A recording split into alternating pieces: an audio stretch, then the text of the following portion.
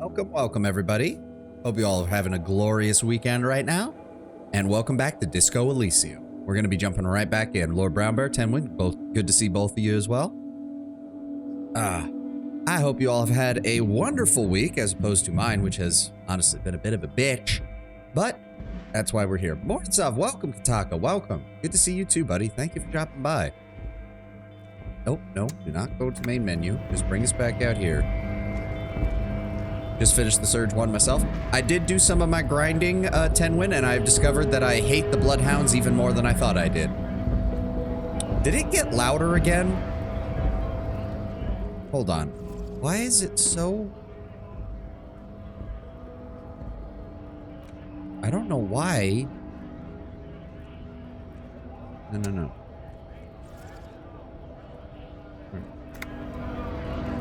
I do not know why the background noise seems so fucking loud right now. Maybe it's just my headset. I'm starting the end of spring break off strong with procrastination. Ah, yes. Glorious spring break procrastination. I remember those days. What was I going to do? Well, Kim said that off hours start at 2100, so we should be able to start talking to him about... Or no, he wants to talk in the Whirling and Rag. Right, I think I vaguely remember how this works.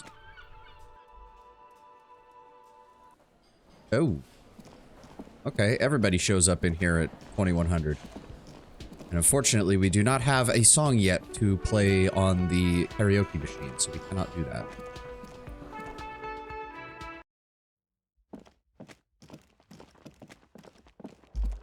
I want to say it was out here is where he... is willing to talk about it. I vaguely remember this scene. Yes? Or not? Wait, what? I thought there was...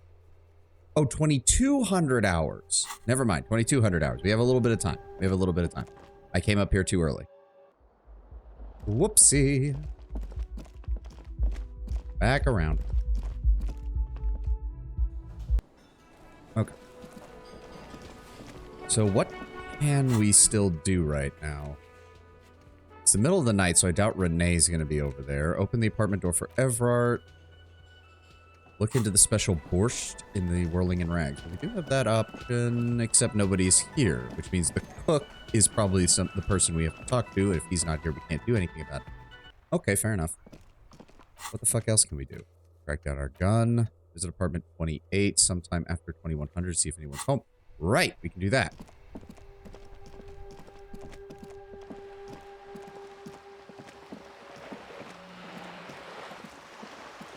We gotta go back up this way. Over here. Back into the courtyard. We gotta go up the stairs.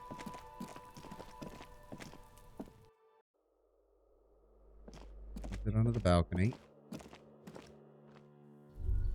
Oh. Maroon glow of light pollution rises from the east. You hear distant traffic. Night is falling on the city.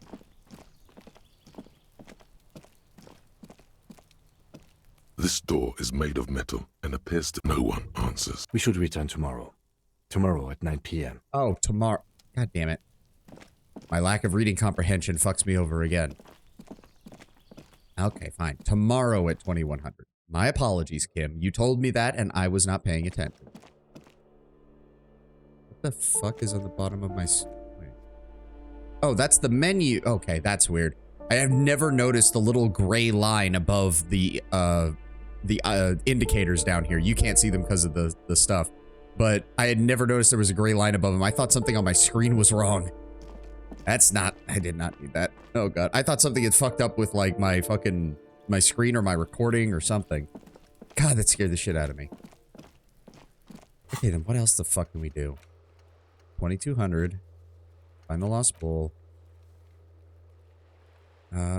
It would be slightly amusing if the game punished you for not remembering the companion's words or not listening. I told you the door's closed, you never listen. I think it does do that on some options, just not all. Find out who's in the union box. Missing competition. Right. After the initial inspection of the body is done. Did I put a point into endurance? I did. We could go try our hand at getting the body down, even if it is very late at night.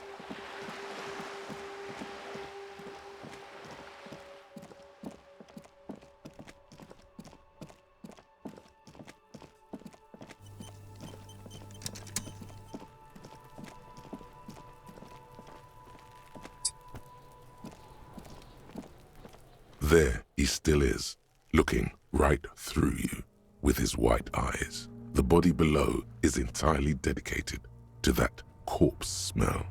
Emitting it is all it does now. Okay, come on, game. Come on, you cannot do this to me. As you breathe in, Thank the odor you. comes over you. It's the smell of the mind telling you to run, and your stomach to wring itself empty. With your hands at your sides and your eyes squinting, you stand in it. Do they always do that? They do after 7 days, yes. We are deep in decomposition here. Step closer. The man before you is naked, but for a pair of underpants and enameled boots. His skin is greenish, marbled with decaying veins, and blotched by lividity. A fading web of tattoos covers his chest and shoulders. The cargo belt used to fasten him to the branch above appears industrial in strength. Alright, take a look at the boots first. The material appears to be ceramic. Its clean white stands in stark contrast to the decaying flesh above the knee. The man wore thick polymer socks, probably for padding. A fine array of interlocking plates covers them. Delicate and fragile, they feel alien to the world around you, out of place somehow. These are clearly not boots. They're armor, possibly part of a larger set. Those aren't just boots. This is some kind of armor he was stripped of. Indeed. Technically speaking, these are sabatons, not boots. Sabaton mentioned. Sorry, I'm a big fan. It occurs to me that guy might not even have nearby loved ones if no one's clamoring to get him down. Yeah. Yeah. It did say that he was brought in as part of the keeping an eye on the Union, which means he's not from around here. What kind of armor is this, Kim? Ceramic plate. Zirconium dioxide, most likely. This is where the make would be. Where? Under the hill. Fairweather. Fairweather model T500 VE. I'm guessing that's vitreous enamel. This is advanced stuff. I'm guessing the rest of it's been scavenged by the locals. Piece by piece. He's been out here for 7 days. It would be odd if they didn't. We should keep a lookout for these species. The armor could yield information. This is one thing he might actually know. Maybe he was just wearing these boots and there is no rest of the armor. No, I think he had something precious underneath the clothes. They had to remove the jeans and shirt we found to get to it. And this kind of armor is often worn under fabrics. Oh. So it would have been a layer of padding, the armor, and then he would have worn... I guess he would have worn boots and, like, proper, like, combat, like, BDUs on top of that? That would make sense. What if they told him to strip before they hung him? Maybe to demean him or humiliate him. They usually hang them completely naked for that. La puta madre, the Mazda, the Besmerties, and the like. This one still has his underpants. Fucking talking about underpants. The material looks very out of place here, Kim. It is. It's expensive. The lieutenant draws a line in the condensation of the ceramic with his index finger. We've requested similar material for our tactical units for years now. The constabularies deemed it too costly. In that time, we've lost 6 men to semi-automatics. What military groups have we heard of that he could fit in? It's likely the Union is responsible for doing it, but he's not a cop like you. Well, the only military that we've actually heard of is the Union coalition forces. The guys who invaded Revachol when it suffered a revolution and forced it back into compliance with the other nations. For a full set, about 4 years of wages. That's a fucking lot, I take As it. a wage, it's regrettably small. But for a piece of hardware, yes, that's a lot. So how could a man like this afford such expensive hardware? That's for us to find out. My initial report on the area suggests he was a security guard for the harbor company. But that's just hearsay. Those look pretty fucking advanced for a security guard, Kim. I agree. This equipment is way beyond what a guard can afford. Knock on the boot. A small bell-like sound fills the air, like tapping on the side of a porcelain cup. The pry bar in your hand is itching for some action. It sounds fragile. It's anything but. This material is a kinetic redistributor. It spreads kinetic energy horizontally, from plate to plate, dissipating it entirely. See? He points to the Faint, boots. organic lines cover the plates where they separate into smaller ones. These plates then divide into smaller plates until there are hundreds of them altogether, like whirls of floorboards. The design looks organic, influenced by highly resistant wood materials, like lignum vitae and ebony perhaps. So what does this remind me of? If trees were made of porcelain, this is what their cross-sections would look like. Run your finger over the The lines. smooth, glossy surface fractures into ever more intricate interconnections, peaking on the right sabaton, where you notice the whirls are in the shape of a letter and number combination: E50, 100, 1000. Tim, there's a serial number on the right sabaton. Good. Can you read it to me? He tips the drawing ballpoint of his pen on his tongue. E50, 100, 1000. We have a make and a number. That's something. We can use the radio in my kinema when we're done. Either station can chase it for us. Can we try to pull the boot off? This feels dangerous. Are you sure? Let's wait till we get him down. The Better not to sabatons try. dangle off the man's decaying form, ageless and synthetic. Back off and look at the corpse. The cadaver slowly twists on the cargo belt, his torso covered in tattoos, and extremities blotched pink and blue. Inspect the belt. The hangman's knot is pulled tight by the weight of the corpse below. Yellow, hard-edged polyester cuts into his neck. Above, a sliding buckle ties the belt to the branch. Okay, what kind of rope is this? Industrial strength. The kind used for tying cargo to lorries.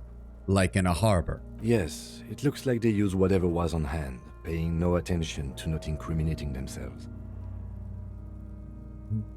They sure wanted him to stay up there. That polyester seems very strong. It's not merely polyester. It's steel reinforced. See these lines? This is where the wires run. I see rabbits for more than 20 strands. This makes getting him down much more problematic than I had assumed. We're still under the assumption dock workers from the harbor did this. I'm still approaching this as a lynching, yes. Motivated by the ongoing strike. You? I don't know. It just feels like something else. Yes, it often is. This bell worries me. How did they even get him up there? A noose is one of those things that's easier to use one way around. He points to the buckle tying the belt to the branch above. So did they climb up using that little ladder? Point to the one on the side of the That tree. ladder can't carry a grown man. I didn't see any splintering either, did you? I think they lassoed the branch, then pulled on the belt to close the buckle. Could be. The shape of the branch supports the theory. The cadaver hangs from the cargo belt, limbs limp and torso covered in tattoos. An Inspect the intricate tattoos. web of blue lines stretches across the torso, from the right shoulder to the solar plexus. Each time they intersect, a small white star is formed in their crossing. Hundreds of fading asterisks riddle his skin. Their concentration is highest around his heart. His corpse is marked by stars, What will mine be marked by? alcohol, and heartbreak. Is this a map of the night sky? A map of the stars. I do see some similarity to astronomical charts. Great Century Messinian, maybe. But this seems more particular. Customized somehow. As if someone left out most of the night sky, filtering it through personal choice. The principle of this filter remains unknown to you. The thought dissipates, and you feel as though you were only half right. We're missing something here. So am I. A sudden ringing fills the air as the lieutenant pulls down the zipper on his orange He jacket. takes a thin piece of milled aluminium from his coat pocket and pulls it open. Sounds like a sword being unsheathed. A small lens appears, some sort of camera. What's that? A Trigat Sunshine. Mini. Shit, Kuno! What the fuck is that? An instant color camera. The filter is probably aesthetic preference. Could be. We just don't know. Could be that it was based on constellations and star patterns that he knew of and he preferred. Could be maybe a national pattern. Maybe it's a star pattern related to where he comes from, or a military or security unit that he belonged to. Could even be a security logo for all we know. We don't know the precise filter, Lord Brownbear. Instant color camera. He produces 2 metal-capped ampules and clicks them into place on the side of the apparatus. A thin slot shines there. I have only 2 ampoules, so nobody move. I don't want to waste one. He points the camera at the corpse, peering into it. The lens needs slight adjusting, and then... A sound, a shrill flash, followed by the breaking of a small ampoule of glass. You see streams of color pour onto the thick, glossy piece of paper, rolling out. In case we need it. The lieutenant says and shakes the paper, letting it dry in the cold wind. On it is a color-perfect copy of the dead man's tattooed chest. Cool. Yes, it is pretty cool, isn't it? He slides the camera closed and tucks it away in his belt. There is only 1 ampoule left. Use it wisely. So what are we going to use this for? It contains insight to the victim's person. By his build, I'd say this was a man of physical violence. The story he wanted his body to tell was important to him. It is his letter. To us. Someone should decipher it. We'll need to show it around. Breaking an ampule of glass, does this camera use ink? The implication from the description is yes.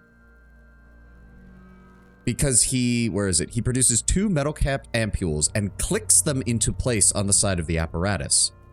After taking the flash, this is followed by the breaking of a small ampule of glass, and you see streams of color pour onto the thick, glossy piece of paper as it rolls out. So think like a Kodak-style camera where it actually prints out the print, but instead of like the color appearing over a short period of time as the picture finishes proofing, the ink is going directly onto the paper and immediately revealing the image, I think is the only way I can say it. It's definitely not a camera that we think of when we think of a camera.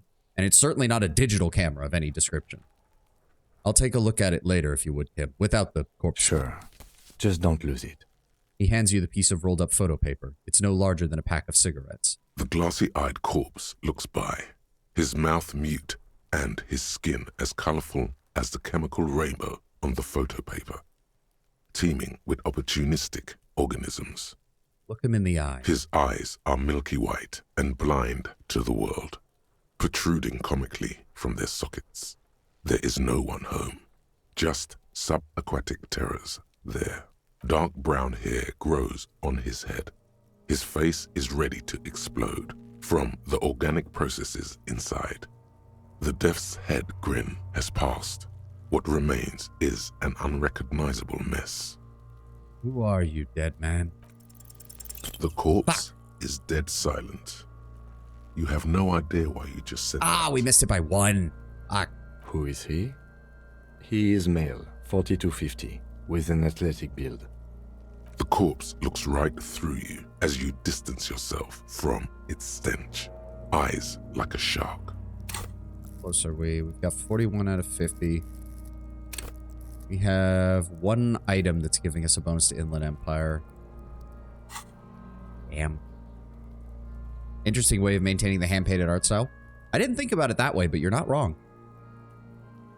Squint and take a step back. As you narrow your eyes, the monster before you blurs into a violent mess of green and pink. This is a trick. You've done it before. Pink is where the blood settled in the first hours post-mortem. You can use it to see if the corpse has been tampered with. Does his position at the time of death match the discoloration? Only the lower extremities are pink with a dash of blue. His fatted hands, thighs, and his neck, just above the noose. The rest of the corpse appears dark green in the cold spring air. His face and hands are still pink. Part of the thighs, too. I see it. His neck, too. The lividity goes right up his chin. We have good, well-pronounced discoloration here. Played Shadowrun Anarchy recently and I understand the harshness of a D6 system. It's no wonder so many of these checks are hard. Oh, yeah. Yeah. And plus, again, this is a game that it's not combat-based. It's not any of that. This is purely a dialogue and whatnot based, which means... And then you take into account that you have your baseline stats across the board, and then all of these skills. The monster comes back into focus, an explosion of color, coursing with dark marbled veins. His stomach appears pregnant with something. Black liquid streams down his thigh and onto his boot. So, what do you think?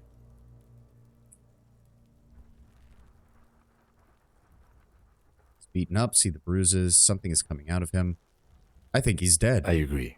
His personality is no longer a part of the world. Totally dead. Deady dead, dead, dead, dead. Dabba-doob-doob dead. Kim says without a hint of melody. Not one muscle in his face moves.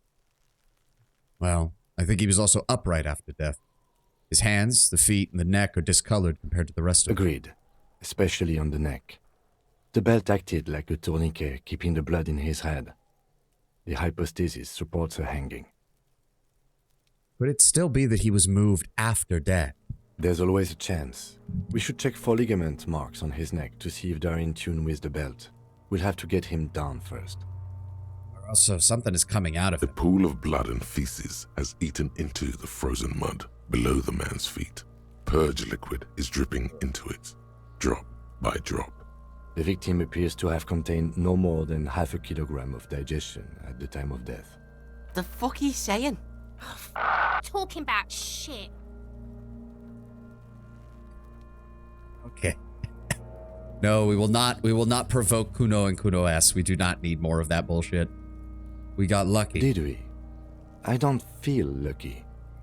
I think he also got beaten up. Do you see the bruises? I do. Most of them are post-mortem.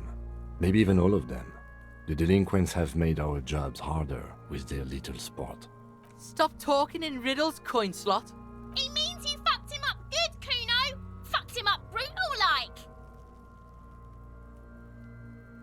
But there is no breath to catch. Only the cadaver filling the air and your nostrils. Thing is, He I think slowly rotates before you. this is gonna take too long. We'll save the how to get him down for tomorrow because we're almost out of time here, anyways. What did we pick up? We've got. An intricate web of blue lines stretches across the torso of the hanged man, from the right shoulder to the solar plexus. Each time the lines intersect, a small white star is formed in their crossing. Hundreds of fading asterisks riddle his skin. Their concentration is highest around his heart. It still kind of looks like a map of the stars in the night sky, but something's not right. Gone. What's the meaning of your tattoo? For you to discover. You've gotten as far as you will without assistance. We just started stream. I know you meant it. Guess that didn't get us anything just yet. Half-light, logical authority, action speed.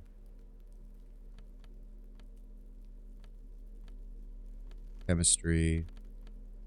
Taxation suggestions. 4. Direct modes of taxation. Okay.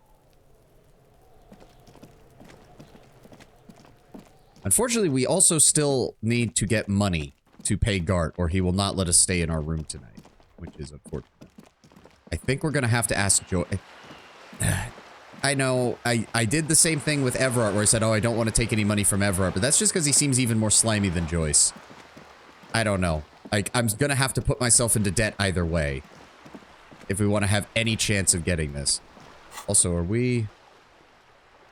Oh, right. 10 cents for every green orb clip. Right. Rigorous self-critique. Indirect modes of taxation.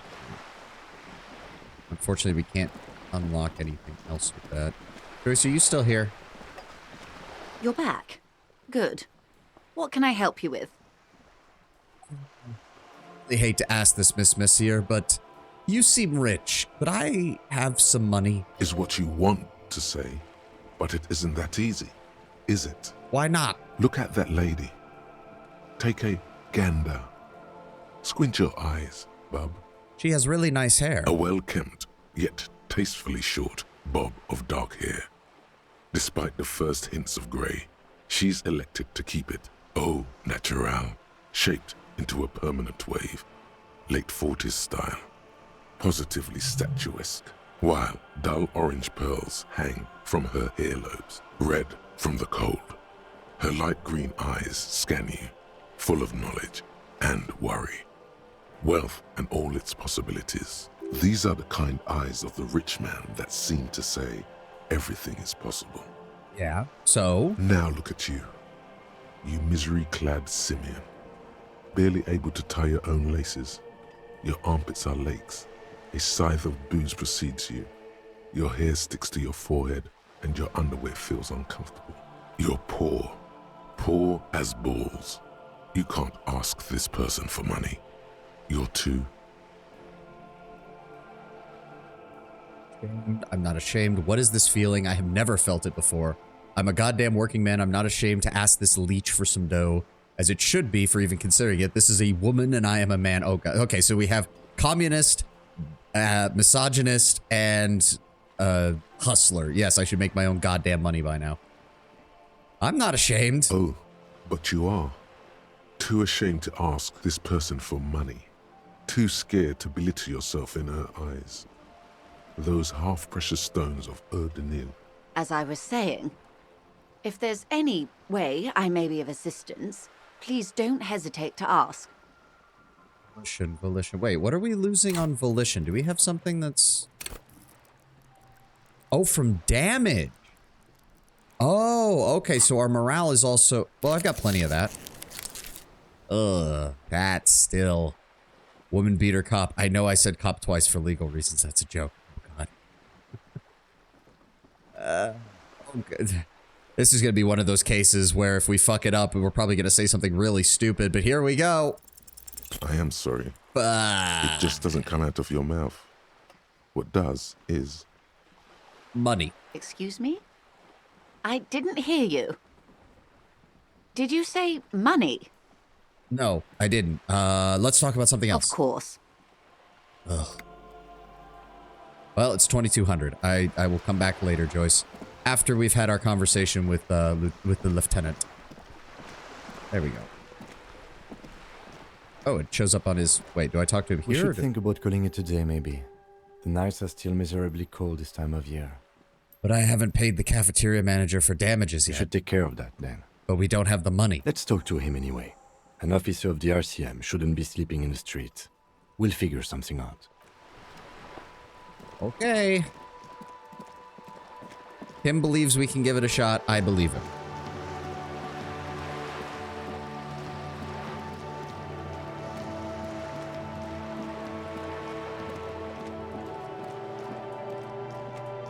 I love the Martinez theme. The music you're hearing right now. There's just something that's It's overused in a cliche, but the only word for it is beautiful.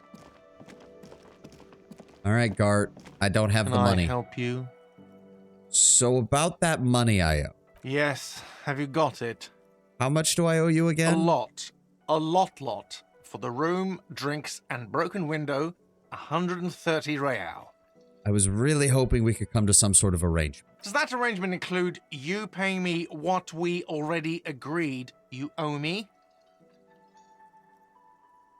Kim is about to say something loud. I understand your predicament as the manager. However, I feel I must remind you that we are here to conduct an important investigation that also affects your business. Forgive me for saying this, but your colleague seems more committed to drinking, and... He stops mid-sentence. I mean no offense. It's really nothing personal. I just have to protect the interests of this establishment. This conversation isn't going anywhere, is it? Not until you bring me the money. Okay, I might have something in my motor carriage we can use when you're done here. I really didn't want to resort to this. The man is thinking. Oh, Lieutenant, we're done here. Yeah, none of the rest of that matters. All right, Kim, what do you... I think I remember this scene, and I feel really bad that we had to do this, but I wasn't gonna... Everett's money wasn't enough to cover it anyways, and we didn't pass the check with Joyce, so we're not going to have a choice in the matter. I'm Inside, sorry, Kim. You see a set of steering levers, a radio microphone. I have Yeah. something here we could sell. Look in the back, in the suspect transport enclosure. Transport enclosure. Regular people just call it the cage. All right. The cage at the back of the motor carriage looks rather uncomfortable. 4 shiny hubcaps are stacked against the seat. Their silver edges sparkle in the dark. I confiscated these 4 a little while back. We can take them to the pawn shop down by the Martinez Canal. What are they? They are spinner hubcaps, frivolous things you put on your wheels.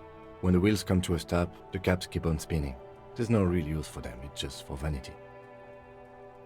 And of course, we know Kim likes his cars, so he probably confiscated them from a criminal. A couple of weeks ago, I Yeah. stopped a young man for going slower than the speed of traffic. Turns out he was some coalition official's son and high. So you took his spinners. I took them and arrested him for driving under the influence. They look good. That they are. I was going to take them into evidence, but they weren't necessary for conviction. He never asked for them back. You wanted to put these on your machine? No, that would be silly. I don't know why I kept them. It doesn't matter. I couldn't put them on this MC anyway. A cop with spinners. That would be outrageous. Outrageously cool. He flashes a smile, barely visible in the dark. I'm sorry you have to sell them because of me, Lieutenant. As I said, they're useless anyway. I should have remembered I have these earlier. But thank you. I appreciate the help, Kim. Really. I do. The lieutenant nods as you take the spinners. Okay, note to self. We're working on getting money, and we're gonna find a way to buy these back for Kim.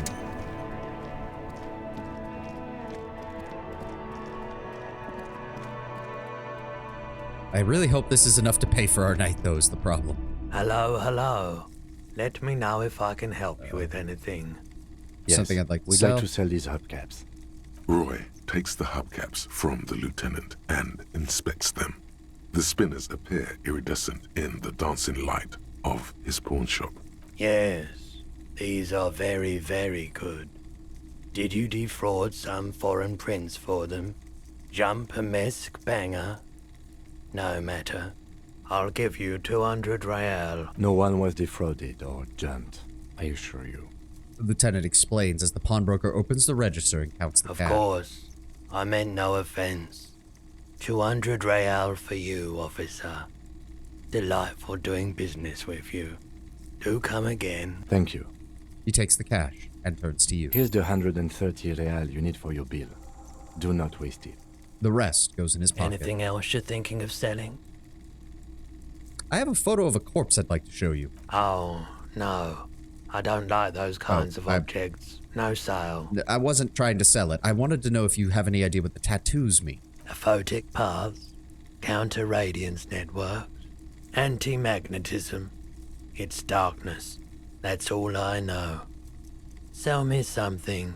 Anything else you're thinking of selling? You have a postcard. We can sell that. We're keeping the figurine. We have another postcard. We can sell that for some more pocket paint. You. Anything else you're Nope. thinking of Wrong. selling? There we go. Another time, perhaps. Okay. Now we can go. All right. So we need 200. If we can, I don't even know if it's an option, but if we get the chance, we're buying those back for Kim. Not gonna leave our boy lurching in the wind having to sell shit off for us.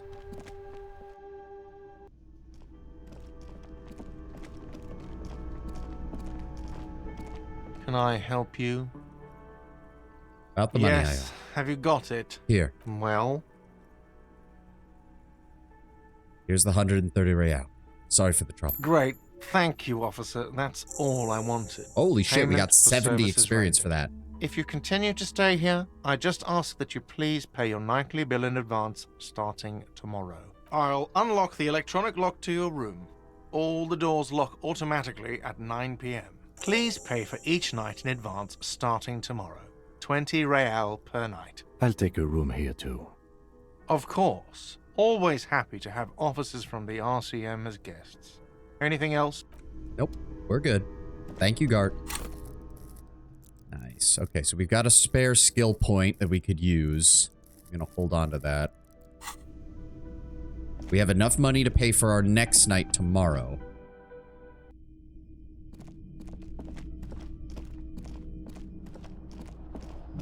I know I It did say, where is it? Yes, the Rolling in Rags balcony after 2200 when you're ready to call it a day. Yes? Or not? Okay, game, what the fuck? It is past 2200. You have about the case in the RCM. Join him on the Whirling in Rags balcony after 2200 when you're calling it a day. Wait, what the fuck am I missing here? Yes? Tell me about What do the you case. want to know? Wait, what? Good. What the fuck?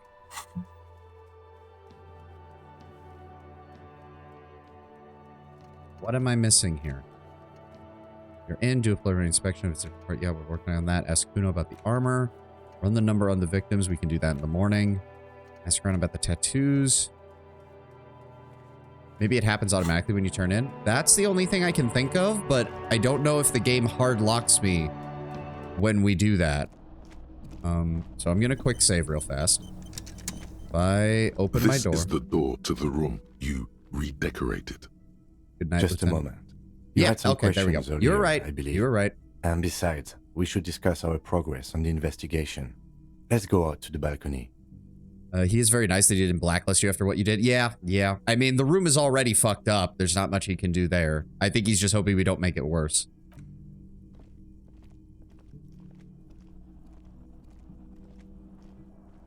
The air outside is brisk.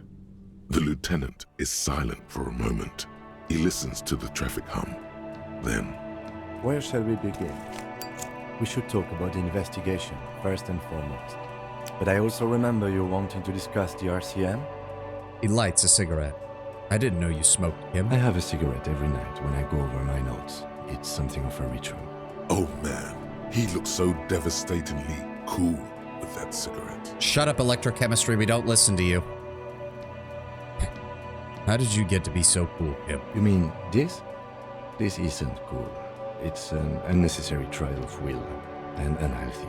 He flicks the ash. Keeping the habit within the parameters he's given himself takes a lot of focus.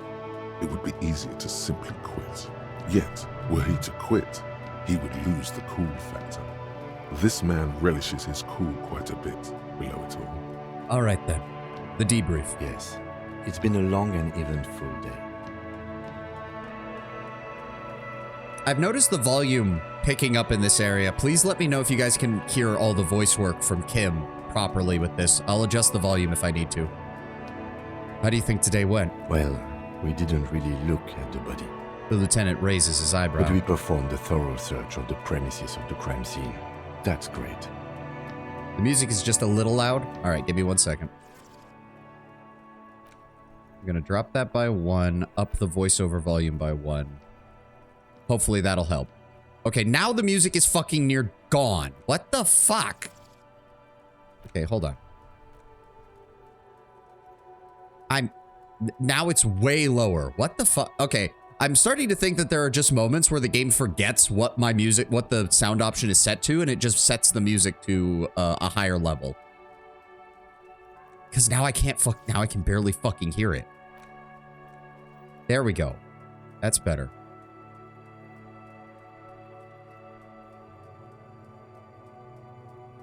I'm sorry we couldn't do more today. I'm just not a very good cop, am I? We're both doing our best under the circumstances. Just don't drink tonight, please. As for the interviews, we conducted an interview with Everard Clare. He wasn't particularly forthcoming with useful information, however. He was a tough cookie, that one. Claire also helped you, how should I say, remember your name? That's a relief. Yeah, I guess. It's a serviceable name, I suppose. Moving on. We talked to Joyce Messier, but didn't get any information from her. I have a feeling Joyce knows how dangerous the situation really is. We have to get her to talk to us. Above all, though, today was exhausting. What's with all the running? You run a lot. Is that a standard Precinct 41 practice? I have a really good theory about why you're running so fast, son. Just you wait until we get up tomorrow.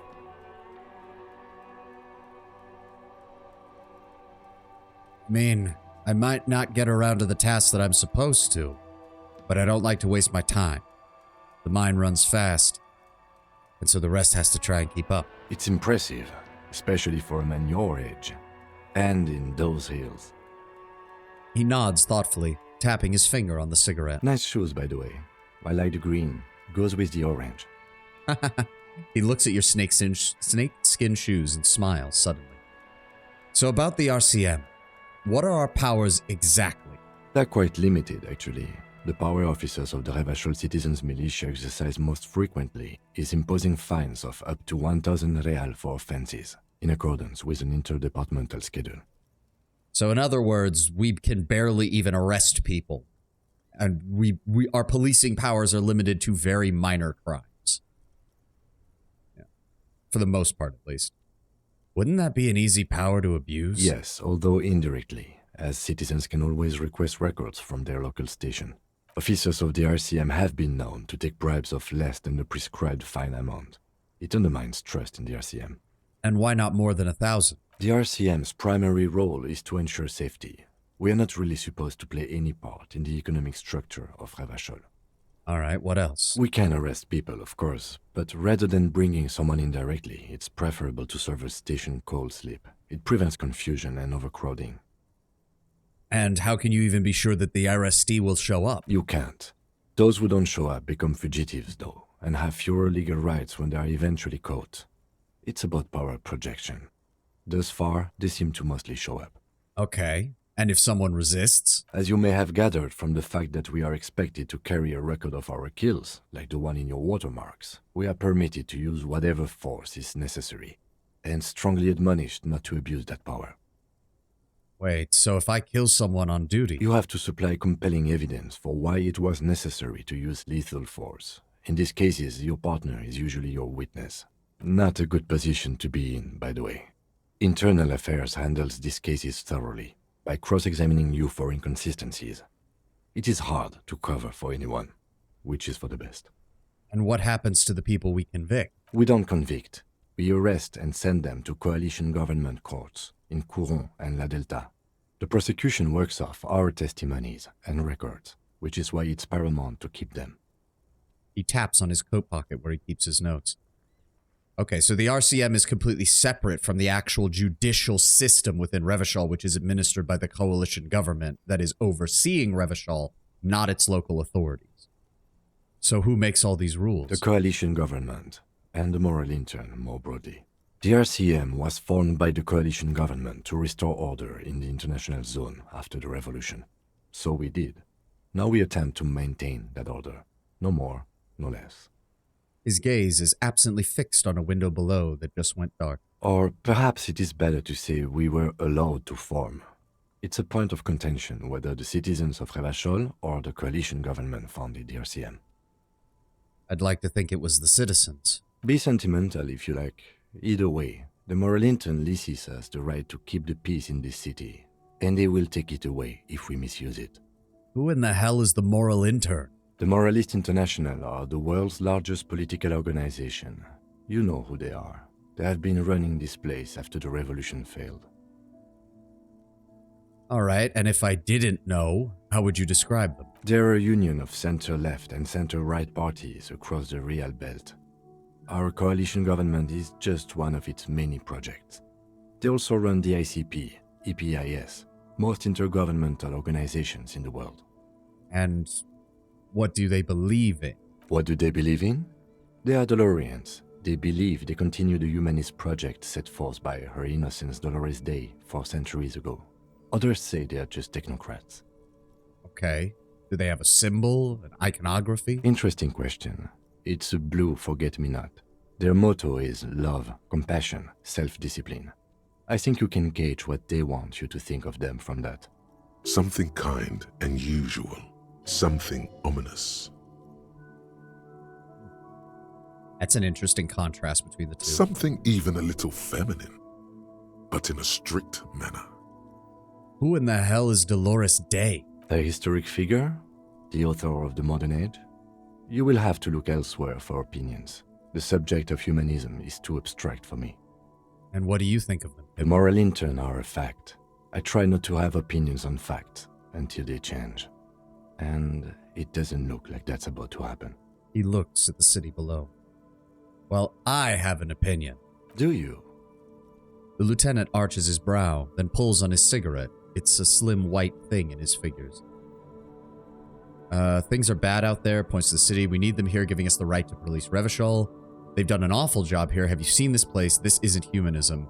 We are stooges of the world's biggest bourgeoisie organization protecting the bourgeoisie's rights. Mutter silently, immigrants, liberal kips, fucking men are turning into women. On second thought, I don't have an opinion, forget about it.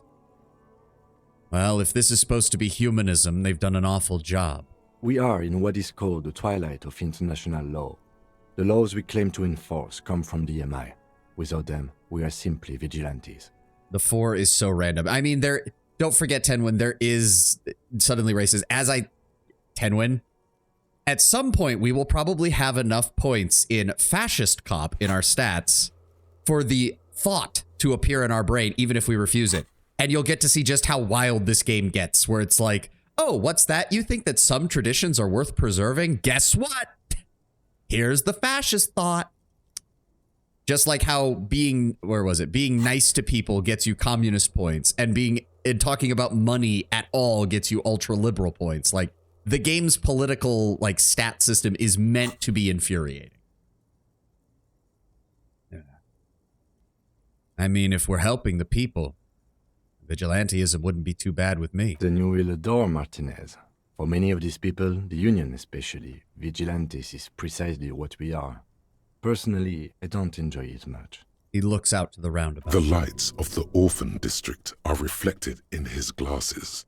The red and golden orbs of the motorway sliding like pearls on a string from east to west as Revachol commutes back to the suburbs. Tomorrow is Tuesday. Monday is over. It certainly is interesting. It looks like it's trying to show how good intentions can lead astray in any direction. Oh, absolutely. And there is one NPC that I know of that I remember from my first playthrough, who is one of the representatives of the moral intern. And when we meet him, you will see exactly what Kim means about them being very centrist and how that can be used against people. Because, like, my character even said, like, oh, this doesn't look like humanism. This doesn't, like, Martinez and Revachol don't look like they're actually benefiting from this moral intern's help. Trust me, we're going to run into one of their governmental officials. And the reason I remember him is because I wanted to fucking strangle him by the end of it. You will see exactly what I mean. Say nothing. Just look into the night. The dying lights of the city shimmer below. Slowly, like luminous clouds, they pass on his lenses. The lieutenant looks at his slim cigarette, contemplating the next drag. This soldier is the highlight of the day for me, he thinks.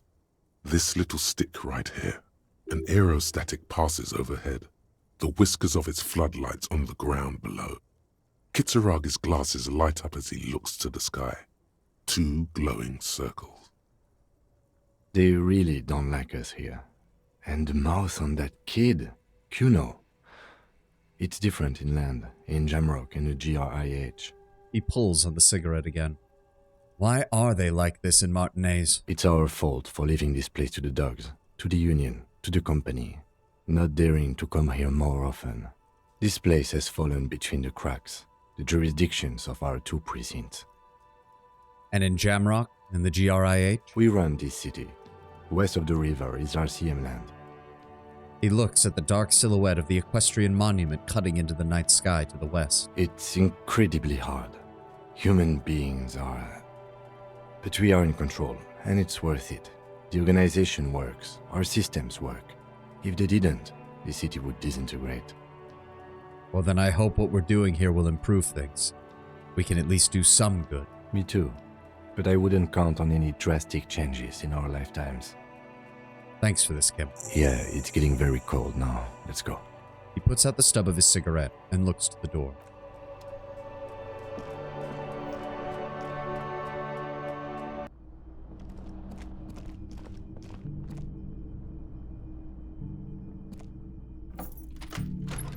I'll see you in the morning.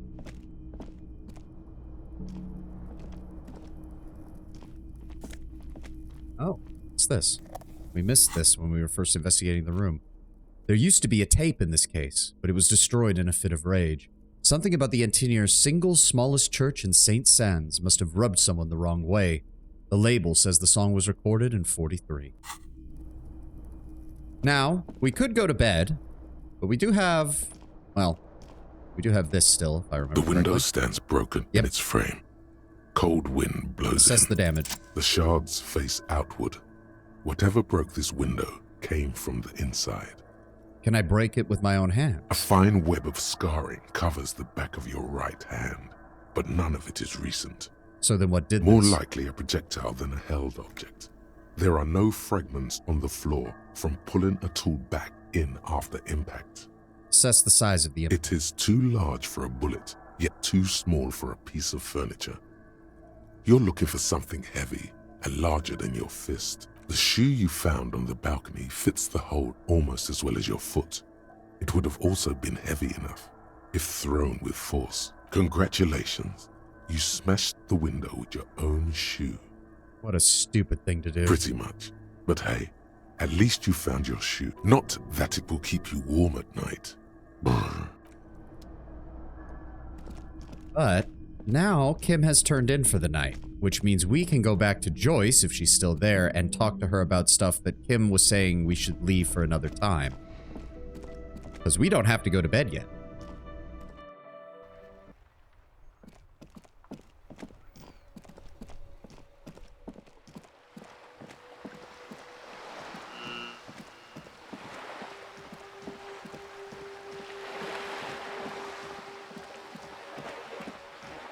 Aren't my mom.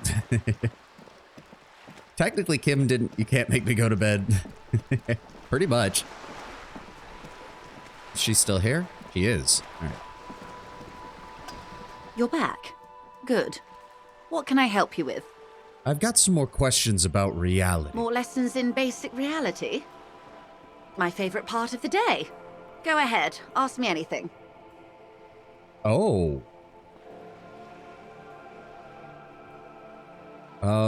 Should we start with that or should we... Hold on. What times are these? These are unimportant times, Detective. You and I were born after the dust had settled. 1,000th of a second too late. Too late for what? For the big time. Her eyes light up and there's a flash of teeth. What's the big time? The revolution. What is this revolution I keep hearing about? It's quite easy. Every 100 years or so, our species gets together to decide what's next, who gets shot in the head, and who gets the mineral rights. It's a real kerfuffle. Would you say it was like a bunch of drunken apes duking it out? Why, of course. We're talking Duke Out Central. Full swing intraspecies warfare. And who were evil in that? No, I would say the apes were neutral. Okay, let's go with that then, neutral. On the other hand, He turns north to the bombed-out buildings lining the waterfront, shivers slightly. So which ones got shot in the head? those would be the communists. Generally speaking, 40 million people got shot in the head during the World Revolution. But the communists, they all got shot in the head. Okay, so not as bad as World War II, but worse than World War I. Okay, that gives me a good context for scale here. Oh, and the anarchists too. They shot them well. So well, one forgets they even existed. Did they shoot back? Did they ever? Before they got shot themselves, they shot 2 million people. That's a fucking tragedy. Yes. The Red Deluge. The Insulindian Deluge, they call it. And who got shot in the head on the other side? Oh, lots of people. Even the king got shot in the head, or thrown beneath a horse, or drowned. Accounts differ. It was unceremonious. Just as well, he wasn't actually the king. Just the king's nephew. The real king abdicated and lived out a long and productive life as a venture capitalist in Grad. Bit of a coward, if you ask me. I prefer the term risk-averse. King Guillaume was nobody's fool.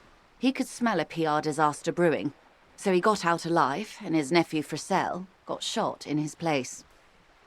And as a personal trait, I'm not exactly opposed to that. But for someone who's supposed to be the head of state and is supposed to be trying to save his people, no, I think coward is a perfectly acceptable term for that. Him and tens of thousands of his wonderfully fascist kingsmen.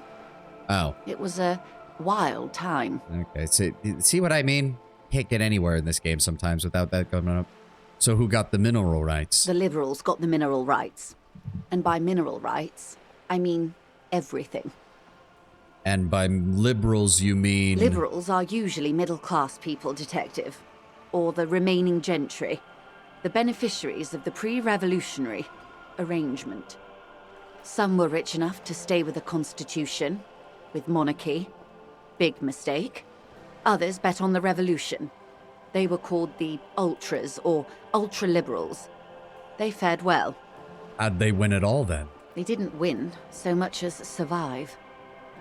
We were the last ones standing when the war ended. Everyone else got shot in the head, remember? She's one of them. Of course. So if everyone got shot, who the hell was there to surrender to? To foreign intervention. The Coalition. Those people really took the mineral rights. But you just said the liberals already took everything. The liberals took everything that wasn't nailed to the ground. The Coalition took the ground. The ocean, the laws, and the people. Okay, I see. I think I get it then. So the liberals were the surviving faction of the Revacholian Revolution. They managed to, as she said, survive the communists, the anarchists, and the other factions brutally murdering one another. And even though they held technical power, the Coalition had actually done the fighting, which meant the Coalition actually made the rules, which meant the liberals couldn't do jack shit to stop the Coalition from essentially declaring that Revachol was now theirs. And there's our ad. I was kind of biding time there because I saw that the ad warning was about to play. So I'm going to run to the restroom real fast while that ad plays, and we will continue with this interesting world-building conversation in a moment.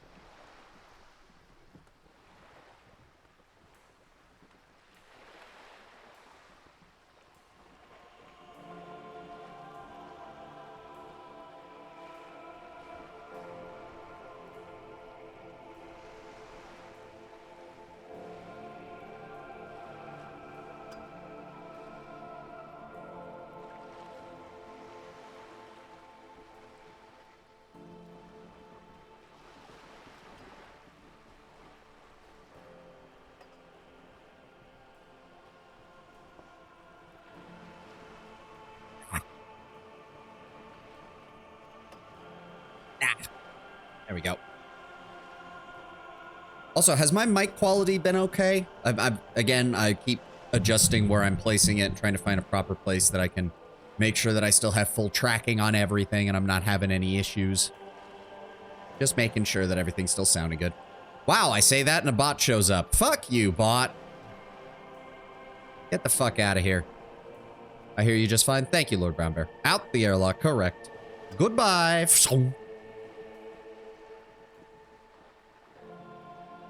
Got about a minute left on the ad.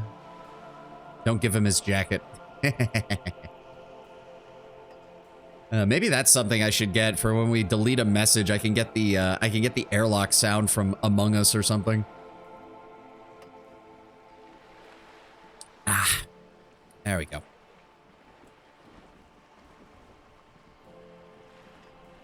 I can at least take this off. They didn't win so much as survive. We were the last ones standing when the war ended. Everyone else got shot. Yeah, others bet on the revolution, and they were called the Ultras or the Ultra-Liberals. They fared well.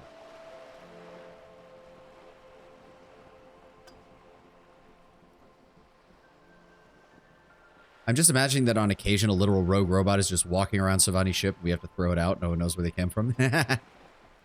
I'm imagining like a gonk droid from Star Wars, Lord Brownbear, but instead of gonk, it just says whatever the bot says. And then we just push it over, and its little stubby feet are like, and then we push it out the airlock.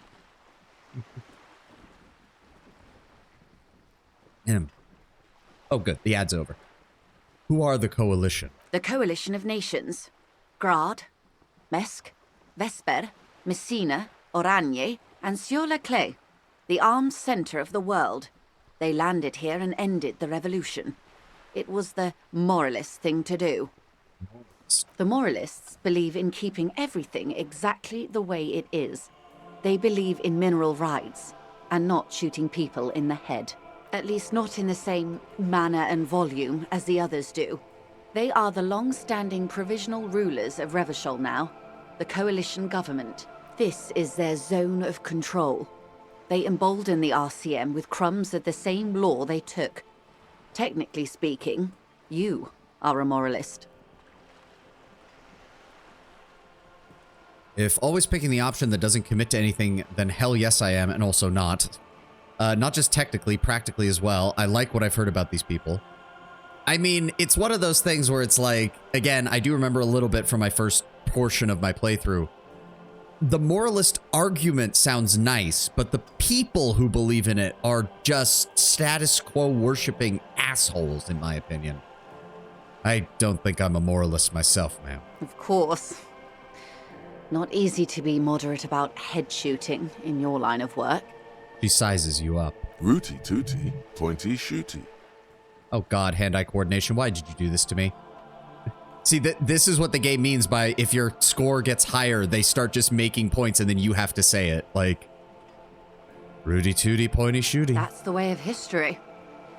So when was this kerfuffle? The turn of the century revolution? Don't answer it. It's a trick question. I mean, yeah, turn of the century, that would kind of give you an idea of when. The revolution began in 02 on the Isla of Grad, though by the end, nearly the whole world had gotten involved. Didn't she say Grad was part of the coalition? Yes. Okay, so... Alright. So who started it? It wasn't a who, but a what. A pandemic of Zarat, a particularly virulent prion disease, which the authorities in Grad proved unable to contain. Then Mazov came along and overthrew the government. And what did this Zara do? It made people overthrow their governments. No way. Indeed. Zarat is a highly infectious microorganism that destroyed brain tissue. The actual causes of the revolution were material. The pandemic only provided the spark. Oh, okay. So she was talking symbolically, not literally. She was just being overly serious with it. And where did it spread from there? From Revachol and Grad? Not far. The world managed to cauterize itself. Mazov's government was overthrown in 08, and the coalition crushed the Revachol commune 2 years later. It was the end. Then what came next? Why? You and I, officer. Our lives in the zone of control. It wasn't super topical. No, Disco Elysium predates COVID. It does. It does. So no, this was not a talk on COVID. I think it was quite literally a case of, it's kind of similar to how the Spanish flu after World War I kind of sped up a lot of the social problems and economic problems that sprang up in Europe and the Americas that led to the events of World War II, though in a more direct fashion, since I don't think anyone would say that the Spanish flu was responsible directly for the rise of some of the various extremist parties that we saw in the aftermath of World War I. But it sure as shit didn't help things. Something tells you her life and yours are not that similar. Maybe it's because she has a boat and you have that necktie? A pair of pants? I think our lives are very different from each other, miss. No doubt. But we share the same time and position on the planet's crust. That counts for more than you think. So, legally, what is the zone of control? A city-state divided into free market zones under the everlasting interregnum of the Coalition of Nations. And you, of course, the citizens' militia. The clatter of typewriter keys fills the main hall of the reappropriated silk mill. Precinct 41. Chad Tilbrook, presses enter. Outside, Officer Elfboy Williams slams the door of an armored motor carriage. The Zone of Control is the third incarnation of Revachol, after the failure of the Suzerain and the Commune. So what happened in the rest of the world? Modernity. They developed the marvels of the inter-eastlery communication, telematic milieus, radiation, colored plastics. Meanwhile, in Revachol West, the aftermath continues for the 5th decade. Is it me, or does Esprit de Corps give you limited astral projection? No, that's pretty much exactly what it does, Lord Brownbear. Like, hold on. At, where is it? It says it.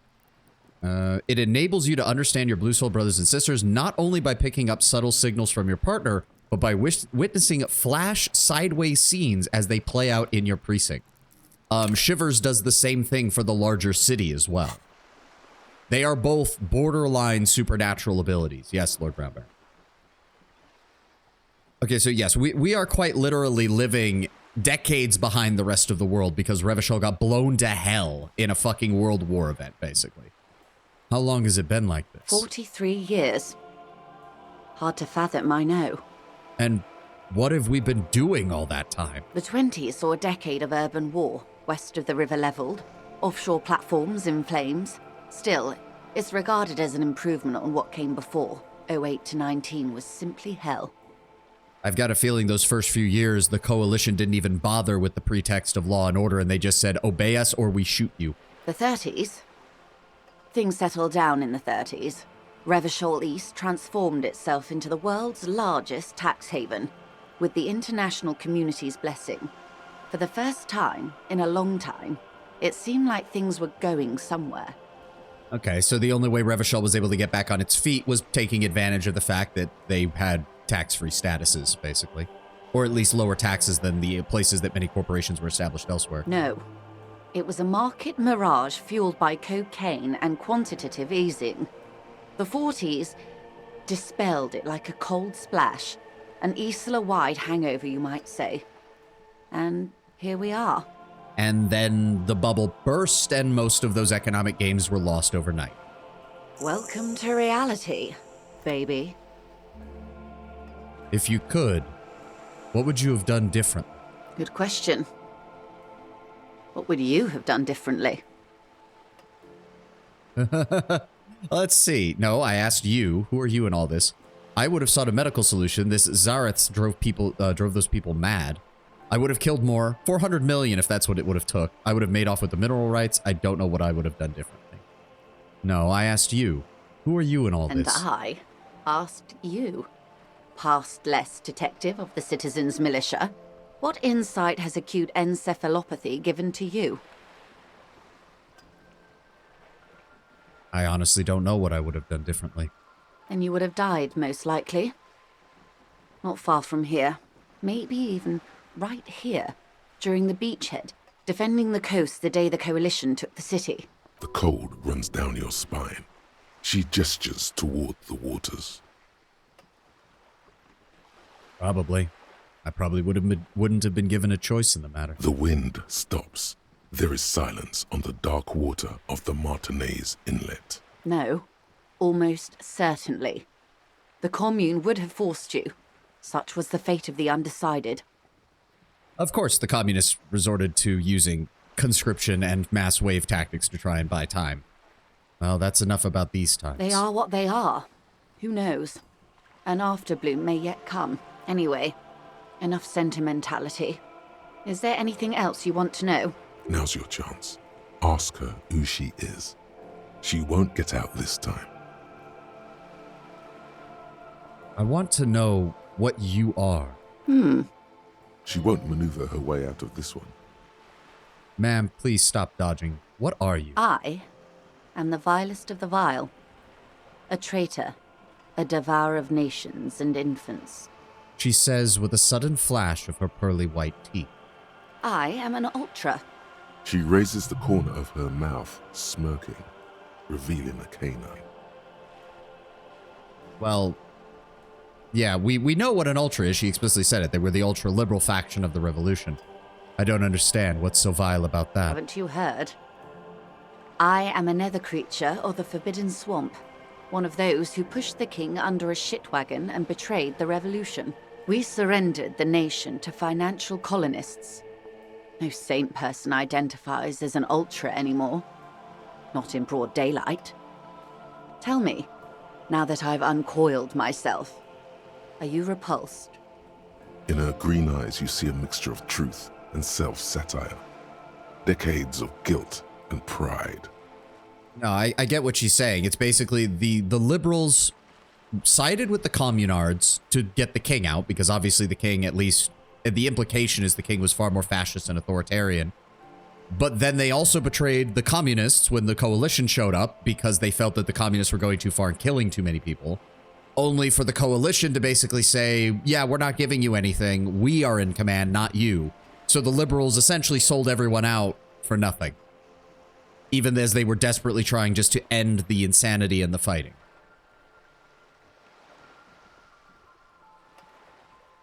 I don't care. A fitting punishment, to be forgotten, if not forgiven. Save a prayer for us in our chateaus on Azon and in Stella Maris. When the dust settled, the liberals were the only ones left to clean up the mess.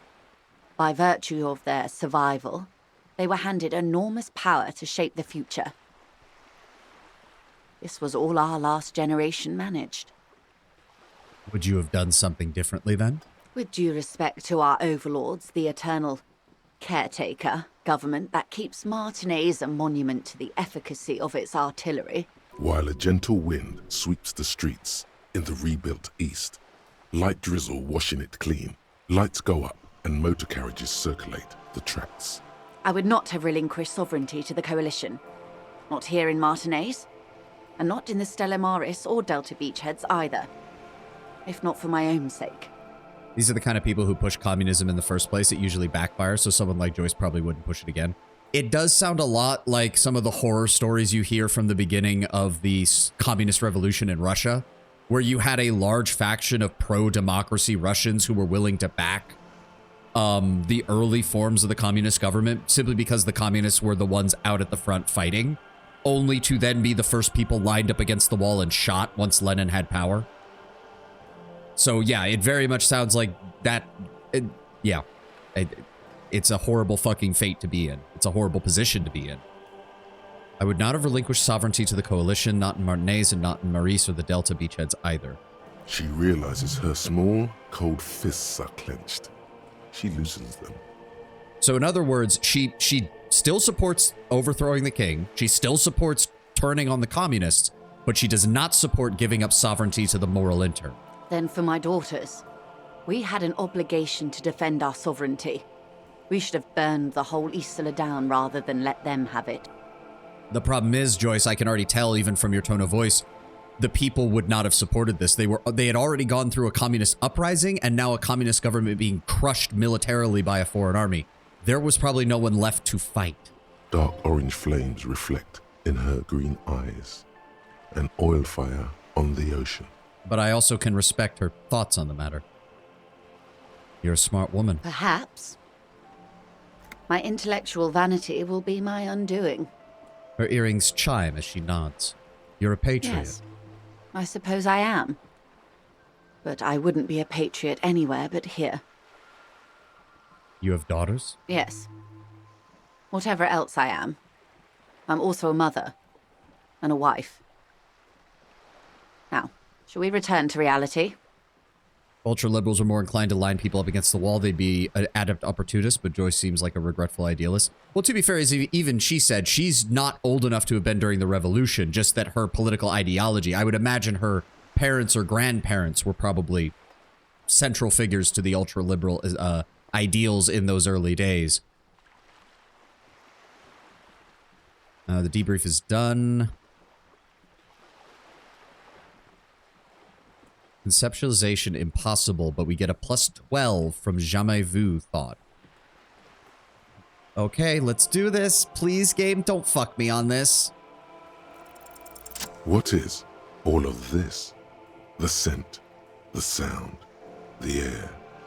What world is this? What world? The only one I suppose. The world of matter. And its pale antipode. The fading pearls of her eyes look out to the sea. The camera of her mind glides over the surface of the water. What do you see? Great bodies of water. Forest-covered surfaces. Clusters of light where the cities lie. You've seen the montage. We all have. This world is enough. She concludes. There is a term of endearment they coined for it in the DeLorean century, when humanity was high on this world, discovering more and more of it, these archipelagos included. Oh lord, that skill check was so high you dragged an NPC into it. Oh, yeah. I remember parts of this conversation, Lord Brownbear, and I've been keeping very quiet because this conversation, if I recall it correctly, is where your mental map of this world that we're in is about to get shot to pieces. What is it? Elysium. Elysium. The world needs a term of endearment. It does. There are those who would call it hell. And what is hell? A term of hatred that originates, like many such things, with the Mesk petro-fascists. I don't feel like I've got a whole picture yet. Oh, you want a picture of the world? There is no complete set yet, dear. They're having some trouble reaching orbit. How come? Great things are difficult to achieve. For now, we're viewing the world from the inside, sideways. Inside sideways. What shape is this world then? We used to think it was a sphere, but that is beginning to look less and less likely by the day. You wouldn't know it from the tabloids, but the ORG nations have been launching weather balloons into the lower ionosphere since the 30s. I hope you all caught that. The world we're on in this game is not a sphere. ORG, Occident Revachol Grad. There's a steadily increasing trickle of images. Between the big three scientific contributors, they're piecing together a dark grey corona. A what? A dark grey corona? Yes. Pale covers 72% of the surface. There are grey flares and prominences, even arcs above entire isolas. The images are blurry, but if there was a sphere in there, it certainly looks like it fractured a long time ago. A cold fear seeps into you. What are you telling me? You seem to be spooked. Please don't be. Her voice becomes homely, calm. She lets a moment pass. The pale, what do you mean, corona? They say there is a rarefied envelope of matter surrounding the darkened disk of our planet. That is, if we are still living on a planet. Or, to speak more plainly, imagine vast swathes of land disrupted by nothingness. I am sorry, dear. It must sound quite terrifying through the acute encephalopathy. Even scientific positivism isn't entirely convinced about what we're dealing with here. But this is one of the greatest questions of our time. Maybe when they get the complete set together, it will jolt us out of our rut, bring us together, however naive it may sound. A fractured corona doesn't feel like it's going to bring anyone together. You have misimagined it. I don't have the power to convey to you the effect and geometry of the images that depict our world from below low orbit. It's like the crowning of the world. It's insane. Very disco. You'd love it. Well, if you say it's disco. See? Everyone finds something worth holding on to in this world, however wasted its opportunities. The cold seeps into you. The air is heavy with 80% humidity. Suddenly, you're conscious of yourself standing there, on whatever this all is. Your arms hang down by your sides. So this Elysium is disco. Yes, Lord Brownbear, you've got it. So what is this? A bird? A sphenicid? Am I really A flock? that Of awkward? course you're not, my dear. I'm just terrible at guessing games. So what is this place here? Ah. This is the pier of Rue de Saint-Ghislaine, 33A, where the tenants have been kind enough to rent me a slot. A lot of kid being upset that the sun will explode in 100 billion years vibes. Not quite that far. That's only because there's one aspect that she did not touch on that I remember from my playthrough that I am not going to comment on just yet as to why the way this world is built is a bit of a problem. Problem for the people living in it, not world building problem. It's actually kind of interesting. But yes, this is not a world as we know it. We are basically living on a shard of a planet, and vast spaces of nothingness exist between us and the other shards where these other nations are. Telling the kid everyone will be dead by then doesn't help. Trust me. Oh, Lord Brammer, do you have an experience to tell us of tell the class about traumatizing the youth? It's the Outlands. Kind of. I'm assuming you're talking about Outlands from WoW. Kind of. If that helps the mental image, I'm not going to dispel it because it kind of works. No, I was the youth. Oh, that's even worse. Or two. And what is Rue de Saint-Ghislain 33A? A pre-revolutionary tenement. Old buildings are called tenements, you see. And new buildings, bâtiments. After les bâtiments nouveaux. But 33A and 33B are not nouveaux. They're old. She looks up at the crumbling facade. This one used to be 8 to 10 stories tall. A real high-rise by the standards of the last century. Built to mirror the skyscrapers across the bay in the Delta. That was before the war, of course. Who lived in them? Mostly the urban middle class, I believe. This was once primo real estate, before the cannons lopped 4 or 5 stories off. Splat, splat. From a dilapidated balcony above, Cindy the Skull gives Joyce the evil eye, her red paintbrush held to her throat. Wonderful. And what the hell is that? Point to Cindy the Skull. The girl in the old lady rags? Yes. Looks like a sullen and rebellious member of a teen infraculture. Infraculture? Yes. You and I belong to the supraculture. We're common, the herd. The music on the radio, the food in the chain restaurant, those are all too popular for the girl in the old lady rags. She prefers a fantasy world, an infraculture with its own dress code and vernacular. It is an illusion, I'm afraid. There is no refuge from the supraculture. Okay, can you explain that to me, but like I was a kid? Young people who dye their hair funny colors and wear old people's clothes are stupid, and their little rebellion is self-defeating. All right, what next? That was a little abrupt. Infraculture sounds like an alternative word for punk. Basically, that's basically what she was saying. But if I recall correctly, there was another... I remember seeing this conversation in another playthrough where she specifically mentions, like, it's self-defeating because she still has to buy things from stores and she still has to, like, do things to acquire money, which means she's still contributing to the overarching superculture, which means that she can be as punk as she wants and how she looks. It doesn't actually affect anything. Now, of course, given that we've talked to Cindy, and Cindy actually seems to be a hardline militant in her political beliefs, that might not be entirely true, but for the most part, Joyce would be correct.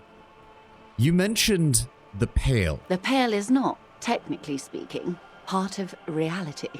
It is the opposite of reality. Okay, but what is it? A definition. Okay.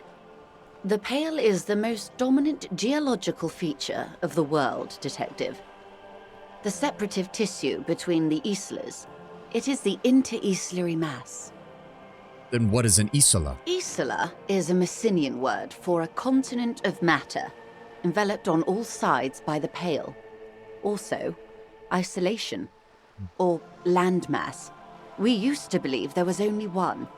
In the last 4 centuries, we have discovered 7. Windy, Seol, Samara, Ilmara, Grad, Katla, and this, Insulinde. And Insulinde is... An oceanic isla. It comprises mostly of water. Muindi is the largest, Katla the coldest, Insulinde the bluest. What can I say? Each is perishing and dear. Okay. What is the Pale like? Achromatic, odorless, featureless. The Pale is the enemy of matter and life. It is not like any other, or anything in the world. It is the transition state of being into nothingness, Is it here? No, Detective. We're safe. It begins there, 6,000 kilometers to the north, and even more to the south, east, and west. You are in the middle of the Isla. As your gaze instinctively turns north, a small black pit opens up in your stomach. So we're 6,000 kilometers from the end of the world. Yes. That is enough. Many cities are built much closer. And what is out there? An uproar of matter, darling. Rising into the pale. Rolling. Evaporating even. A great vision. The area of transition between the world and the pale is called porch collapse. Imagine a grey coronal mist. Cold vapor marked by spores of an opportunistic microorganism. A mold that's adapted to grow at the edge of the unrest. It's the most disco thing you will ever see. She closes her eyes and breathes out heavily. What are its physical qualities? It's difficult to describe, or even measure. Something whose fundamental property is the suspension of properties. Physical, epistemological, linguistic. It's the void? In a way, Tenwin, it is, but it's a void that you can physically see. It's not just absence. You are actively watching matter, reality, break down and disappear. The further into Pale you travel, the steeper the degree of suspension, right down to the mathematical. Numbers stop working. No one has yet passed the number barrier. It may be impossible. And going by that, if you go out far enough, it isn't just physical reality that breaks down. It is literally the laws of reality that begin to break down. So if we're surrounded by Pale, how do we go from Isla to Isla? Oh, it is so difficult for us. Her lungs deflate, her words sounding like a sigh. It is possible to force dimensions on the Pale. In modern times, we can even compress its latitude, bouncing radio waves from one end to the other, shortening the path. But it is still hard for humans to navigate the Pale without getting lost, or having our minds damaged. The Pale can damage your mind? Extensively. How? Some say the damage stems from extreme sensory deprivation. Others argue that Pale somehow consists of past information that's degrading, that it's rarefied past, not rarefied matter. They call it the blend over of the self. The Pale does not only suspend the laws of physics, but also the laws of psychology, maybe history even. The human mind becomes over-radiated by past. And what does this over-radiation feel like? It feels terrible. Absolutely terrible. International standards strictly limit civilian travelers to 6 days of Pale exposure per year. It's more for her. Way more. You're not a civilian passenger, are you? No, nameless detective of the Citizens Militia. I am a member of the Entropanetic Business Class. I'm cleared and trained for 22 days of Pale transit annually. Are you over-radiated? Up to my gills, officer. And what is entropanetic? Entropanetics is the scientific study of the Pale, or a recent iteration of it by way of Grad. The study of the Pale reaches back 6,000 years. The Pericarnassians called it the Western Plain. And did they ever cross it? There are signs of pretermodern crossings. Successful navigation of the Pale relies not just on technical know-how, but intensive psychological preparation. Some of these tactics have been known for thousands of years. And what has entropanetics changed then? Nothing. We remain powerless before the Pale. The only real advance in Pale transit is the speed with which an aerostatic craft can pierce it. Less exposure leads to less effects later. Aerostatic craft? Hybrid airships, detective. Conventional rotors or jet engines no longer add velocity after the point of reference for motion is suspended, once you've crossed from near Pale to far Pale. In essence, we throw them in and they come out the other end. If we throw them precisely. And if we don't? Then they don't. Gone, like a skipping stone beneath the surface. How much Pale is there compared to the world? The Pale outweighs reality 2 to 1. There is more Pale than there is matter, and the ratio is slipping. To our detriment, or... What do you think, Detective? It's growing. There's more and more of the Pale. Precisely. One of the few measurable effects of the Pale is that it is expanding at an unknown rate. An intuitive conclusion of that development is that one day the Pale will cover everything. But this sort of talk is mostly left to extremists. I mean, in a way, it's not extreme at all.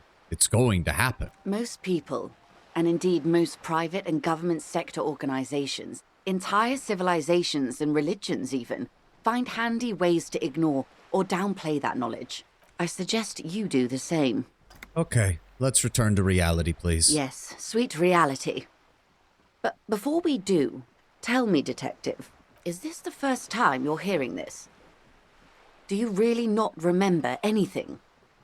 I'm getting a sense of who I am, but no, I didn't know this. Beyond curious. Tell me, what do you think of the Pale? It's terrifying. You were right. It's disco. It will end all life. That we continue to persist at all is a testament to our faith in one another. Its advance can only be stopped with immediate, total, ruthless communism. A powerful anti-communistic force, perhaps too powerful, but still, they have it coming. I'm worried. I have to say, it doesn't sound very liberal to me. I don't know how you've all survived with it. It's a huge accomplishment. Who am I to think anything of it? See what I mean by the fucking political choices being just insane? My favorite is the fascist and the communist, though, just because they sound absolutely batshit fucking stupid. Its advance can only be stopped with communism. It is a powerful anti-communistic force. What the fuck is wrong? The racist tornado? I don't know, Tenwin. I just call it the stupidity tornado. That's all it sounds like to me. I honestly don't know how you've all survived with it. It's a huge accomplishment. Her eyes tense, and small crow's feet radiate from them. She observes you, your bloodshot eyes and your swollen face. You really didn't know. This does not spell good for the investigation, Detective. If you don't know even this, then... Nonetheless, I'll get it under control. I'll handle it. I hope so. I truly do. If I may suggest, hold on to your colleague, Kitsuragi. I ran a check on him and he is very competent. In the meanwhile, you have me. I will assist you in any way I can, even if we have to do it one basic term at a time. It's okay. What exactly is an acute encephalopathy, then? It's a neurological disorder caused by a lack of vitamin B in the brain. Symptoms include a retrograde amnesia. It's quite serious. You should get yourself checked out. Was she a companion at some point, you think? That might have been possible. I only remember them talking about the lady in the wheelchair potentially being one. But it's very possible she might have been. When they were initially going for a more traditional CRPG kind of swapping out companion characters and different skill checks and stuff like that. What causes it? Well, it's either bariatric surgery or long-term alcohol use. Oh, it's definitely the alcohol. She nods slowly. Ooh. This is a white check. You can do it. We got the +1 RCM Kim debrief bonus. Come on, game. Do it. It remains a mystery what you mean by this something close. This isn't about you. It's about reality. Curious that a woman your age has the patience to educate an amnesiac and rock bottom alcoholic. Unfortunately, we're also the ones assigned to the case, so she doesn't really have a choice in the matter. And she is hoping that we solve it to her benefit regarding the strike and all of that issue. So I guess she doesn't see any reason not to help us. Also, she's just kind of sitting out here doing nothing because Eckhart won't meet with her, so... Oh well. Should I use a point on that? I have 2 skill points, but I really want to boost a couple of other skills, namely perception, volition, and probably either conceptualization or encyclopedia. We can hold off on this and get it later. We already do have a 5 in Esprit de Corps, so I think we're okay right now. Yeah. All right, that'll Glad be all to have for been now. of assistance. The little that I know. Anything else? All the rest of this we can do with Kim tomorrow. So, it is getting late. I think the game does force you to kind of go to bed at midnight. Well, I don't think it does, but there's really not much else you can do. Why did the music get loud again? I can't tell if that... I don't know. I do not know. Moving on. We'll need to use those in the morning when we have Kim. That's another reason as well. Like, you don't want to do too much without Kim because Kim has so much reactivity with the world. I don't think there's anything else. No, we could ask him for some drugs, but we're not using drugs. Can't do anything about this. Are there any checks we're missing? The Mirror has a formidable encyclopedia check. Sleeping dock worker has a challenging physical instrument check. What happens if you just don't go to bed? I actually don't know, but we would have to wait until the game cycles over to like 8 a.m. when Kim is supposed to wake up. So that's a long way fucking off. Especially because most of the time, I know you guys can't really see it because it's down here in the corner. I can see why they went for having Kim as opposed to half-assing any additional companions. Oh, no, yeah. They made it so that Kim is vital to everything. As I said, you can't really see the timer down here because of the side, but the timer does move a little bit when we're just walking around, but most time progression is only from dialogue. So you're not wasting time just walking around the area for the most part. It only progresses as you're going through conversations. That's also why having really high stats can have problems, because you'll notice like Esprit de Corps has a higher stat and Shivers has a higher stat. So we've seen a lot of them show up in our conversation options. If you have really, really high skills, especially I've noticed in like, I remember reading someone said, if you have really high encyclopedia and really high, like the intellect skills in general are the worst of them. They will just feed you useless information that will take up additional time on the actual thing, because your character is just constantly coming up with more thoughts and more thoughts to talk about, even if it's not at all relevant to anything you're doing. But all of them can kind of do that to a certain extent. I know for a fact, for example, if you get Shivers and Authority too high, they start to talk a lot and they will not shut up. They will interrupt conversations constantly. So we see a slight drawback in your choice of spreading your stats evenly. Yes, there is well, in my opinion, having 3s across the board gets you more relevant stuff, because a lot of those checks that have been showing up have been basic stuff. It hasn't been really advanced stuff. And some of it has helped. Shivers, for example, gave us the whole scene that basically laid out all of Martinez, as well as has showed up a few times. Esprit de Corps is pretty vital for dealing with all of the cops and with him. Overall, we haven't gotten too many. I'm talking that when you get these high enough, they start interrupting constantly to a very high degree.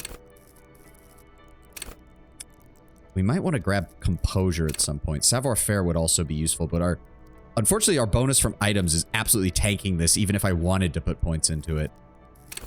Reaction speed has bonuses from items. We don't want electrochemistry because I hate that. Physical instrument, pain threshold. We do want Inland Empire. We have 1. Actually, hold on. That's a sellable item. Nothing else from the clothes. What It's was the letter you found in the trash. Right, interfacing hanging from the board with the permeables drawer inside. I might do that in the morning then with Kim, because I know that there's stuff in that clipboard that you want to have Kim present with, because he provides a lot of context.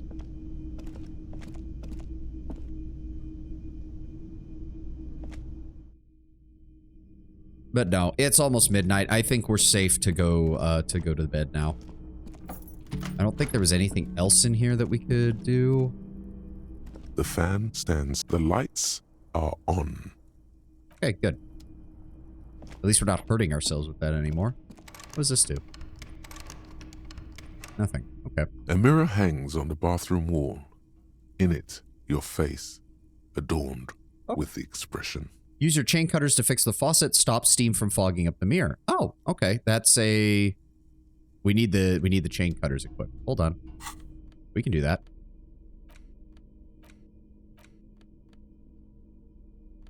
There we go.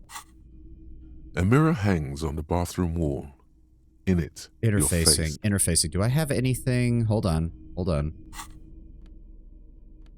Gloves give +1 to interfacing. Do I have anything that's taking away from that? Composure, savoir-faire. Speak conceptualization, savoir-faire. Nope. Do I have anything else that boosts interfacing? No. Okay. It's a white check, hangs right? on the bathroom wall. Roll them. In it, the chain cutters slip out of your hands as you attempt to twist the faucet into place. Well, you know one thing for sure. You've probably never been a plumber. We'll try that again maybe a later time when we get some more points. I think it's time to The bed rest. is cold and not particularly inviting, but it's yours. The sheets look awful. The option to go to sleep becomes available every night after 9 p.m. All in. The sheets feel at once coarse and clammy against your skin. The bed sags beneath your weight as you stretch out and finally close your eyes. That's And the end of the then first stage. sleep. Oh. And then sleep doesn't come. But I want to sleep. Obviously, you're in bed with your eyes closed, but it's not happening. Why? Maybe it's the bed's fault. Check the pillow. Its synthetic filling has separated into hard lumps. The pillowcase smells oddly. Okay, check the blanket. It barely covers your toes, stretching over your soft belly. This is your body here, intimate and warm, breathing. Under your thrumming eyelids, you see a dizzying array of colors. You won't get off this carousel quite so easily. Roll over to the other It's side. a little better. Colors, scenes, and half-formed phrases still litter your mind. Part of you is still trying to solve the case, isn't it? We need to know who killed him. Something to do with, what was it that the lieutenant said? Union? And it's gone again. Your thoughts lost between the slowing brain waves. No more thoughts. Fall asleep. Your breathing steadies. A great silence washes over you until your eyelids twitch in your sleep and images start forming.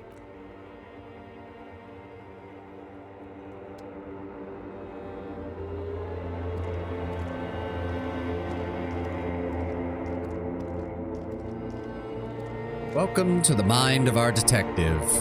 It is not going well, folks. It is not going well at all.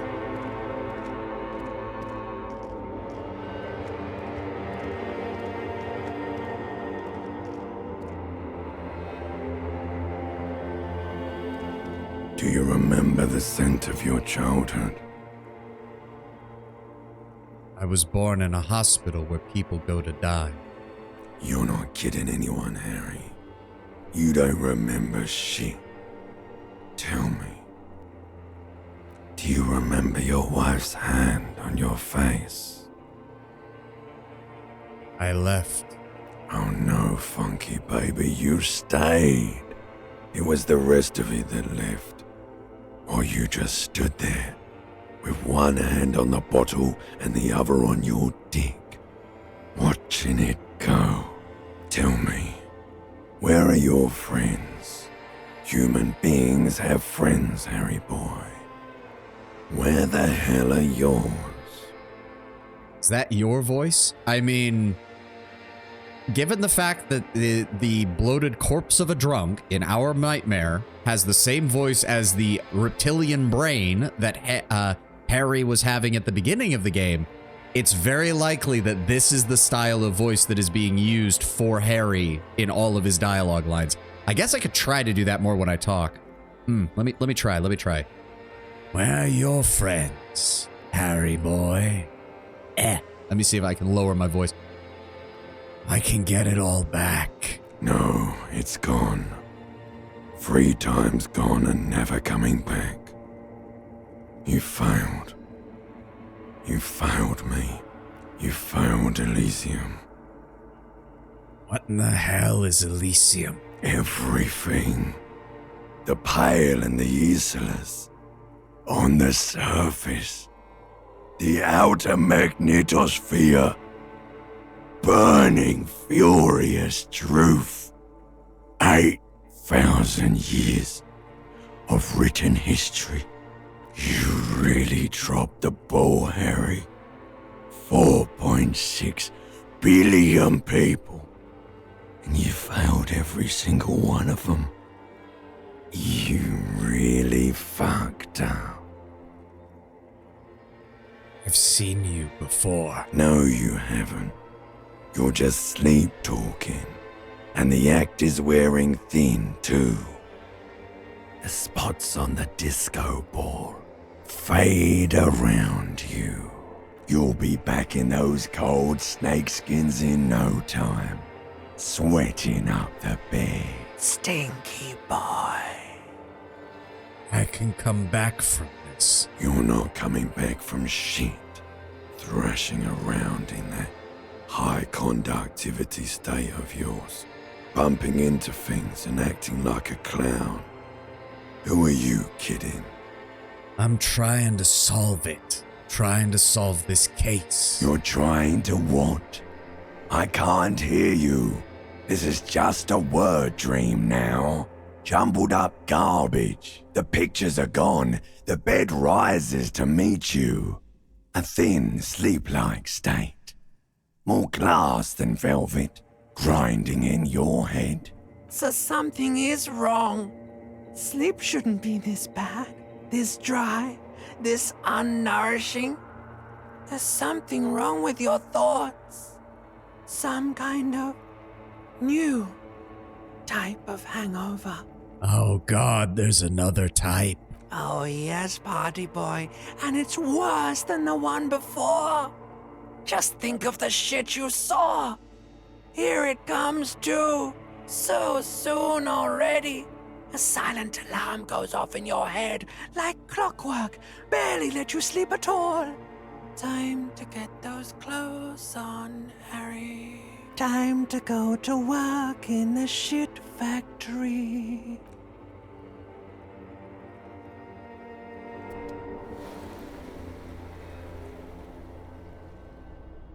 Yeah, if that's Harry's dreamscape, I can't imagine why he doesn't want to go to bed without alcohol.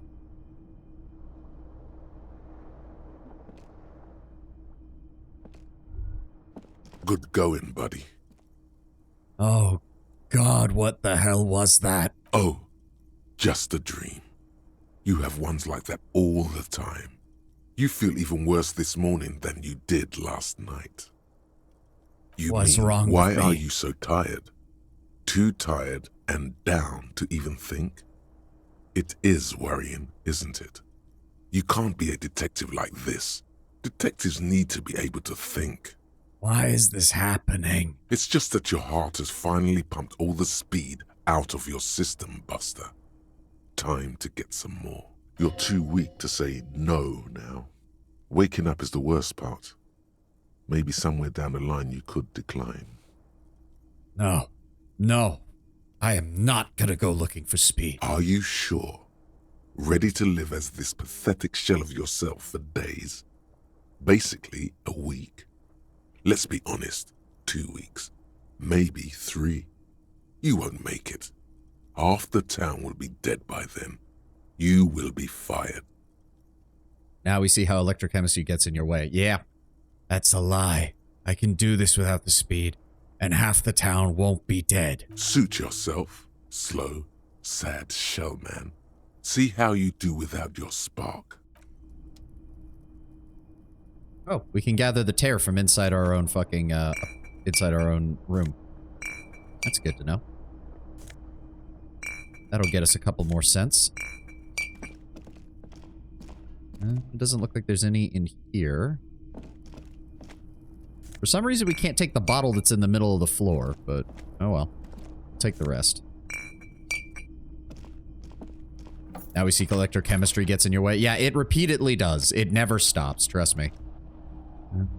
Sale seat, not available. I'm assuming Kim is already downstairs. Yep.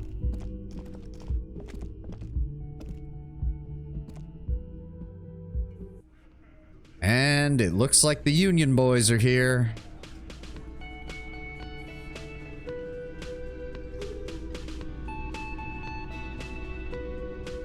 We will talk to them after we get the body down, though. Morning, Kim. What's up, dude? Morning. He gives you a quick nod. Looks like we can get to work at once. The Union muscle turned up. They look rowdy. We should talk to them. What do you mean, rowdy? I mean ungovernable. Martinez isn't exactly enthusiastic about the RCM being here. They prefer to be policed by the Union. These men here, men who drink beer for breakfast, there's talk of an armed wing of the Union called the Hardy Boys, who are responsible for state policing. I think it's them. So these are the men Gart told us about yesterday. I completely forgot. Sorry, I had a rough night's sleep. It's them by the looks of it. Loud and nasty, just like the manager said. One loose thread less to worry about, and one big problem to replace it. If there's that many of them, maybe we should call him back up. That would just escalate tensions. No captain would sign off on it. Solving one murder isn't worth a conflict between the RCM and the Debarders Union. In fact, even the death of 2 detectives might not warrant an all-out war. So let's keep a cool head, okay? Alright, let's roll. One more thing before we do. We don't have to talk to them immediately. We can walk right past them, continue with our business. Good. A power move. Purposefully concentrate on something else first. Yeah, streetwise. Zoom right past. Do it on your own terms. But aren't you curious to know what they have to say about the murder? They're in no hurry to leave. They think they own the place. Anyway, I leave that choice to you. Whatever you decide is fine by me. Alright, we've got some skill points saved up, which is good. It should be noted as well, you can't change your outfit while you're in a conversation, but you can add points to any of your skills while in a conversation, which can be very useful for white checks, where you can try a white check, and if it doesn't work, you can then dump a point in to get a re-roll with an additional bonus. Let's go ahead and talk to these guys, and then we'll head out. Sup, Gart? Can I help you? About my bill for tonight. Got the 20 real? Here you go. Good. You got the room for the night, but remember, you'll need another 20 real tomorrow. Goodbye. What's up, ma'am? Just a moment. The old woman turns back to the cafeteria manager. She's agitated, judging from the way she keeps pulling at the frayed edge of her blanket. God, sometimes whatever you want to do can be such an annoying contribution to an issue when you work at a party. What, you mean when Kim said that he would follow your lead? I mean, again, to be fair, remember, our skills are also kind of our companions, and the rest of them were also in agreement of walk past them, except for Logic, which was like, but don't you want to continue the main quest? And there's no public phones nearby? The closest phone booth is down the coast. Sorry for the inconvenience, ma'am. The cafeteria manager appears genuinely apologetic. It's fine, I understand. Thank you anyway. I'm glad to see you again, dear. Good day, ma'am. Is everything all right? Please don't trouble yourself about me, sweetie. I was just hoping to make a call, but the Whirling's phone line isn't working. Just talking in general, I mean, Kim is at least informing you when he allows you to take the lead. Oh, okay. You mean like when some companion NPCs should pipe up about you taking the lead, but they don't, and it seems out of character for them. That kind of stuff. The Union office probably has a phone, but I can't really get there. Or to the phone booth down the coast. And Gary's phone is dead too. What's wrong with the phone line? The manager was vague about it. She frowns. Why would he be vague about phone problems? This is something to look into later. Ask God, maybe. Why did you need to use the phone anyway? To let the young woman who's house-sitting for us know that we may be delayed. Morel, my husband, and our friend Gary were supposed to get back by Monday night, but they're still missing, and I haven't heard from them. Companion NPCs and sometimes real-life party members. Fair, fair. I was also hoping she'd heard from Morel. All right, I'll bite. Has your husband gone... No, I'm trying to do the voice. All right, I'll bite. Has your husband gone missing before? That's just it. This isn't like him at all. He always plans his expeditions so carefully. A cold breeze hisses through dense thickets of reeds. Something sweet in it, somnolent. A damp chill goes down your spine. When you look around, you're still in the whirling in rags. But you have more important things to worry about. What's this expedition your husband was on? Just some field work, sweetie. Morel is a highly trained scientist. He and his assistant Gary are studying an extremely rare species of insect. But they should have returned by now. They were just going down the coast across the waterlock to set a few traps. He said they'd be back on Monday. What could be keeping them? The waterlock. That was broken. Could this be it? Who's this Gary person? Do you trust him? Oh, sweetie, it's nothing like that. Gary's as loyal as they come. I trust him with my husband's life any day.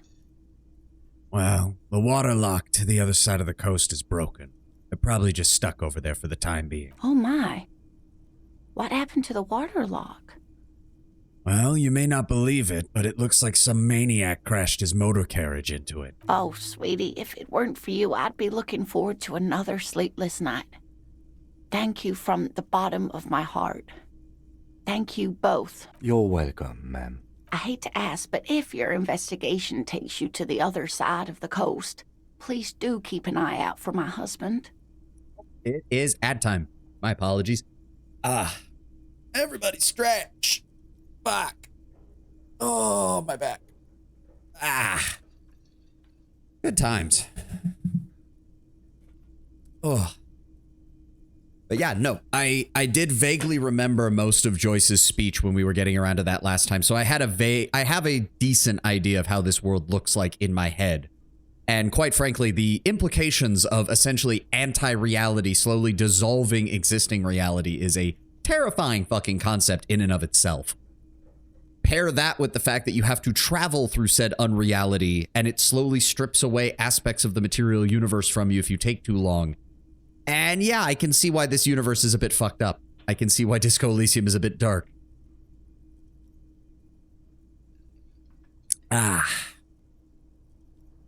Good times. Oh. So I hope you all are enjoying it so far. I am. I hope it's coming across that I am. You know what's more terrifying than that? Communism. +1 fascist cop point gain. Again, Brown Bear, you say that as a joke, but that's quite literally what this game does. Surge 2 makes me somewhat sad now. Not a fault of its own, but more the state of it. Surge 2 is essentially Dark Souls ER-like online features. Not in the sense that you summon people, but you can leave messages of graffiti, and randomly an enemy can be marked as a rival who killed someone else in return for crafting components, as well as a node of sorts which you can place anywhere in the world. If someone finds a node within a certain amount of time, they get a nice chunk of scrap. If nobody finds it within the time, you get a bunch of scrap. But since the Surge series isn't that popular, it's no longer has that many active players, meaning less graffiti, less nodes. It's kind of sad, as I remember the release date.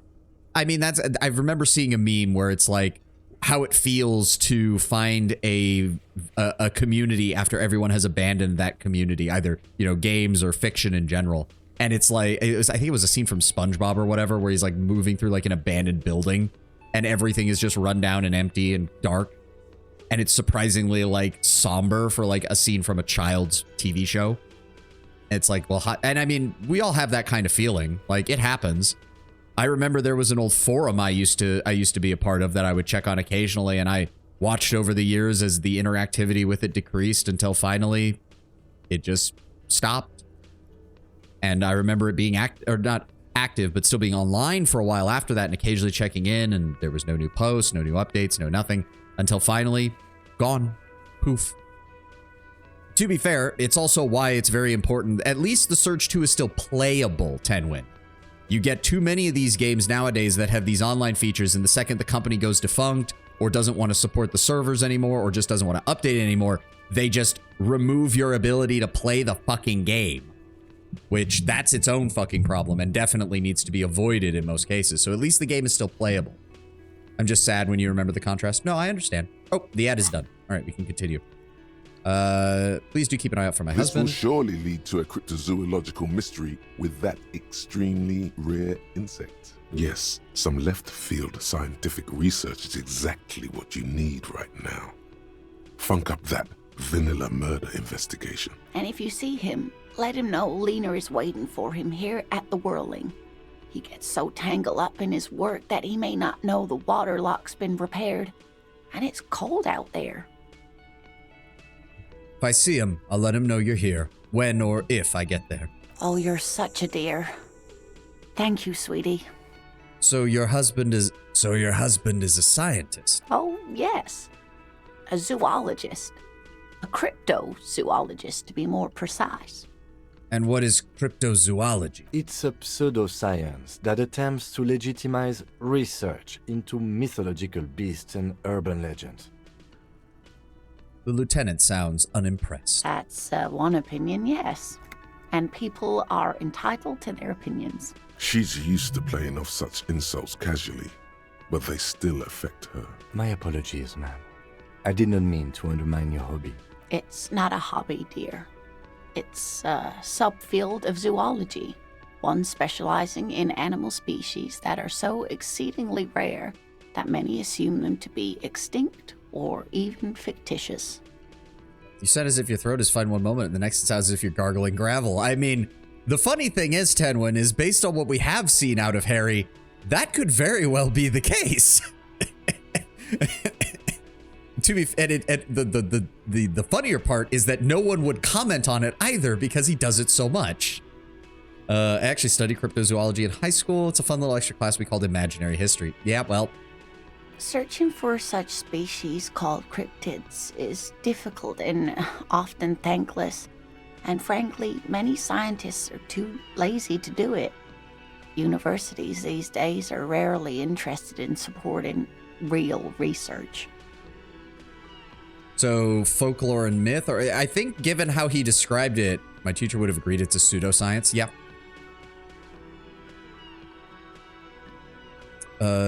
I think what Lord Bramber is saying is that they actually approached it as if it was real. Like, how would something like this actually function?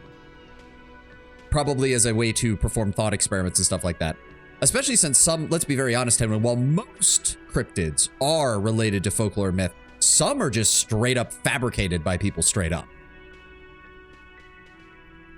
Like the jackalope in North American stuff. Jackalopes are not related to any kind of myth or folklore. Somebody just shoved antlers on a rabbit one day and said, yeah, this is totally a real thing. Just a little tactic for the class to pop out when colleges see it on your sheet. Ah. Okay, so it was more that in that direction. My bad. Maybe you could convince her to tell you about some cool cryptids. There's really no point in manipulating anyone. She'd be only too pleased to tell you about her work. Go on and ask. Miss Lena, I'd really like to hear about some of the cryptids you've studied. Could you just tell me about a couple of them? Oh, I'd be delighted. Truth be told, I could really use the company too. One cryptid, not a couple. One. This won't turn into some kind of cryptid extravaganza. Okay, Kim. One cryptid. He nods and assumes a waiting posture. Cryptids, cryptids. Let's hear about all the interesting cryptids. Ooh, tough choice there. What's the biggest cryptid? What's the tiniest cryptid? What's the most dangerous cryptid? Is that a cryptid on the pen you gave me? Are there any invisible cryptids? I like the invisible ones. Let's go with that. What an interesting question. And the answer is yes, there are. Of course. All fairy tales have someone or something invisible in them. Shush, Kim. She's going to tell me about the cryptid. What is it? It's the Koldamama Dakwa. Its name means thin whisper of sound, and that's precisely what it is. Self-replicating sound waves, invisible and intangible. The Koldamama is very afraid of us, which makes it incredibly difficult to track. What does it sound like? Like nothing. It's such a high-pitched sound that us humans can't hear it, nor can other animals. It could be ringing right outside your window and you wouldn't even know it. Could be anywhere. Everywhere, even. Sometimes cryptids are just common animals spotted unclearly a few times in a row in a specific area, leading to people thinking it's something mysterious. Yeah. And often in those cases, even zoologists will acknowledge, like, hey, this explains where these local stories come from. And they'll usually name the actual animal if it's something that hasn't been identified before after that cryptid. And that's usually how a cryptid becomes an actual subject of zoological study. It's just the more fantastical cryptids pretty much always turn out to be complete bullshit. Honestly, the story behind the Slender Man came to be a modern folklore creepypasta is actually kind of fascinating. Starting out as a scary picture contest. Yep. Thought it was theorized the myth of the Cyclops was poor description of elephants. It wasn't descriptions of elephants, Tenwin. If I recall correctly, it was specifically based off of the Greeks uncovering a fossilized or importing a fossilized elephant skull. And because of the way that the elephant's trunk, the cartilage fits into the skull, there's a big indentation and impression in the center of the elephant skull. The ancient Greeks assumed that that was where the eye socket was, and thus they believed that it must have been a giant one-eyed beast of some kind, and that relates to the origin of the Cyclops myth. An example is the Jersey Devil, which is the result of a large species of owl catching people off guard a few times at night. Another is a mysterious species of big cat supposedly spotted in England, but whenever it's investigated, people usually find evidence of a large dog. Ah, so the original Cyclops had giant tusks. No, but because elephants have those massive molars, they just assumed that the Cyclops had a very big mouth and thus must have been able to consume things. Combined with the size of its skull meant that it must be a giant that consumes anything in its path. Fine, I'll bite. How can an animal be a sound? Many scientists have asked the same question. Some have claimed that it isn't itself a sound, but a tiny corpuscle that emits sound waves. But there's no evidence to support this theory. Ooh, Cyclopses shall have tusks. I mean, if you want them to, they're still a mythological creature, one way or the other. So it could be here, right now. It could be. As I said, it could be everywhere. And we wouldn't know any better. It could be ringing all the days of our lives and nights. So then, what evidence is there that this animal is a sound or even is here? Plenty. It's the evidence that led to its discovery. In the 1920s, a group of Areopagite ornithologists, that is, scientists who study birds, were trying out a new recording technology for capturing sounds outside the range of human hearing. When playing back recordings they had made in the foothills of the Ea mountain range, they noticed certain anomalies, patterns that seemed random at first, but on closer examination were consistent with the waveforms of songbirds. Okay. The scientists soon discovered they could track and even predict what appeared to be feeding, mating, and migration patterns based on sound waves in a strictly delimited range of ultrasonic frequencies, even higher than those of the highest-pitched bat calls. They realized that they had discovered a new species and called it the Koldumama after the Paracanassian name for the voice of God, which is said to be very silent. They grew quite obsessed with these little birds. Even though they couldn't see them, they could distinguish among individual birds and even began to name some of them. They named them? Sequester, Time, Joscan. Those are but some of the Mamadakwa they followed individually. So then why is the Mamadakwa so afraid of us? That is a sad story. A group of university students assisting with the field work in their enthusiasm for the project, and no doubt because they were preoccupied with impressing their professors, nearly drove it to extinction. Extinction? They tried to communicate with it and had no other means but sound. So they started sending out sound waves at frequencies they thought might match the Mamadakwas. And what happens when a sound wave meets another sound wave of the same frequency, dear? Well, they cancel each other out. Exactly. And these tests were performed so recklessly that when they happened upon the right frequency, well, they wiped out most of the population. After that, the corpuscle appears to have migrated elsewhere. There have been recordings of anomalies similar to those spotted in Ea, but they've been few and far between. It's impossible to confirm the presence of any stable Koldumama population anywhere. Also originate from finding an animal corpse in an unusual state. Animal corpses can look alien when they wash up, being bloated with seawater, leading to cases like the Montauk Monster. And some theorize that coyote hybrids suffering from some sort of sickness led to the legends of the chupacabra. Yep, that also does it. Of course. A common thread in these. Disappearance and unfalsifiability. I like the story, though, ma'am. I'm glad you did, dear. She seems genuinely glad. Interesting. What about... What about what? Well, this has been educational, but I did promise Kim that we'd only do one. Tell me about the pen. You promised you'd only ask about one cryptid. Right, okay. We can move on for now. It would be dishonorable to renege on my promise. He nods approvingly. All right, we'll talk about it later. That's it for now, ma'am. Wow, so someone's been a little boring. What? Yes, my standard liege. Someone's seen all sorts of wild ideas pop off and thought, I'll take the boring one. The regular, please. The brown. Kim, am I boring? You? I wouldn't worry about that. See? You're so regular and vinyl brown, he doesn't even want to talk to you about it. What is this? Picking on me for not being crazy enough? That's the least of my concerns. No need to be defensive. The regularity, the brownness, the cut and dry have their appeal. A very standard appeal. Look, I'm just trying to do my job. I don't need extravagance. Of course you do. Let's get right to it. My lord's Copo type is regular cop. I'll let everyone know. I'll send out a telefax. Why not? Send it out. I'm not ashamed. Done and done. No actual communiques will be sent, of course. That would be too dramatic. Can we actually become a normal fucking police officer?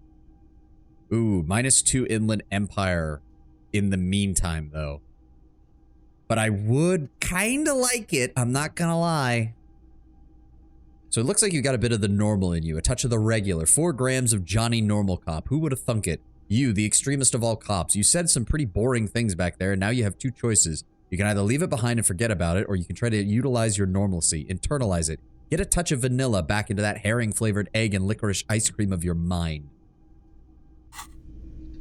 As they were just overall based on bone, not accounting for cartilage or the like. Yep. A lot of reconstructing fossils of ancient animals is done by stretching skin over the skeletons without accounting for much muscle or fat. Unless we know or have a, like, representation of what they might have been similarly. Like, for example, a lot of ancient skeletons of various canines and felines of the ancient time. Oh. Could it be the Coldamama Dakwa? No, it's probably just your imagination ringing in your ear. Basically, if it has a living descendant, we're much more likely to give it the benefit of that cartilage and other such things because we have an idea of where it would be located. But yeah, if you compare, like, go back to the 80s and 90s and look at how they portrayed dinosaurs then compared to how scientific inquiry is basing dinosaurs now, and yeah, you can see the more avian features starting to appear over time as that school of thought regarding how dinosaurs evolved became more and more prevalent and more backed by paleontological theory and paleontological discovery. I love the picture that makes T-Rexes look like giant chubby birds. At the same time, could you imagine that thing chasing you? It's still horrifying. Especially in regards to the T-Rex, as it really explains the tiny arms. Yep. Is it? Is there a ringing? There seems to be an extremely high-pitched ring. Ultrasonic. Lena said it was very high-pitched, right? It's like something tickles your ear. Kim, do you hear that? No, I don't hear the Coldamama Dakwa, and neither do you. Of course he doesn't. He's deaf. Listen closely. There it is again. You're about to rediscover a long-lost species. It must be very close. Maybe, just maybe, it will come toward you. Keep still. It might perch on your shoulder. Hold very still and hope the bird comes to perch on your shoulder. Oh no. The sound. It's moving away. Somewhere over there. Go after it. No. Too late. It's gone. There is no ringing anymore. Just the sound of the streets. No, wait, come back. Keep your ears peeled, then. If the species really has migrated to Martinez, you're sure to hear it again. There it is. Hold up. Oh, wow. 7 hours. to get this bonus. It has no research bonus or malice, but it takes 7 hours, and it's going to cost us a skill point in order to unlock a slot. You heard it, the mysterious call to Mamadakwa. You're certain that you did. Well, maybe not quite certain, but let's say you're hopeful, because it would make you very special to be the only human being who can hear an invisible, incorporeal bird, this animate whisper, this particle of sound. You have to keep listening. Sharpen that ear. Kind of tempted. Kind of tempted. But, oh, okay. Find Morel the cryptozoologist. Smoke her on the balcony. Right, that's 2100 tonight. Let's go see if we can get the... Oh, that's the lady from before. Looks like she's up on the rooftop.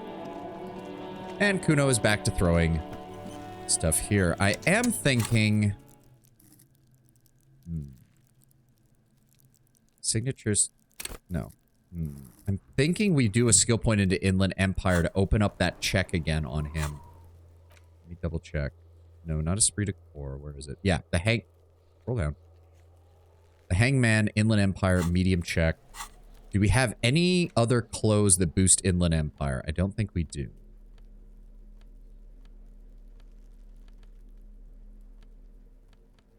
Do we have anything that takes away from Inland Empire? No. We just have the necktie that adds it. Okay. Okay, we're gonna try. We're gonna try. Go ahead and add to Inland Empire. The man before you is naked, but for a pair of underpants and white boots. His skin is marbled with decaying veins and blotched by lividity. On his chest, a fading web of tattoos. The cargo belt used to hang him from the tree looks reinforced. All right, and we also got a +1 because we talked to him/us in our dream. Come on! The fishlets stay silent in response. You must be losing your mind, asking that over and over. I told you, he is male, 40 to 50, with an athletic build. Know that there's more to this. I don't... No. Resist. Resist. Resist the urge. Resist the urge. Do not save scum.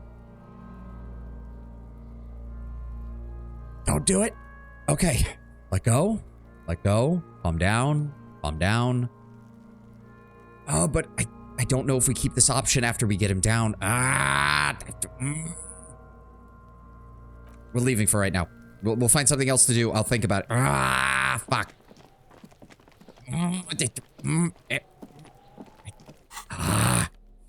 Why? Why do I not have anything else that can help me with this? Fuck. Crazy with the water bottle. Shut up, Tenwin. This aggravates me. This aggravates me extremely. We had an 83% chance and it doesn't want to work.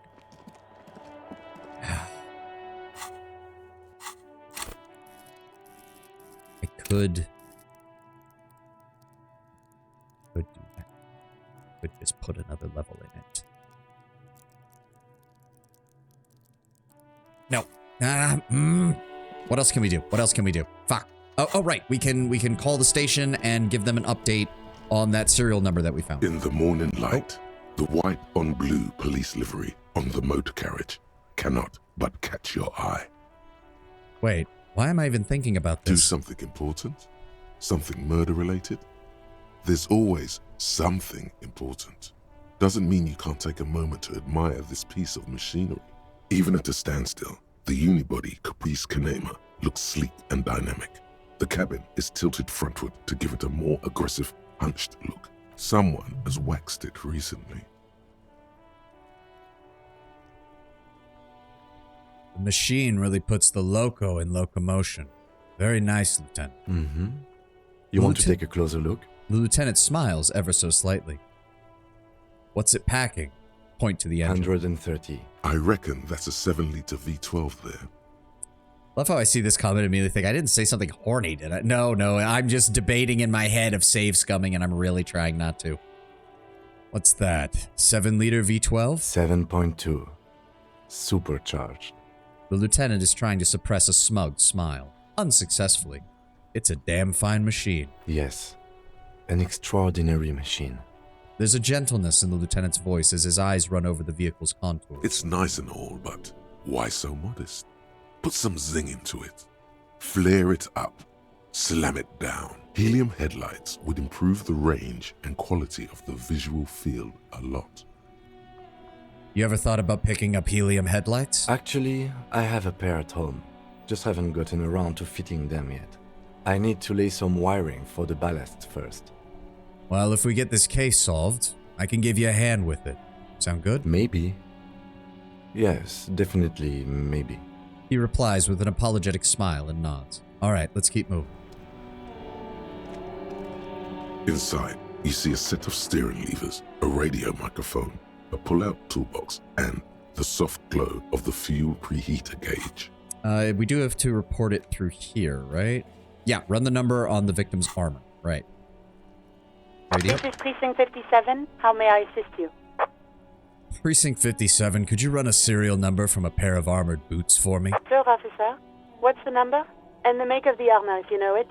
That's going to be an E50.100.1000. Make and model of the armor is a Fairweather T500/VE. Got it. I'll contact the ICP database immediately. Call back tomorrow. Hopefully they'll have dug up something useful by then. I didn't fucking mute before I sneezed. Fuck. My bad. Sorry. Sorry about that. Oh, God. That came out of nowhere. Wait. What's ICP? The International Collaboration Police? They keep detailed records of all military technology produced by licensed manufacturers. That's one of the reasons the Moral Intern spearheaded the creation of the ICP in the first place. All right. Thank you very much, Alice. 57's over and out. Her voice disappears into the void. In the cabin, you see a set of steering levers, a radio on a hook, a pull-out toolbox. Why does and this the still soft glow have of a the as you tap on the gauge, the indicator pin jerks as Yeah, if we've seen that. No, that's enough fun with the foldable headlights. I know they are mesmerizing. They're also fragile. I'm not going to turn it on for you. Fair enough, Kim. Fair enough. I'll be quiet. All right. What else have we got? Oh, we can talk to Renee. Oh, what? Maybe a sea monster did this to the plaza? No, we know it was artillery. We know it was artillery. Who are you? Nope, nothing. Okay. This shit ain't nothing to me, man. Oh God, I didn't realize Dracula Flo showed up in Disco Elysium. What are you guys doing? We are still waiting for a replacement for the bull you sent sinking. You biting the fart bubbles in the back? What? What? What, Brown Bear? I'm sorry? Excuse me? Oh, right. God. Sorry, I more remember the ones like, I am him, I will continue to be him. That kind of stuff. Yeah. I've only watched it a few times, Lord Brown Bear. I don't have all the lines, all the insanity memorized, unfortunately.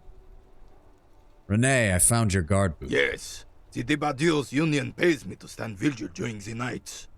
Not out of any political allegiance, mind you. I'm an old man. Don't sleep more than a few hours every night anyway, and money is tight.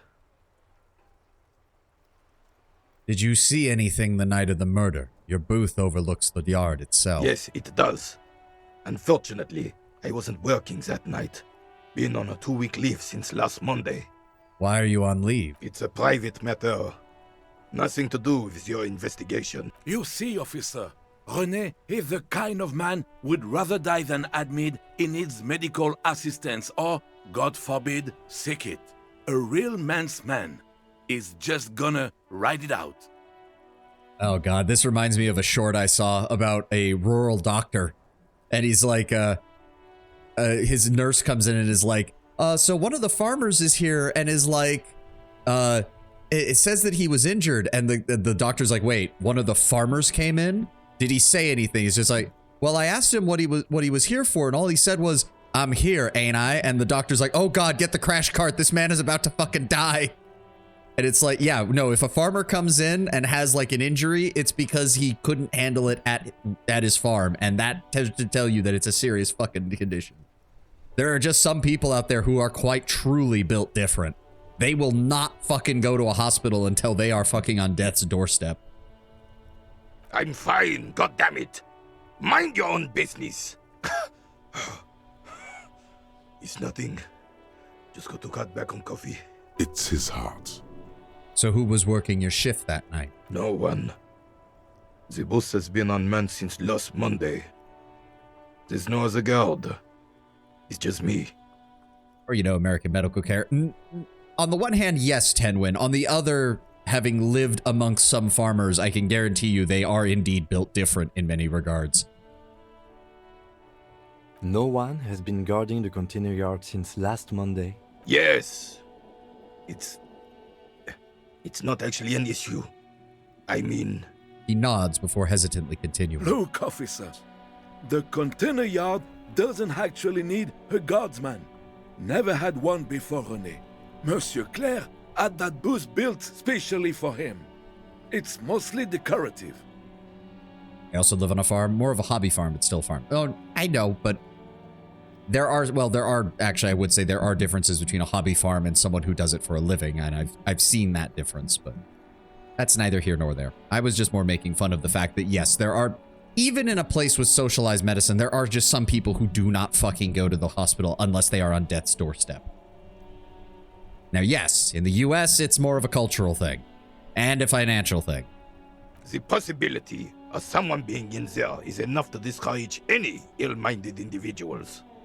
Evrard created this job for René because he knows the Royal Carabiniers' pension of honor and PTSD isn't something a man can live off.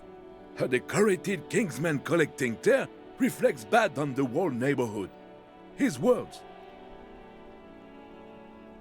I know, we're surrounded by proper farms, hiring out our farmland to other farms. No, I get you. Some places do that around here too, especially with some of the landowners. Evrard gets it, big guy looking after the small and everyone working together. Such dependency only weakens a man further. Do or die, there is no middle ground. René is but one man. We need a program, get the elderly back in the job market, keep folks motivated. René should rent out his services, invest the profit, get a few more guys, expand and repeat. Wage work is a dead end. There's absolutely nothing wrong with tear collecting. It's my side thing too. This is the sad part is these are all the political answers. The only non-political answer is to make ourselves look like an idiot. So we're going with that. There's nothing wrong with tear collecting. I do it too. Oh, I didn't mean to imply there's something wrong with that. I do it too. Everyone does it. It's an excellent side thing. Yes. Can we conclude the topic of my guard boost now? He is not going to become an entrepreneur. I saw a picture of a girl in there. Who's the girl? She is nobody. This is none of your concern, and I refuse to discuss my private affairs with the RCM. René's features stiffen, and he gets a cold look.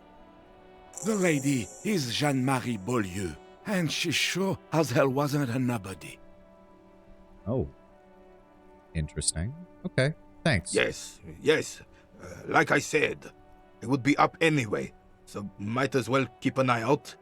It keeps my senses sharp. So when we get the bowl back, we should be able to retry this.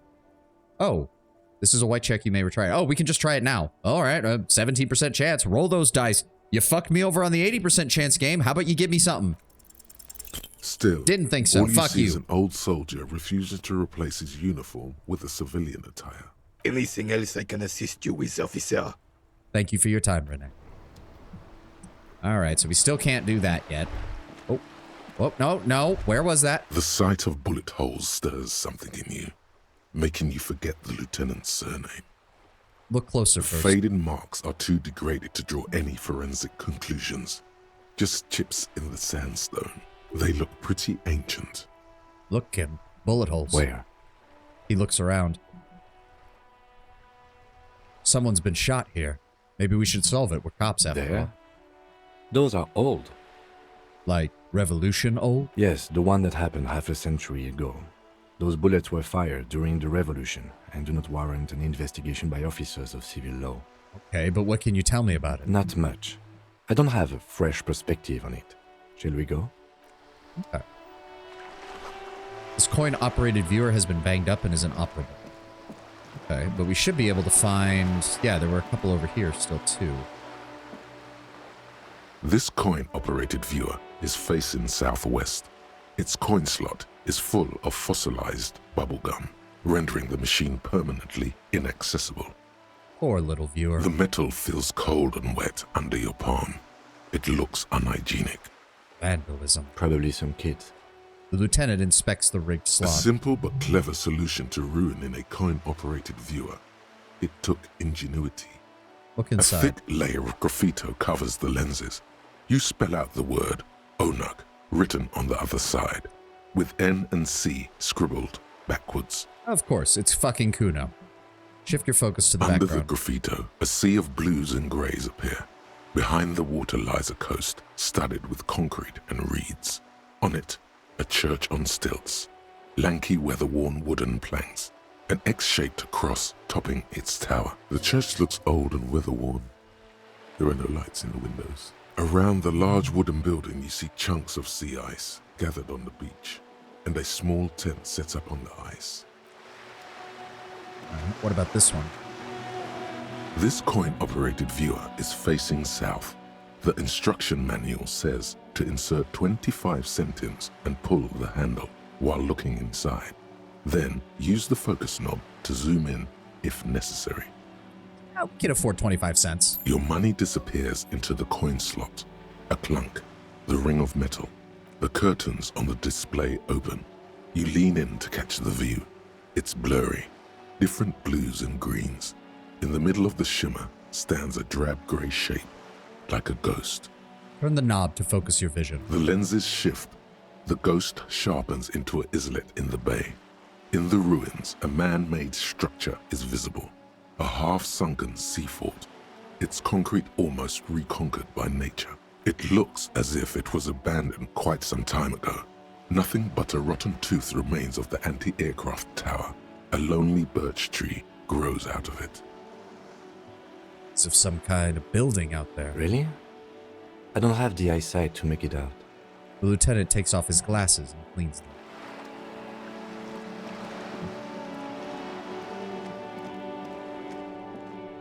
Right, we never talked to you in the first day, did we?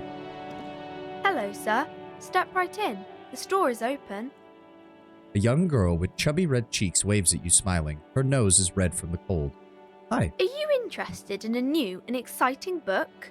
She stomps her feet to feel a little warmer.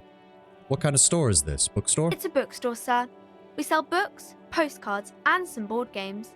It's called Crime, Romance, and Biographies of Famous People. Wait, that's literally the name of the store?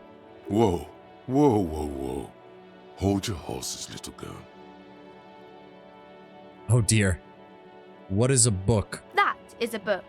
They have stories inside them. It's like someone told you a story in a really long letter. Teenager without an attitude? I mean, to be fair, judging from the height difference, I don't even think she's a teenager. And what's a postcard? A postcard is a small cardboard picture. You can write a few words on the other side and send it to your friend or beloved. And what's a board game? Board games are like little games on a table, made to pass the time. There are several different ones, but sailors here mostly buy cards. Interesting, thanks. My pleasure. Anything else you'd like to know? Could I ask you some questions? Okay, sir. I'll try to answer any questions you have. I hope they're about books. What's your name? My name is Annette, sir. My mum, her name is Plaisance. She owns the store. She's inside minding the register or organising the stock. The girl gazes at the window, then suddenly jolts, her eyes wide as recalling something. Feel free to step in and browse our wares. Why are you standing out here in the cold then? I'm signalling that the store is open. Otherwise, people might not know. They'd miss out on the crime, romance, and biographies of famous people. I should have a word with the store owner, I think. Oh, no, sir. I'm happy to help Mum by luring in customers. Besides, I have some hot juice in my vacuum bottle to keep warm. Shouldn't you be at school or something? I do my studies at home at the moment. I have to help Mum keep this place running. Oh no, what is school? No. Isn't going to school a bit more important than this? Mum says it's necessary to do both because it builds character. Mum says a proper worker is dutiful. That's how you get ahead in life. You succeed. There is stress and unease behind these words. She's reciting etiquette. So, then how's the business going? Mum says it's peachy. She was a little afraid at first. There's talk about this house being cursed. Behind her, the window has been boarded up. You sense the boards creaking, twisting for a second, and some kind of doubt in her tense shoulders. Cursed in what way? Cursed in the way that makes them say that no business has ever really thrived here, sir. That they all go... Bankrupt? Exactly. But we've been doing fine so far. That sounds rather serious. Maybe I should look into this. We can go into the bookstore and ask about the case. But I don't see much more to look into here. If the school results in kids like Kuno and Cindy, maybe this is better. You assume that they went to the school at all. Given the fact that this is a Tuesday and Kuno was already in the yard, Kuno Esse was right behind him, and I bet you Cindy's over there on the stairwell, I don't think they're going to school much at all either, Lord Brown Bear. I don't think we're winning on that front, regardless. Yes, please do look at our wares inside. The postcards and board games you asked about are also there, sir. So, what do you know about the other failed businesses? Nothing really, sir. Mum doesn't allow me to sneak around in the back rooms or the cellar. I don't really know what's there. So how does this curse manifest? It does not manifest itself in any way. It does not exist. I liked it better when we were talking about whether it's appropriate to stand out in the freezing weather. But Kim, the plasmic manifestations. No such thing. The lieutenant stands at your side, stern and serious. Anything else you wanted to talk about, sir? All right, enough about the curse. For now. Maybe I can tell you about some of our books instead. What is this crime business? Crime fiction is about murders or burglaries or things like that, and the work of a policeman or a private detective who's trying to solve a crime and catch the criminals. And why would anyone want to read about It's crime? exciting to people, I guess. They get to imagine dangerous things, and it's kind of like a puzzle, where you can guess who the criminal is, or how the good guys are going to catch him. Well, I'm a policeman myself. You don't look much like a policeman. Well, what does a cop look like then? Didn't mean to offend, sir. Sorry, sir. It's just that you don't look like Dick Mullen. She points to a book cover on which you see a strapping Vespertine officer who stands grimly over the body of a slain woman. I used to be exactly like Mullen, that I decided to live a little. You know, nobody actually looks like that guy. That's just a stupid fantasy. It's not your body that's important in police work anyway. It's your point to your head. I'll never be as good as Mullen. Well, it's not your body that's important in police work, kid. It's often more your... Yeah. No, your mind. A quicksilver mind. This Mullen guy looks like he needs 4 hours just to come up with a single idea. No, he's wicked smart in the stories. Sure, but the author does all the thinking for him. Real policemen have to think and act on their own. Like you, sir. Of course. He's just a fictional character. He's no match for you. Aw. Maybe you can show me some real police work, sir. Like in the books. Oh. Let's keep talking to her. Let's see if we can get some additional some points there. Hold on. White check, right? Yeah, so we can come back to that. It's the type of book where there's a rich lady and she has to choose between the good man and the bad man. She smiles at the thought, perhaps imagining herself in that situation. Or there could be a story about a poor lady getting a rich man. It's about man and lady business, sir.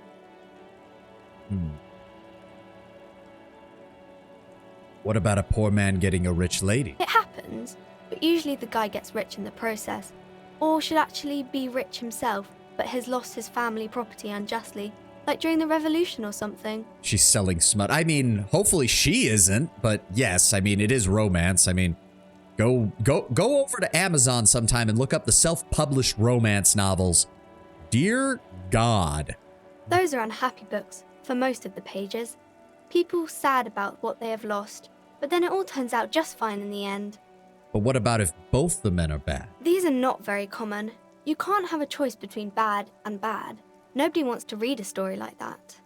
But what if it's written really well? Well, maybe then it's fine. Maybe if the lady then decides not to pick either, because she doesn't need a bad man. Yes, that would be interesting. I just had the scene from the third Sonic movie pop into my head where Shadow is watching fucking Hispanic soap operas, and the line Keanu delivers in that scene, he's just like, Maria should just kill them both. She is not a prize to be won.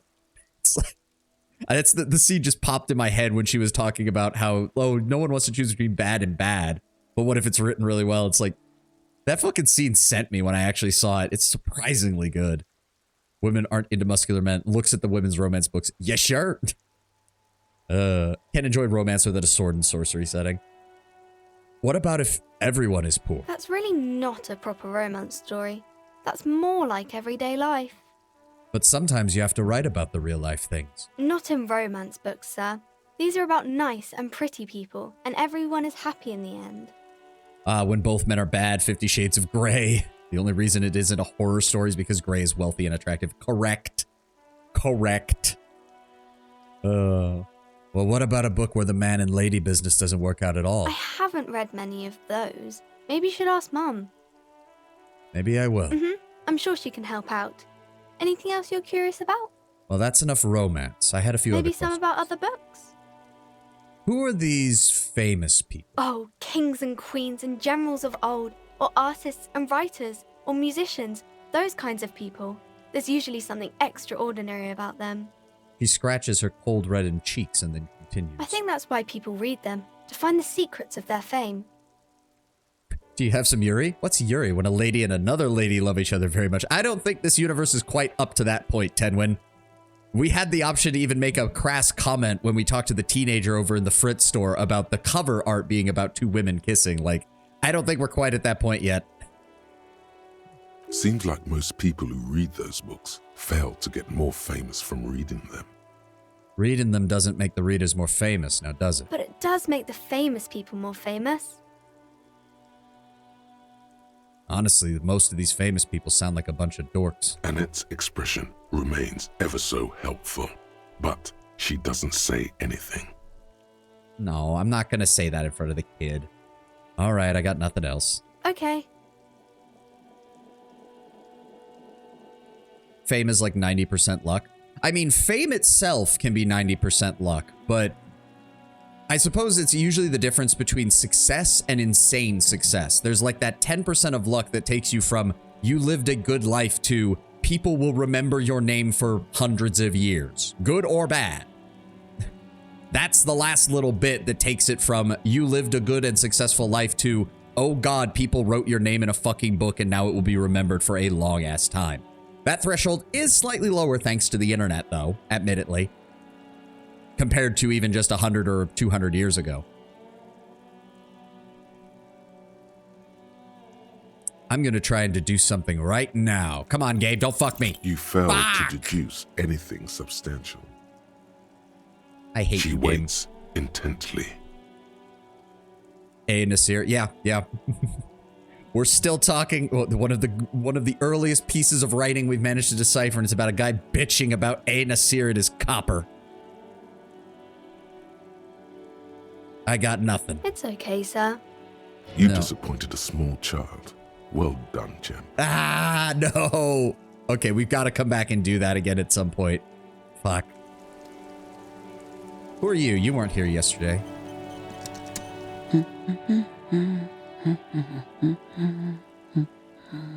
You see a sturdy woman humming to herself. She seems to be browsing books. You should have min-maxed. Shut up. Trust me, no. If I purposely did everything I could not to look at what major skill checks we need further down the line, because I know if I did, I would drive myself insane. It was bad enough already resisting the first case of wanting to save scum. I do not need that on my shoulders as well. Do not tempt me, Lord Brownbear. I swear to God. Is that a good one? Yes? Hello? She nods, her attention fully focused on you. Who are you? Me? No one. I'm just a working class woman. She doesn't really want to be disturbed that much. If she's such a working class woman, why isn't she working? Well then, if you're a working class woman, why ain't you working? Not all the time. Right now I'm browsing books. Even a working class woman needs something to read. Good. It is. I'm a I policeman. know you are. Do you need any help? What with? He tries hard to focus on the book stand. What with? A lot of things. For example, people tend to go missing. Maybe your husband is missing. My husband? No, he's not. Oh, then where is he? I don't know. At home now? Out drinking with his friends? Working? Where is this going, officer? So what I'm hearing is, you don't really know where your husband... Yes, but I don't really need to know where my husband is. Not all the time. She looks around and takes a deep breath, a little annoyed. Khajiit has wears. She does kind of have that slightly huskiness to her voice that the Khajiit have in Skyrim, doesn't she? No. She looks you straight into the eye, her right foot tapping nervously. Maybe you're right. Maybe he isn't missing. Of course he's not. It's not like he's a pocket watch. I wouldn't just lose him. Maybe your cockatoo is missing. I don't mean to disrespect, sir, but you are being a bit of a cockatoo here. For what it's worth, I agree. But cockatoos can't be stopped when they get ladies. It's better to indulge him at this point. Kim has already reached the point of, no, just let him go. It's not worth trying to stop him. The nuisance cop. Yeah, a little bit. What do you mean I'm being a cockatoo? Nothing. Go read up on them if you're so interested. There's a great book in the bookstore. Maybe you should. What if the cockatoo is your astral captain? Or your heraldic bird? That's exactly what I'm going to do. Thanks for the tip. Wonderful. The store is open. Maybe your children are missing. No, absolutely not. Then where are they? Her words come out quick as gunshots. Are you a policeman or a nanny? I police whatever I want. You know where they are? They are not missing, sir. You know where they are. They're at home, smoking, giving the ladder of vices a chance. No, electrochemistry, shut up. You are already the low man on the totem pole when it comes to me listening to you. Stop making it worse. Go away. I see. Thanks. Watch her browse her the hands books. move over the book covers. The tips of her fingers look rough, stained with yellow. It seems like she has spent a lot of time at work, smoking. All right, I'll let you read. The woman before you nods. All right. So we can go inside the bookstore. What else do we have right now? Find your heraldic bird, your lord. Did that, we did that. Oh, we do have some tear we can turn in for money right now. I don't see any... Oh. There. Working class drunk. You know what this means, right? Oh god, authority. I forgot authority is fucking weird. Case solved? Cracked it. All in a good day's work. What did I crack exactly? What do you mean, what did I crack? Look at how working class that drunk is.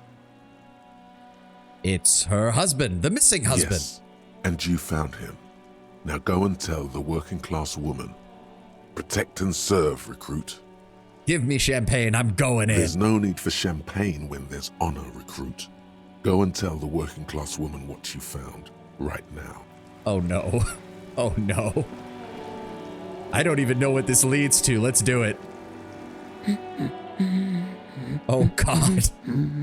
Protect and serve, madam. I have found your husband. Damn it, I already told you. My husband isn't missing. But you said you didn't know where he was. And I specifically added that I didn't need to know where he was. Well, I found him nevertheless. I'm that good. Very well then. Where is he? There. Excuse me? Found that working class drunk and I thought it might be yours. Right, because working class women come with alcoholic husbands. You know what? Something bad? I'm sorry, I say stupid things sometimes. I didn't mean to annoy you. You were right. I do have an alcoholic husband. Oh. Although not that one. Ha, blam. Knew it. But you told me that your husband was all right. I did, and he is. He's also an alcoholic. So he is missing. No, he's not. Or maybe he is, I don't know. He's probably in the park or in Shamrock somewhere, drinking with his friends. I haven't seen him for... Well, to hell with him. Him? Is it just me or do we have a missing persons case here? I wouldn't be so sure. He replies before turning to face the woman. Man, just to be completely clear, do you want to report it to the police? Report what? He's just out drinking with his friends. I'm sure the police has better things to do than to chase down local goofballs. Not at all. We're the RCM, and we're ready to chase down any goofball in town. Because we care about the citizens. She sighs, but you can detect a slight hint of gratitude and relief from her face. It's surprising just how much bona fide alcoholics really drink. Oh yeah, I've seen accounts of that where it's like, people joke about, oh, I've had a couple of beers, I'm so drunk, I'm such an alcoholic or stuff like that. And then you see what an actual alcoholic drinks. And it's, frankly, it becomes a bit terrifying. All right, go ahead. Do you have any questions? What does your husband look like? Honestly, not that different from you. Ah, late-stage alcoholic, then. That's one way to put it, yes. No offense. I'd also add he's a little bit chubby. I see. What else? What else? He was wearing a dark brown leather jacket with a bright blue inner lining. The lining is hand-sewn. I made it myself.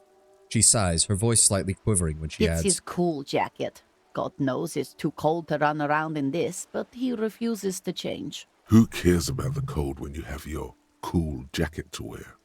You can completely sympathize. I even tried throwing it away once, but he just dug it out of the bin. Can you believe it? Well, if that jacket is really that cool, I could totally understand. Well, what can you do? I hope that at least that extra lining helps him keep warm at night. I wouldn't like him to catch cold. When did you last see him? Yesterday morning. He went to the library. He went to retrieve my book, and he promised he'd walk straight back home. Because we talked about this. We talked about not wandering off again. I don't know what to do. I honestly don't know what to do with his addiction.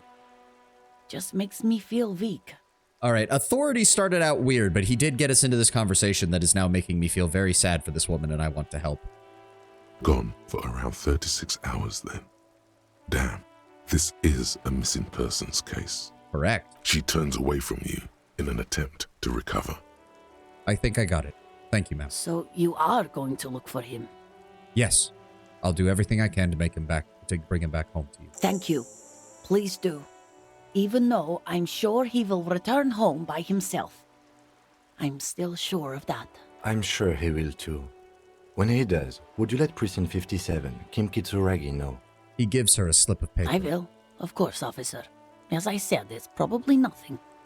The woman takes the slip of paper. It's Kim's phone number.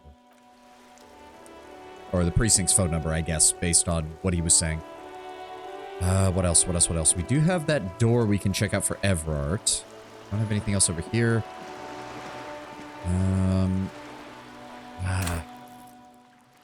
I've got 2 skill slots left. I want to try that Inland Empire thing again. And I know we need hand-eye coordination, so I might want to save a point for that too. Fuck. Fuck. Find the working class husband, find your heraldic bird, find Morel, the cryptozoologist. Oh, good. They do actually put the clock symbol next to each of the quests if there's a specific time involved. By now, Kim has to be surprised how you sniff out stuff like this. Yeah, I imagine. He did say he'd have more discussion for us about the police force after we get the body down, so I would like to do that at some point. There was more stuff in the yard, wasn't there? Go over this way. Come on. Nothing we can do about that thing. That's like a conceptualization 18 or whatever. Fucking check. Hello. Barrels are half full of rainwater. It's a closed door, but you look at it suspiciously. This must be it. The basement door is weather-worn. The copper nails holding the upholstery in place have turned green from sea air, and there's a knocker shaped like a lion's head. The royal lion, Guillaume's kitten. This knocker will last a lifetime and then some. That's probably the door Everard mentioned. We still need to get the key from this manana first, though. I completely fucking forgot about that. God damn it. Oh, because that was where we started this stream. I was standing next to Manana and I meant to talk to him at the end of the last disco stream, but then I completely forgot about it by this one. Fuck. Come on, let's go. Son of a bitch.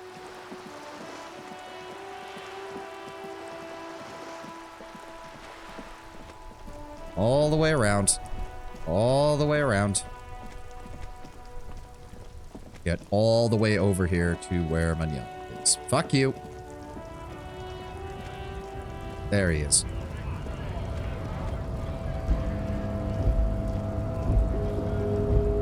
So, how'd you like our harbor? Nice enough. It's but a rest area on the path leading across open plains. He notes solemnly, then turns to you, a wide smile adorning his face. Right.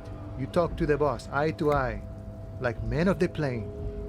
If you have any more questions, I'm set to talk. You have any idea who killed the hangman? The mercenary, eh? Who could have killed him? That's indeed the question. Why even do such a thing? He shakes his head solemnly. Well, the harbor is a prime area of suspicion. In your opinion, maybe the dock workers involved in the killing? What a thought. Why would noble workers resort to such a thing? Unless they were pushed, of course. And how would you say they were pushed? Your dead guy was an enemy combatant. And what does that mean? He was an agent of the opposition, attempting to undermine our honorable efforts. Did you kill him? I ain't the murdering type, but that's just me. Large organizations like our union have all sorts of men, with all sorts of skills. Understood. This has been of limited use. Still, thank you. No problem.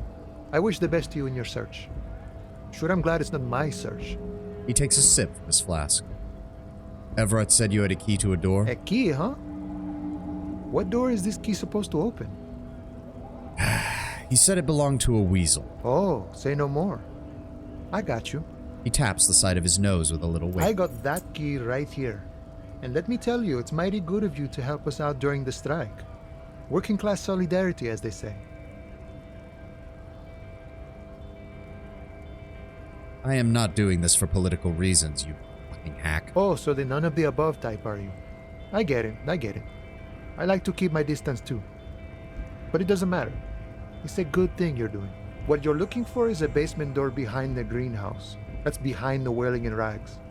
That's all I know. Our organization is what you call compartmentalized. Means we keep out of each other's business. And there's the ad. Perfect timing. I can go refill my gamer subs. We'll take a quick break here, and I will continue as soon as the ad is done.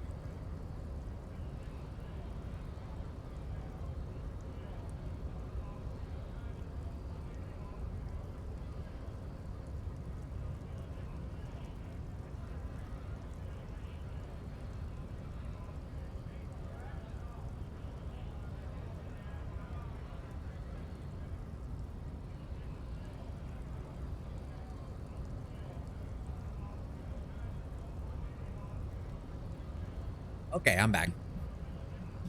Grab a snack, grab my gamer subs. Alright, there we go. Continuing. Okay, but where did you get the key from? The janitor gave it to me. Nice fella.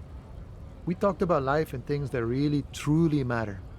Hello, back. I'm Lord Brownbear. Oh, fuck you, Lord Brownbear. Fucking dad jokes. None of this mess we're in. This jiving and juggling. What's it for? To feed our children, I guess. Anything else I need to know about this weasel person? Maybe when he'll be home? I'm more of a philosophical dock worker. I like to talk about the big picture stuff. Who I am, who you are, what we are fighting for. The man takes a sip from his Who flask. he is and what they're fighting for? This is interesting. So fine. Why are you striking? We're negotiating our share. Your share? Aye. He seems pleased with himself. Alright, so not wages, not pensions. What exactly? This stuff. They already covered. Well, at least you got benefits. That's something. It's not enough. Not enough to get ahead. More about keeping us in our place. Okay. How large a share are you trying to get? All of it. However, right now we want all the harbor workers to be on the company's board, so they could take part in the decision-making process. So you're a communist? No. I don't think I'm a communist. Seeing something of value and saying I want it all to myself is a much older and simpler notion. No science to it at all. Even a weak child can think it. The only things holding someone back are I can't and I shouldn't. I mean, you shouldn't take what's not yours. I think we could agree on that. Then how can anything ever be mine? But that's okay. We don't have to agree. The prairie is wide enough for all of us. Your boss man, Evrard. What can you tell me about him? I think it's best you make up your own mind now that you've met him. In my eyes, he is a capable organizer and a decent businessman. Okay, but what does bossing the union actually entail? I guess you kind of get to be the village chief. He oversees the harbor, makes deals with the owners or other relevant parties, watches out for his own. By that, you mean corruption? By heavens, why would he not be corrupt? We live in a harsh and disordered world, see? And in this world... I love how everyone, even his own union workers, are like, yeah, Everett's fucking corrupt. No one is hiding that. The old man is corrupt for our benefit, and we know it. Appreciate it even. He is, personally, not too lavish. I suppose aside from the desk, you're not wrong. Okay, he's reasonably lavish, sure. That's his prerogative. It's not like you want a saintly demeanor on a corrupt motherfucker. That would be a manipulative illusion. Besides, there are no non-corrupt systems in the world anyway. And moralism is the most corrupt of them all. For a man claiming to be above all of this, you seem to have spent a lot of time thinking about the politics of the situation. Sure. I've had the necessary free time. Fortunately, there's always time. He spreads his arm wide, showing the reach to show how much time he has. The look in his brown eyes conjures up an understanding. For him, having command of his time is the most important thing. It all comes together now. The way he speaks about scabs, his general attitude. He's a follower of a 500-year-old Franco-Nigerian Boyadero code, itself an appropriation of Vespertine cool, that of a noble peasant or a traveling herdsman. True to yourself, independent in your actions, loyal to your friends. Am I a boyadero? No. But I could. No. The man sits on the railing, his hands reaching far and wide. Yet it feels as if he could, effortlessly, go even wider, if need be.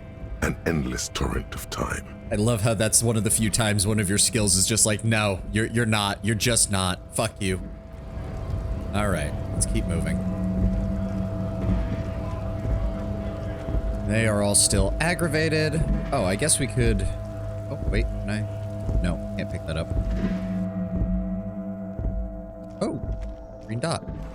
Melancholy pop song plays on the radio. We can drop off our stair. Your bottles climb into the machine. And the money. Do you know what you should do with that money, kiddo? Jesus fucking Christ, electrochemistry, buy fuck you. More alcohol. Enter the endless cycle of consumption.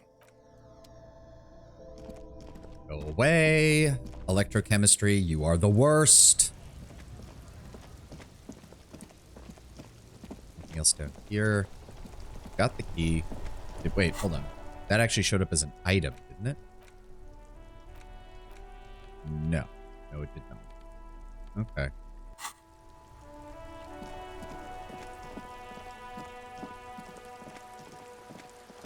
It did say we gained an item, but I guess it's not show up in inventory style item. Makes sense. Don't want people to accidentally lose it or something. Perhaps you should find a way to penalize electrochemistry. That would be nice, wouldn't it? I mean, to be fair, technically we are, because we're not engaging with any of the drugs, which is what electrochemistry wants us to do. This must be it. The royal lion. Yep, we've seen that. Guillaume's kitten. You Carefully knock silently. The upholstery muffles the sound. No response comes from the apartment. I guess no one is in? Press your ear against the door. The door is slick with rain. You don't hear any movement inside. In fact, it's oddly silent in the yard around you. No birds chirp. Lieutenant, what's your opinion of this task we're Let's be undertaking? honest. This isn't what I joined the RCM for, but every day tells you something new about yourself. The lieutenant replies, still inspecting the padded door. Apparently, working with the local union boss to get info on an investigation is not something I'm squeamish about. So you don't mind if I unlock the door? I mind that the local thug is using the RCM for his busy work. But if this gets us to the bottom of this hanging, then I'm willing to look over it. Right, then let's fucking do it, buddy. On the other hand, we could just leave and tell Evrart we opened the door. No one seems to be tailing us to see if we actually did it. You think lying to him is a good option? Yes. Presenting a fabrication is known to get results here and there. You took this task. You make the call. The door is right here. You can just open it and be done with this. Besides, if you never open it, you're never going to find out what's behind the door. Does it actually say? Or you lie to Everett. See, the problem is that I get what Kim's saying about it doesn't look like we've been tailed, but it didn't look like we'd been tailed throughout most of what we did on the first day, and Everard still knew about pretty much everything we did. Which tells me he has way more eyes in this area than we would like. Fuck it. You try to be as silent as you can. It takes a bit of rattling of the handle to loosen the bolt. Finally, the door unlocks with a small clack. Thoughts race through your head. Only curiosity could account for stepping over that threshold. Maybe there's treasure in there. A white alligator. A fountain of quicksilver. I'd say Everett was disturbingly well informed. Very much so. As you hold the open door, you can feel the air moving. A little draft. A whistle. Yeah, see, that was basically Shiver saying someone was absolutely keeping an eye on you when you did that. Now, on the other hand, Everett said not to go inside. But that I'm not gonna fucking listen to. So what have we got in here? A book titled The Hidden World of Walking Sticks lies open. You can almost feel the warmth of the red sun on this flag. This is the flag of Revachol, the suzerainty. What's with the sun? This isn't just one sun, but there are little suns dancing around the big sun. This is the sevenfold sun miracle. And what the hell is that? It's an optical atmospheric anomaly the first settlers saw. Happens in cold weather. 6 small suns around the big one. This complex halo phenomena is how old Revachol got its flag. Oh. Kind of cool in a way. So you've got the sun, you've got the smaller suns probably in between there, you've got the halo effect around it, the yellow above, the water, the blue and white below, probably symbolizing the water. It's the old flag of the suzerain. Mm-hmm. The tenant is an old-fashioned guy. Yeah, we're not bowing to a flag of a nation that's already been gone and dead and buried for almost 50 years. The flag doesn't seem to mind. It's just a colorful fabric with a sun sewn onto it. Like all feudal flags, it looks like a children's drawing. I wouldn't go that far. I mean, medieval flags tend to be a little more artistic, but that's because they were banners rather than national flags. What the hell's in here? Oh. I'll take the magnesium, thank you. Small suitcase full of clothes. Guests are staying. Okay. So whoever's here has some friends. Oh. Intersolary dress shirt. Let's see here. +1 to logic. Preston's spotless gleaming white shirt, the kind that serious men wear at serious intersolary offices. Not yet piss-soaked or cum-stained. Good with numbers. So it's basically our shirt, but not absolutely fucking wrecked. Kind of wish it gave conceptualization rather than logic then, but... do we really want... Actually, we can go ahead and swap into that. At least we look a little bit more presentable now. What have we got up here? A row of mugs sits on the shelf. Each one depicts a human figure. A dark-skinned woman grinning amidst mysterious symbols. A broad-shouldered man shoveling potatoes, and others. Up on the A little ring. Though cheerful, the images on the ceramic make you vaguely uncomfortable. I remember my history teacher in high school has a faint heraldry that was a red hand because of an ancestor of his that cut off his hand and lobbed it off a ship to win a race. Oh. Yeah, that sounds about right for for medieval heraldry. That's one hell of a fucking story. Yeah, family heraldry. Yeah. The lieutenant picks up one of the mugs, then puts it back down with a look of disdain. I'm beginning to feel better about breaking into this man's apartment. Whip out the yellow man mug you found and compare. Yes, your broken mug friend would feel very much at home here. The same humor, the same mocking lines. There's the missing tin soldier. Whoever lives here might have used the Whirling's container to dump his trash. Okay, so that person might actually know more about what was going on in the yard. And now they've drawn the ire of the Union. The plot thickens, as they say. An interesting little clue. Let's see where this goes. Clues have a way of magically connecting to other clues down the road. Perhaps you should break into apartments more often. You think maybe it's the same person who put the dead man's clothes in the trash? Who knows? I'm not expecting too much from this clothes in the trash lead either way. It might turn out to be some random local matter, but still, a nice coincidence. You could ask Everard who this person is once you're done here. That sounds like a bad idea, especially given the fact he said not to go inside. Whoever lives here admires fair-haired fantasy heroes with big muscles. All right.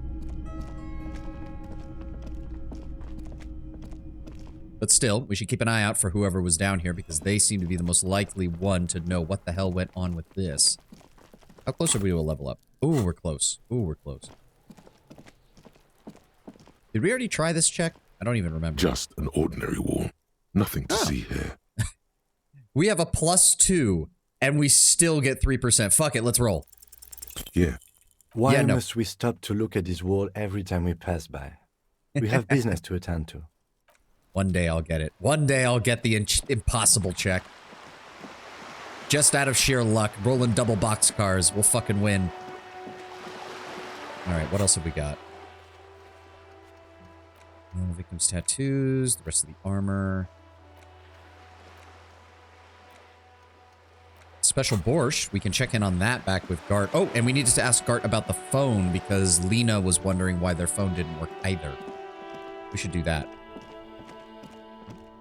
Can I pick any of that up? No, that's just regular trash, not terror. Not stuff that I can use.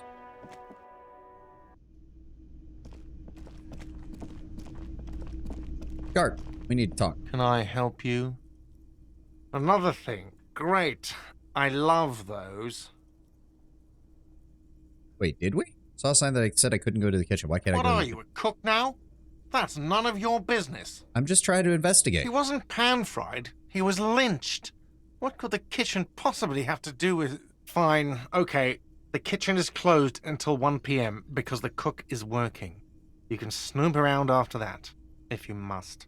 So the phone line is also dead? Yes, and the phone company is taking its sweet time sending someone to fix it. Losers. That's pretty strange. It's not strange, it's inconvenient. Is there some kind of foul play? Who told you that? I would never disclose my sources. That would be dishonorable. Fine, yeah. It looked like someone had messed with the wiring. It was shortly after the hanging, but I don't know if it's at all related. Plenty of arseholes around here who aren't murderers. If you do find out who cut the line, though, let me know, so I can forward them the repair bill. Do. Yes? We did all that. No problems there. Ah, there is more in here. Look. Tomatoes are so thinly sliced you can see through them. Can't click on anything here. A thin man is smoking below an exhaust hood, occasionally sipping from his mug. This must be the Whirling's cook. As you step in, he nods toward the table and says something in a completely foreign language. The only words you can make out are Garancy and Kubek. Okay, it's definitely not his name. Whatever you do, please don't call him Garancy Kubek. Please, it's not funny. Hello, sir. I've got time for a few questions. The man puts his cup down and replies something, his left hand drawing arcs in the air. You know what's behind that door?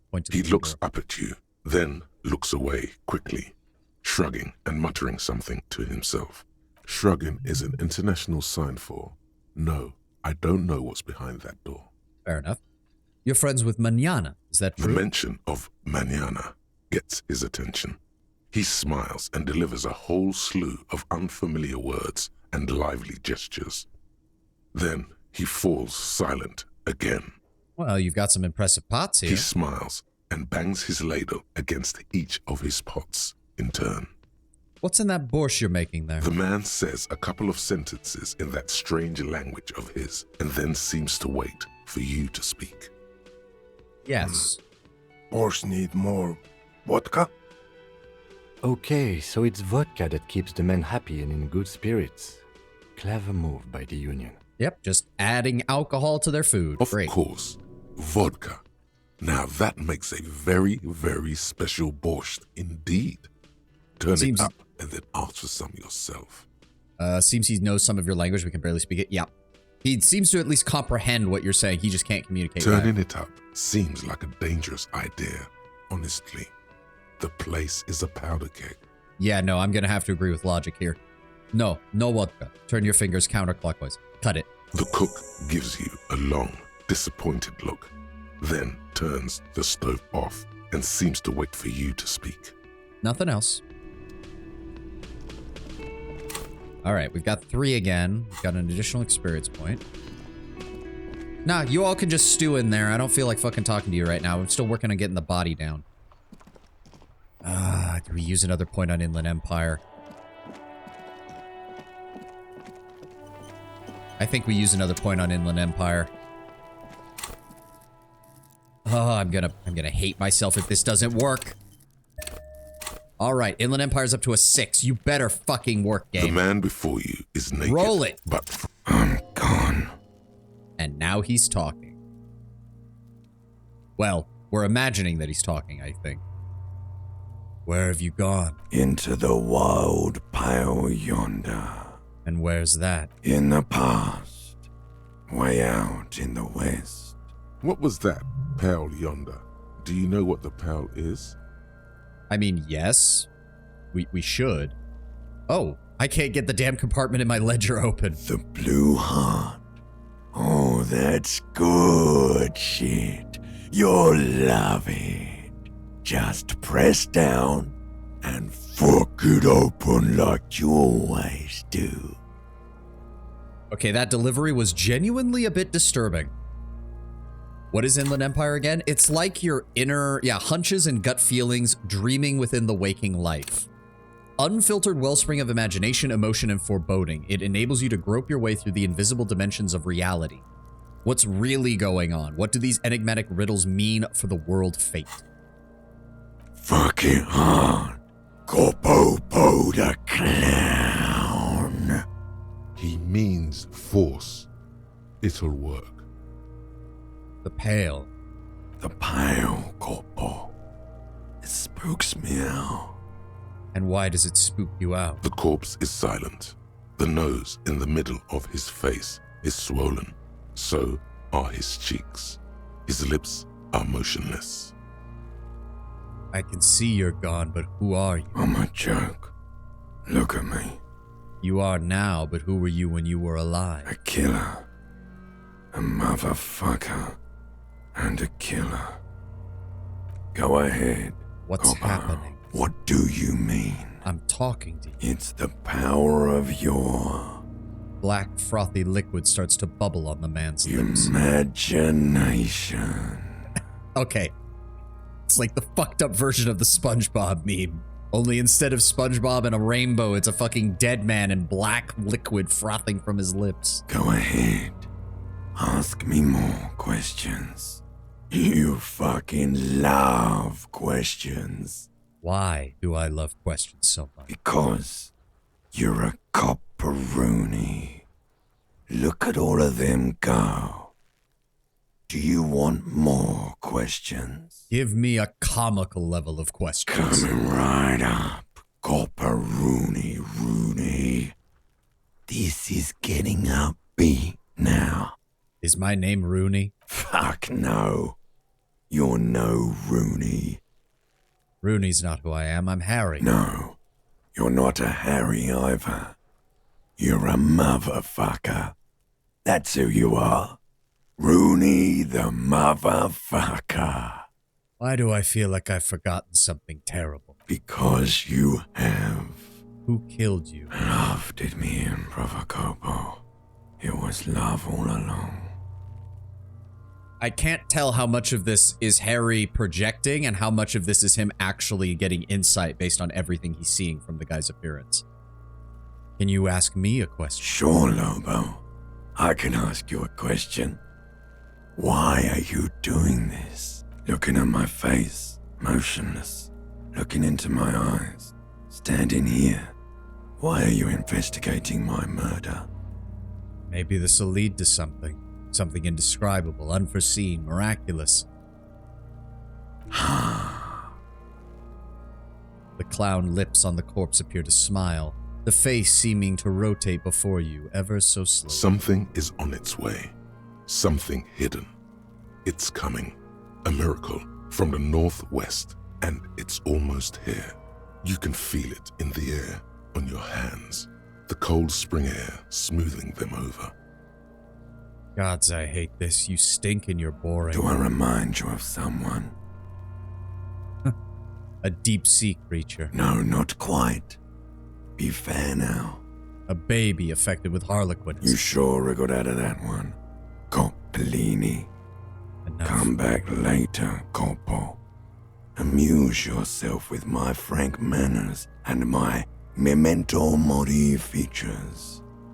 If possible, also, see me in your dreams. Yeah, we already did that. And that was not the same line at all. You can come back and look into this face anytime you want, humor yourself with my harlequin features, ask me your little questions, freshen your memory, create associations, remind yourself of your mortality. Of course. Nope, You'll not enough. Come back right later, there Corpo. it is. Amuse you. Are you So sure how do we we get him finished down? the preliminary examination of the cadaver? We might miss some of these things once he's done. Yeah, see, that's why I was worried, because I was pretty sure we couldn't get that conversation if he was down. Have another The look. cadaver slowly twists on the cargo belt, his torso covered in tattoos, and extremities blotched pink and blue. Yeah. Let's find out a way to get him down from there. The steel-reinforced belt presents a unique challenge. I brought chain cutters, but I don't see a good angle of approach to the belt. The cadaver is a good 1.2 meters up. Neither one of us can reach the belt without assistance. And even if we do, there's the question of cutting it. We could saw the branch. Climb up there and saw the branch? Yeah, I guess it is a little dangerous. There has to be a less risky way, with less falling down of trees. Could someone else do it? Someone else? You mean like the police? You have a point. Sadly, yes. The whole RCM is out there right now, doing the exact same thing we are. Are we in a rush to help them? Not with this on our hands. I know it's hard, but I assure you, the others won't come to help us. And we have a growing sanitary concern here. We need to get him down, fast. Should we ask for help from the harbor? I was really hoping we wouldn't. The Union appeared to be suspect in this case. It seems like a dangerous route to go down. Yeah, let's reconsider. But what other options? The corpse twists on the belt, like chicken on a skewer. I know that this is part of the reason we needed hand-eye coordination, but I don't remember how to deal with this. This is one... The problem is this is one option that I really do not want to fuck up. Maybe we could shoot him down? Yeah! Bang bang time, pig! Shoot his head off! How? The lieutenant remains unaffected. Where the buckle ties the rope to the branch. That's a good spot to aim. There. We take out the buckle. It's holding the whole belt together right now. Where? Ah, yes, I see. If the shot hits that, there might be a chance to release the belt. Yeah, now we're talking. Entertain a Kuno with some shit. They'll miss! The pigs will miss Kuno!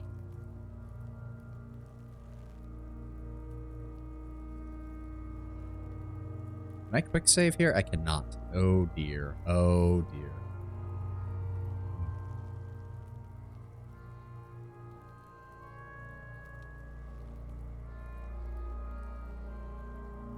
Let me try, Lieutenant. The lieutenant's brow is furrowed. He appears too deep in concentration to even notice what you said. All right. Let him choose. Silence. With his elbow sharp, the lieutenant unzips his jacket and produces a lightweight firearm. He drops a paper cartridge in the barrel, separates the scouring stick, and gives the cartridge 5 tucks, securing it in place. He then steps back and assumes the fellow's desk position, taking aim. The corner of his eye twitches. His finger is on the trigger. Yes, paper cartridge, Lord Brown Bear. He just loaded a muzzle-loading pistol. Say nothing. He's gonna fucking miss! The kid's voice is drowned in a shrill blast that echoes off the walls of the surrounding tenements. A cloud of smoke slowly parts in the air as the lieutenant steps back and says to himself, God damn it. A lot of things were wrong with that shot. The fellow's test was the wrong choice. His shoulders were raised, but above all, he cannot trust his eyesight. Fucking idiot! Mookabat asshole! Kuno could have hit it easy, but then Kuno's not fucking handicapped, is he? It's okay, Kim. Kuno's sorry too. Kuno feels sorry for the Beano Clad. The lieutenant doesn't say a word, just looks at the gun in his hand. What now? I have to say, it's beginning to look unlikely we can get him down without assistance. You know, you don't feel like too bad of a shot yourself. Let me see the gun, Kim. Let me try. It's bad as it is. Us shooting firearms like punks. He pauses, then shrugs and proceeds to load the pistolet. Go ahead. I'm not stopping you. Just don't lose it. The piece shines in his outstretched hand. I only have one gun! This is the sorriest pair of pigs Kuno's ever seen. Yeah, take it, you fucking banani poika! Take it and shoot yourself in the mouth! Feel the weight. The cold piece of bakelite and gunmetal is surprisingly light. Your fingers fit right through the guard, instinctively resting on the trigger. The fuck are you waiting for, Kuno? Tell him to shoot himself in the mouth! Point the gun at the belt. The buckle comes into focus in your sights. You stand with your feet planted firmly in the ground and your left hand supporting your gun arm. Why don't you just shoot yourself in your mouth? At least you won't miss.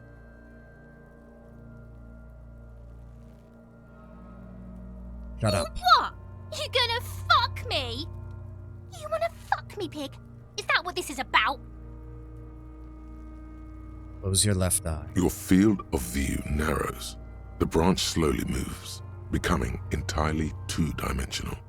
The metal buckle glimmers, catching the morning light as the corpse slowly rotates. The slow movement of the branch in the wind and your shoulders directing the gun sync up, dancing hypnotically. Look, he's crying. You gonna cry now, fucking faggoty? Got a 58% right now. I've got 2 saved up. We're popping another one into hand-eye coordination. Oh, come on, game. Don't do this to me. Don't do this to me. Fuck yes! The buckle explodes into tiny pieces, coming loose with a whir. With your hand numb from the recoil, you look at the body slump down. For a moment, the man appears to kneel in front of you, looking straight at you, helpless, trapped within itself. Who killed communism? It takes a millisecond Oh, for the God. association to flash within your cortex. You have no idea where it's coming from, only that it's right. Then the rigor in his muscles gives up, and he smashes sideways into the spring mud, letting out a horrid stench.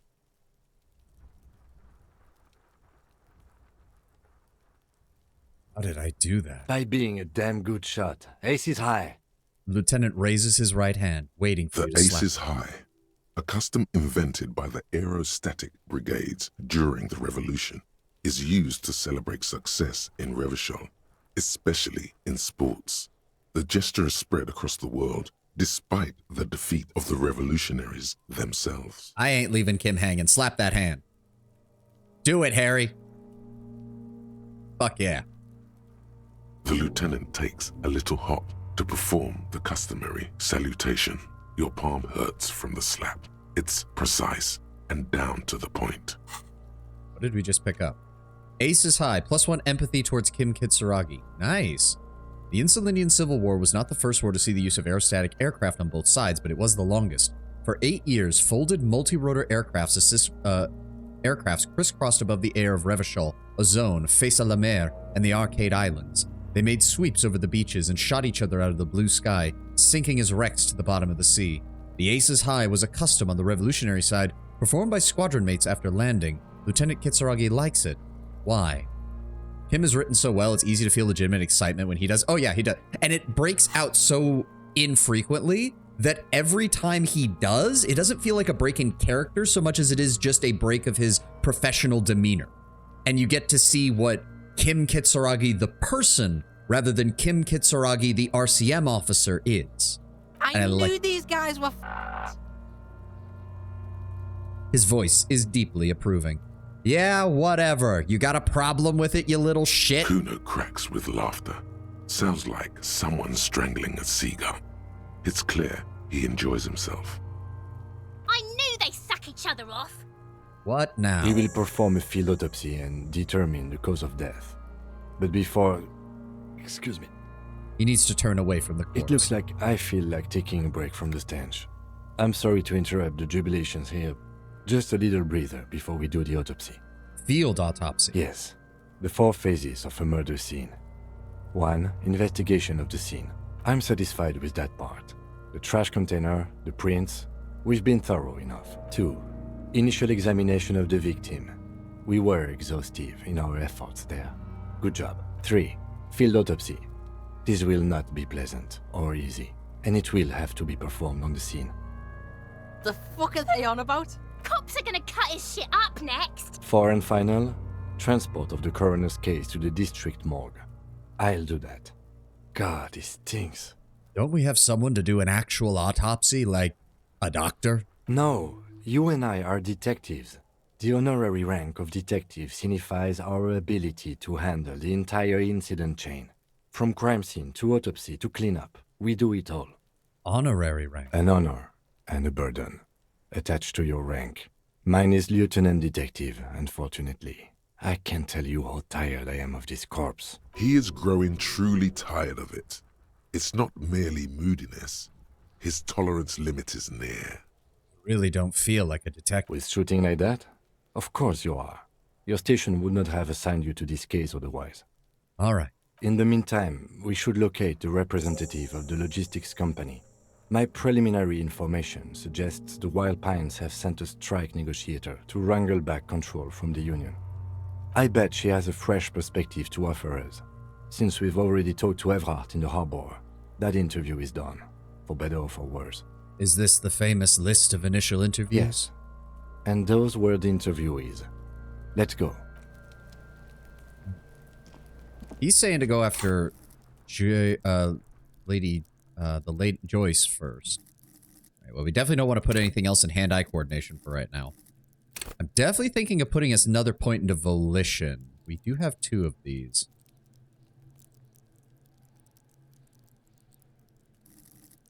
The problem is we've already put 3 points into psyche skills, and I don't want to put too many more. Maybe Kuno will have something useful to say now. That would be nice. Visual calculus is good. Interfacing is good thanks to items. Same with composure. I don't really want any of the others. Wait a second. Yeah. Okay, okay. But I also might want another thought cabinet skill.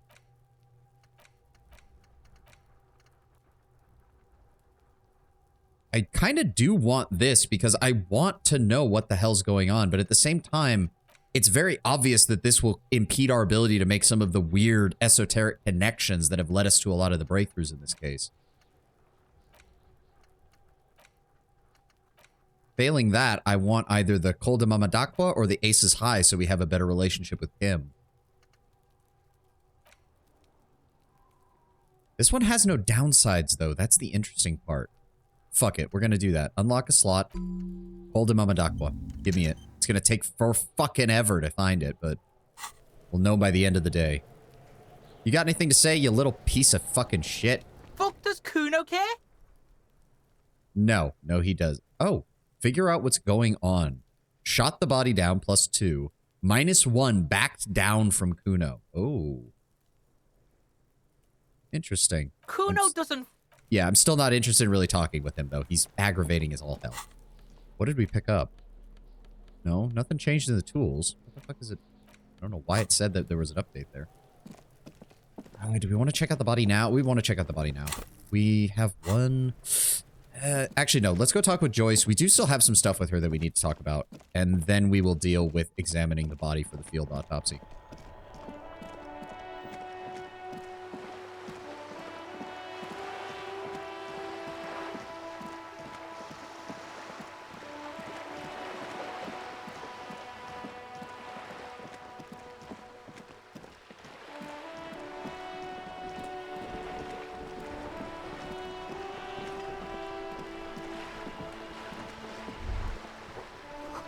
Shadows on the water, green plants under a calm surface. You're back. Good. What can I help you with? You're on a boat. Why, yes I am. She looks at the deck under her feet, green and white sails fluttering above. Does it have a name? The boat? No. It is called Cordelati 19 because that's the type of sloop it is. The word "it" feels strange. Such a beautiful boat deserves a proper name. A breeze ripples through the sails and tugs at your hair. Below, the sleek, fish-like shape of the hull parts the water. Beneath that, a resounding darkness. You're reminded of something. Or someone. I mean, cool, but doesn't every good boat need a name? Okay. How about Cordelati 19? Why? She taps on the side of the boat, and it makes a hollow sound. Because it was manufactured in Revachol East by a company called Cordelati, and its hull is 19 paces long. What about Sleek Fit? What?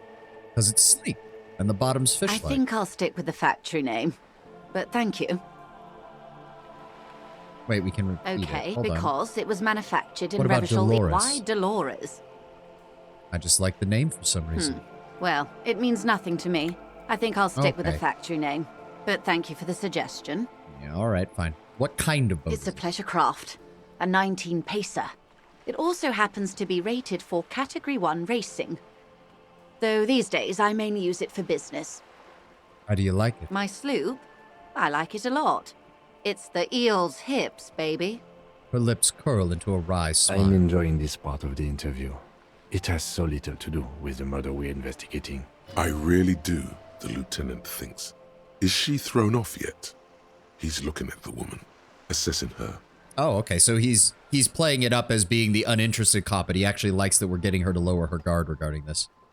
Not a lot of people on boats around here. Of course there are. We're on an archipelago. How else are you supposed to get around? We're on an archipelago? Yes, we are. We are on Le Caillou.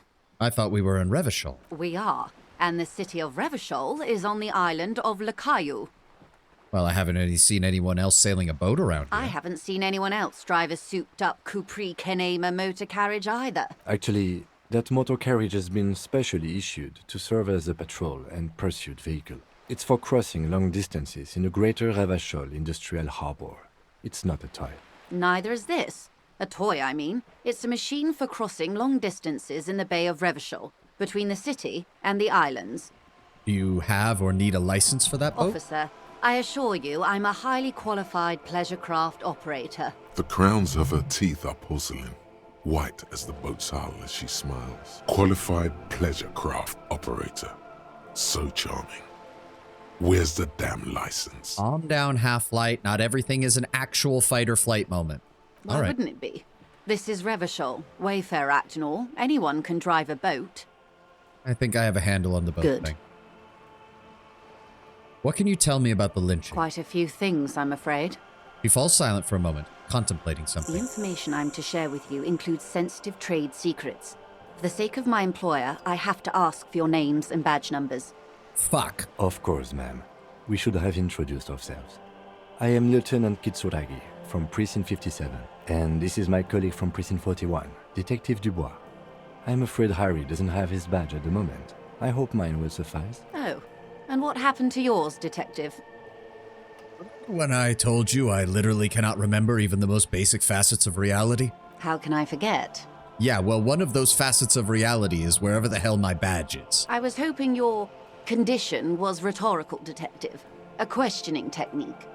Perhaps it is, but it's also true that I don't remember where my badge is. I have sympathy for your highly unusual conditions, sir, and I believe you.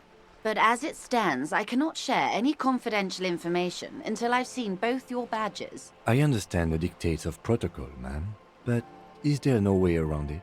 I'm afraid not, Lieutenant. These are my employer's orders. Hang on. She's a professional negotiator.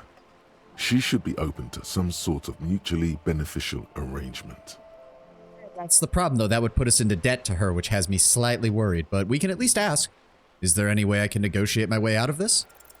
She's a negotiator. Just float a favor at her. Insinuate. Surely there's some other way to demonstrate our law enforcement credentials. I will be frank with you. If I'm going to break protocol, I need to be able to justify it to my superiors. They're going to want to see something very tangible. You're in, but expect her to drive a hard bargain. Like what? Reports from inside Terminal B suggest it's a hub for the local drug trade. This is an open secret in Martinez. The Union controls the terminal, so it goes to reason. They're profiting from this trade. The company has tried looking into this matter before, to no avail. Perhaps someone with your authority and resources might turn over the right stones, or you can recover your badge. Though if I may be blunt with you, it sounds like that may be a lost cause. Detective, a word in private before we continue. One moment, madam. What's up, Kim? This is not going quite as I hoped it would, Detective. The lieutenant's voice is hushed. Well, how did you think it would go? Honestly, I was expecting you to use your unorthodox technique to keep her off balance and, not volunteer us to be her henchmen. So you think we're her henchmen? This woman is running circles around us. She might have known about your misplaced badge all along, or she's simply an adept improviser. Either way, we've played straight into her hands. What do you propose, that we don't investigate the drug trafficking? No. If there is reasonable suspicion, we must investigate. Otherwise, she could claim we're siding with the Union, or that we are on their take. We'd never hear the end of it. What I propose is, we ask her, then we investigate, briefly. But do not share the outcome of this investigation with her. We tell her it's done and demand for her information on the lynching. We could find my badge, too. Maybe. Possibly. Hopefully it's not at the bottom of the ocean. Oh, that would be fantastic, but do we have the time?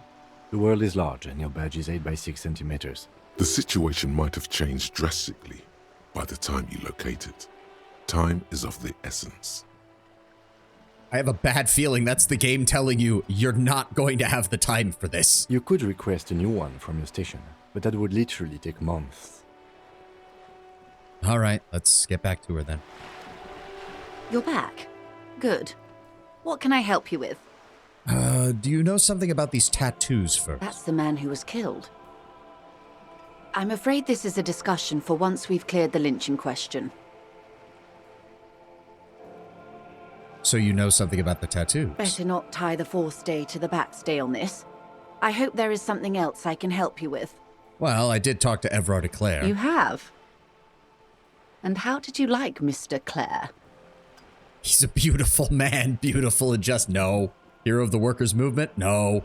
He's a bloated rainbow socialist? Kinda. I could do business with him. For a socialist, he's reasonable? Kinda.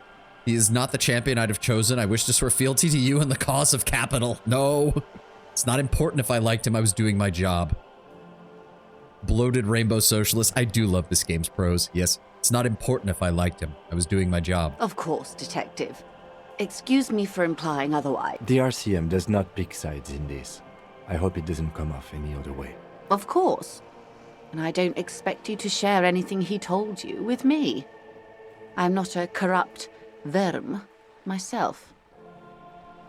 However, if you felt like discussing something, how could I stop you? Are we not human? Are we not curious to hear another person's take? It's only natural. We would only be gossiping. That is one thing about Joyce. She's less corrupt than Evrart, but she is no less capable of running circles around you in terms of manipulation. Tell her she'll like you for it.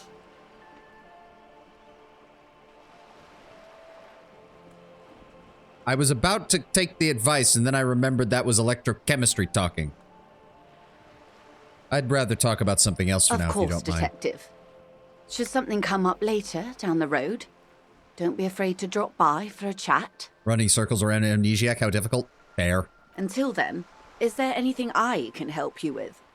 Okay, so Kim specifically said, perhaps if you did her a favor, you could waive off the formality. Whatever the case, you need to know what she knows. So he wanted us to investigate briefly, don't come to any conclusions, tell her what we found, and then move on. All right. Tell me about the alleged drug It's traffic. quite straightforward. Someone is using Terminal B to smuggle raw ingredients from the Samaran Isola into Revachol with the Union's blessing. Wild Pines has suspected it for years. Ingredients for what, ma'am? Meth and dextroamphetamine, GBL, and Big various stuff. synthetic psychedelics. Honestly, it might be quicker to say what you can't make from the stuff. So let me get this straight. You've confirmed that the materials come from Samara to Revachol through the terminal. Yes. After they clear the terminal, we lose track. The actual production is taking place at various sites in and around Jamrock Quarter, north of here. Wild Pine seems to be well apprised of the local drug trade, ma'am. Do you mean to say the Union also produces the product? Sells drugs, I mean? I doubt that. If she just said that it's being made elsewhere, it's unlikely to be them. We're in logistics. It's our business to know. And no. As far as the company knows, the Union does not produce it. They transport the ingredients for a cut. And you want us to investigate? Yes, but you won't get anything out of Evrart and the Dock Workers Union. Still, every chain has its weak link. The handoff. The motor lorries at the roundabout. The lorries. Precisely. Someone needs to move the ingredients from the harbour into the city. Once they reach Jamrock, they're distributed to a network of local manufacturers well beyond our grasp. But in transit, they're vulnerable. How convenient that they're stranded like beached whales at that roundabout. Perhaps you've noticed that a number of lorries are tangled in a traffic jam at the roundabout just now. Interview the drivers who are still hanging about. One of them might be waiting for a crucial shipment. She gives you a knowing look. I'll be explicit. If you find this driver, I will share company secrets with you. Why didn't you come to the RCM with this information earlier, Miss Joyce? We did. On more than one occasion. Apparently, there's some sort of inter-precinct disagreement about whose jurisdiction this area falls under. Oh, so that pissing contest Kim mentioned is also causing a problem with this. We know the company has launched its own probe into the Union's alleged involvement. We also know it's come up empty. It's not just the RCM. No one's been able to find any hard evidence. Well, here's your chance, officers. It's no coincidence the lorries are stranded here, is it? No. We asked East Motor Track to raise the drawbridge. The road company is a partner of one of our subsidiaries. However... She pauses, looking out to the sea. This is a limited time opportunity. Once the complaint has been processed by the Trade Committee, they'll have no choice but to lower the drawbridge, and the operation will continue. She looks north. Thousands of litres of raw ingredients will pour onto the streets of Revachol. Not the east across the river, but the west. The vulnerable. The weary.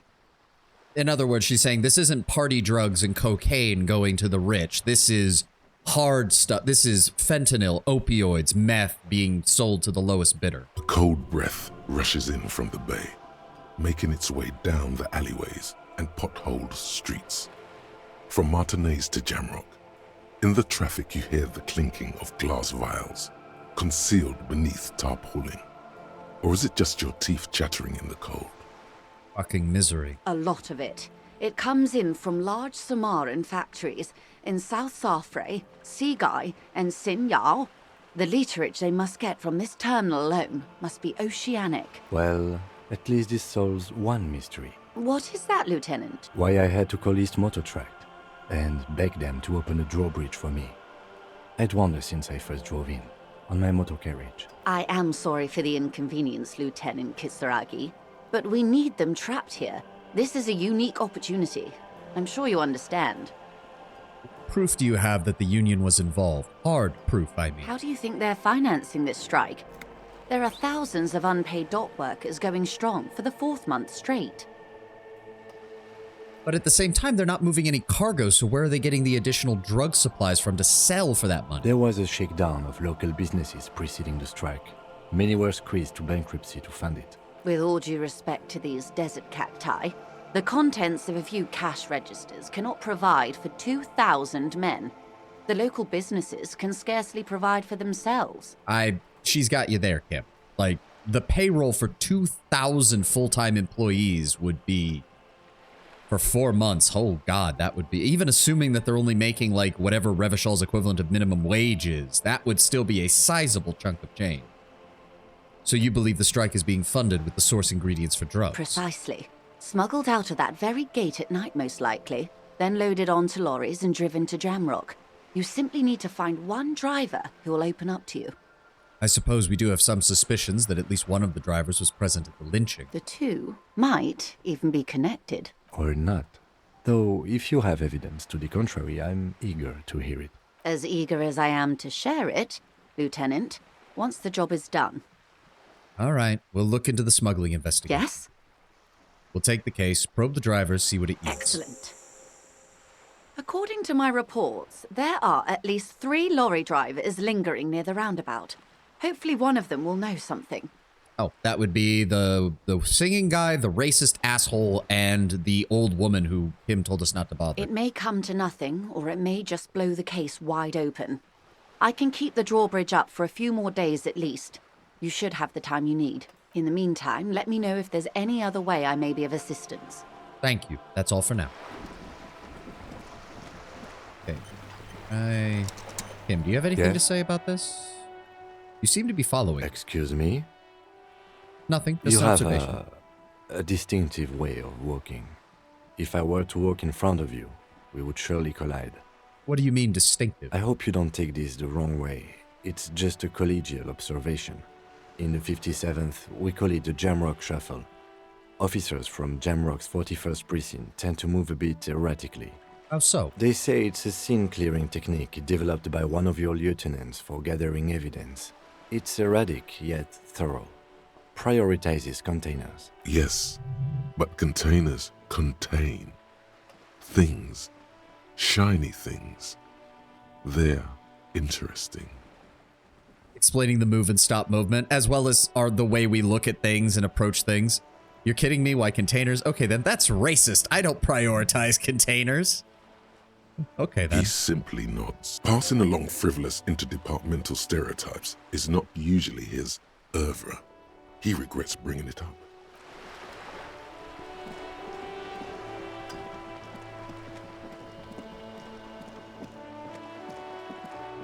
I don't want to talk to Cindy right now. What was I...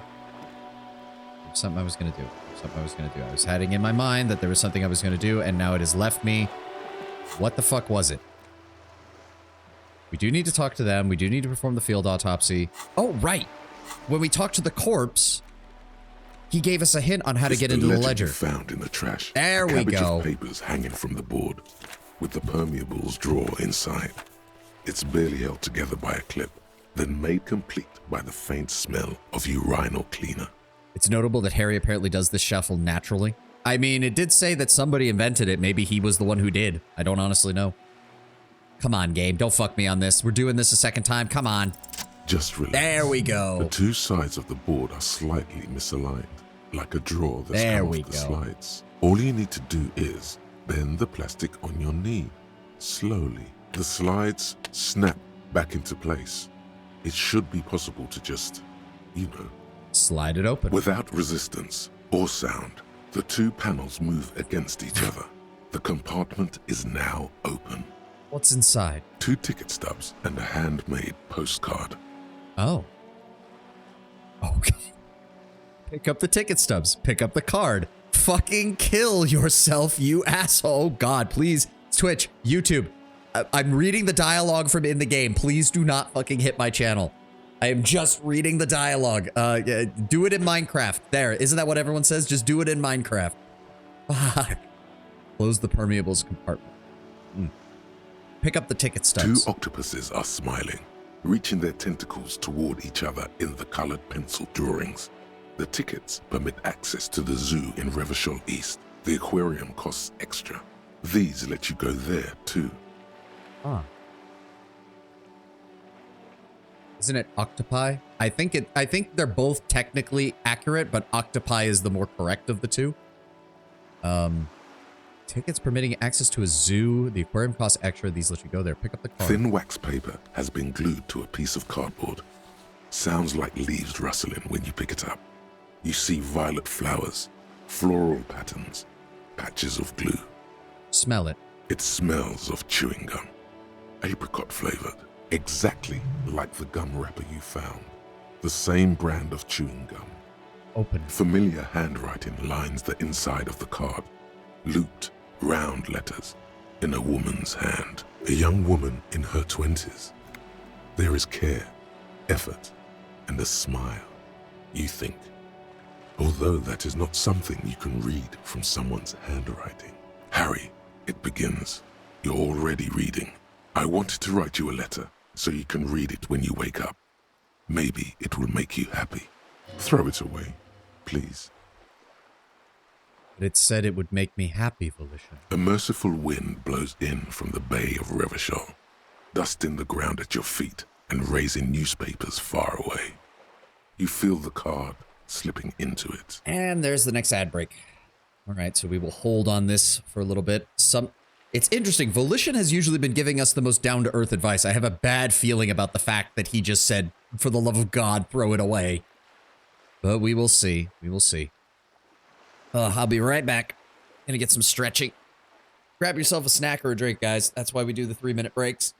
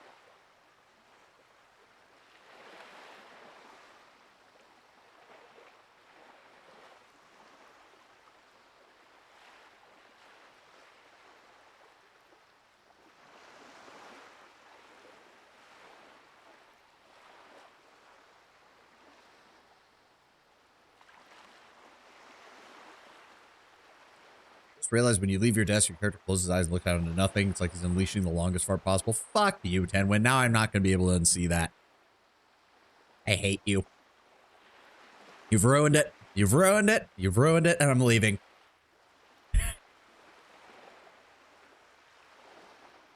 Please don't leave. I'm sorry. Soiled it. All right, 30 more seconds. 30 more seconds, and then we continue. Plays the Terraria Forest theme. No, wait, that's the underground. No, the underground one is more. Yeah, no, the forest one is. I never really played Terraria, but I did watch a lot of Let's Plays of it back in the day. Oh god, the Total Biscuit Jesse Cox Let's Play of Terraria was some of the best shit in the world back when that was coming out. And it was some of the best. Okay, there we go. Ad's done. Total Biscuit Jesse Cox playthrough was so good. I miss TV. I do too. I do too. One of the best commentators on video games and just gaming culture in general and the business side of gaming and how it relates to customer consumption. Fucking... I can just imagine the rants he would have nowadays about the way that predatory gacha game practices have infiltrated regular gaming, loot box, all that stuff. Like he was already in the beginnings of it when he finally passed away, was giving commentary on that. But if this was Total Biscuit in his heyday in the earlier years when he was really fiery about that stuff, God, I could imagine the amount of just the tearing into game companies that he would do nowadays. I would almost love to see it, but, you know, rest in peace. Fucking great content creator. Amazing content creator. Let's go. Oh. Shit, now we have 2 of these telling us to do it. Even Shivers is saying, no, for the love of God, don't do it. TB was the first gaming creator I ever followed. He wasn't the first gaming creator I ever followed, but he was the first gaming, like, actual critic, not just of video games, but of the industry and its business practices as a whole. He was the first one I ever watched who was that. Because I watched Let's Plays before him from many different people. The whole Activision thing, he would have exploded. Oh, yeah. Oh, yeah. Oh God, do we go with both of them? Volition told us to throw it away. Shivers is telling us to let it go. Oh, fuck. Oh, shit. But I want to know. Oh, fuck. But Shivers has been really good. Let it go. No, don't throw away the baggie. There's dust on the drug baggie.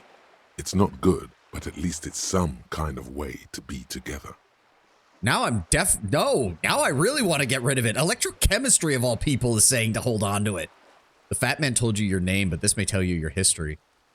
The sound of it is, though, is that Harry doesn't want to know his history. Ah, DJ Jazzy Worm Jeff, he might come for you if you don't deal with the baggie. Let it go. Just like that, the wind picks it from your fingers. Cold, they let go. The wax paper rustles, a whisper light and low.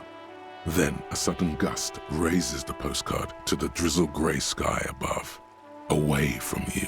Wait, then why is it saying I lost the ledger? A small piece of paper dances above Martinez, above slow waves crashing the shore, and the war-torn houses, and the new bâtiments nouveaux alike, and above the distant streets and the 881, even above the old fish market and the church. Its material existence is lost. This great city will pocket it for you, for your own sake. Forget about it. Synapses can be rerouted. The mind takes a new shape. Electrochemistry?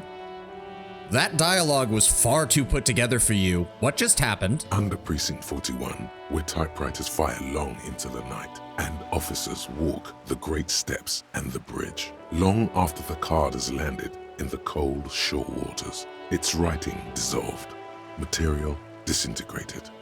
The wind carries the keepsake away from you. To the southwest, the pale violet dot disappears. Oh, so now it's no longer the damaged ledger, it is now called the Ledger of Oblivion. Okay. What was in there? No, you should not have thought back at it. Now some of it is on your mind again. Caustic Echo. +1 volition. Power move. Good on you to have thrown away that slip to the wind and walked away, saying, "Not today, Dark One. I don't need your keepsakes. I am not curious. Let the past disintegrate. Let its ink wash off into the Bay of Martinez. You're through with it. There is no terrifying splash of stomach acid to fill you with dread, no caustic lack of air. You haven't lost anything incredibly precious, too precious to name.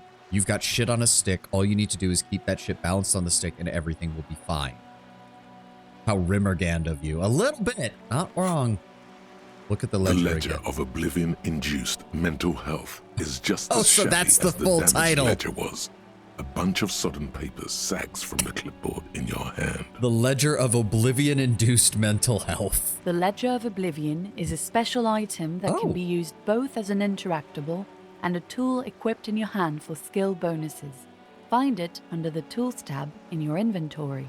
Slide the hidden drawer. Without resistance or sound, the two panels move against each other. The compartment Does this actually is do now anything? The words just crossed your mind somehow. Who do you think? It's slightly, ever so slightly, difficult to breathe once you Browse the arson, case files. petty Yeah, we've theft. done You that. don't exactly So I need a close logic them, point. so much as distance yourself from the We are smelly close to a papers. level up, though. They're a little further from your nose now. We'll hold off on this, because this is something... Well, do I want to do it without Kim? Probably for whoever wrote that postcard. Yeah. I want to try this again now. +1, Kim explained the system. I... Wield raw intellectual power, deduce the world, bonus from items +1. This game were more modern, there would be a skill called chat. I mean, in a way, that's kind of what, like, Shivers and Esprit de Corps are, because they're just kind of the intrusive thoughts that show up out of nowhere. Inland Empire to a lesser extent, too. Funnily enough, Lord Brambo, there is Twitch integration with this game that gives you guys the ability to vote on what we should pick as dialogue options, but quite frankly, I am not giving you that power. I want to enjoy my time and not curse you every other second. Deduce the World sounds like a really weird indie album. Yep.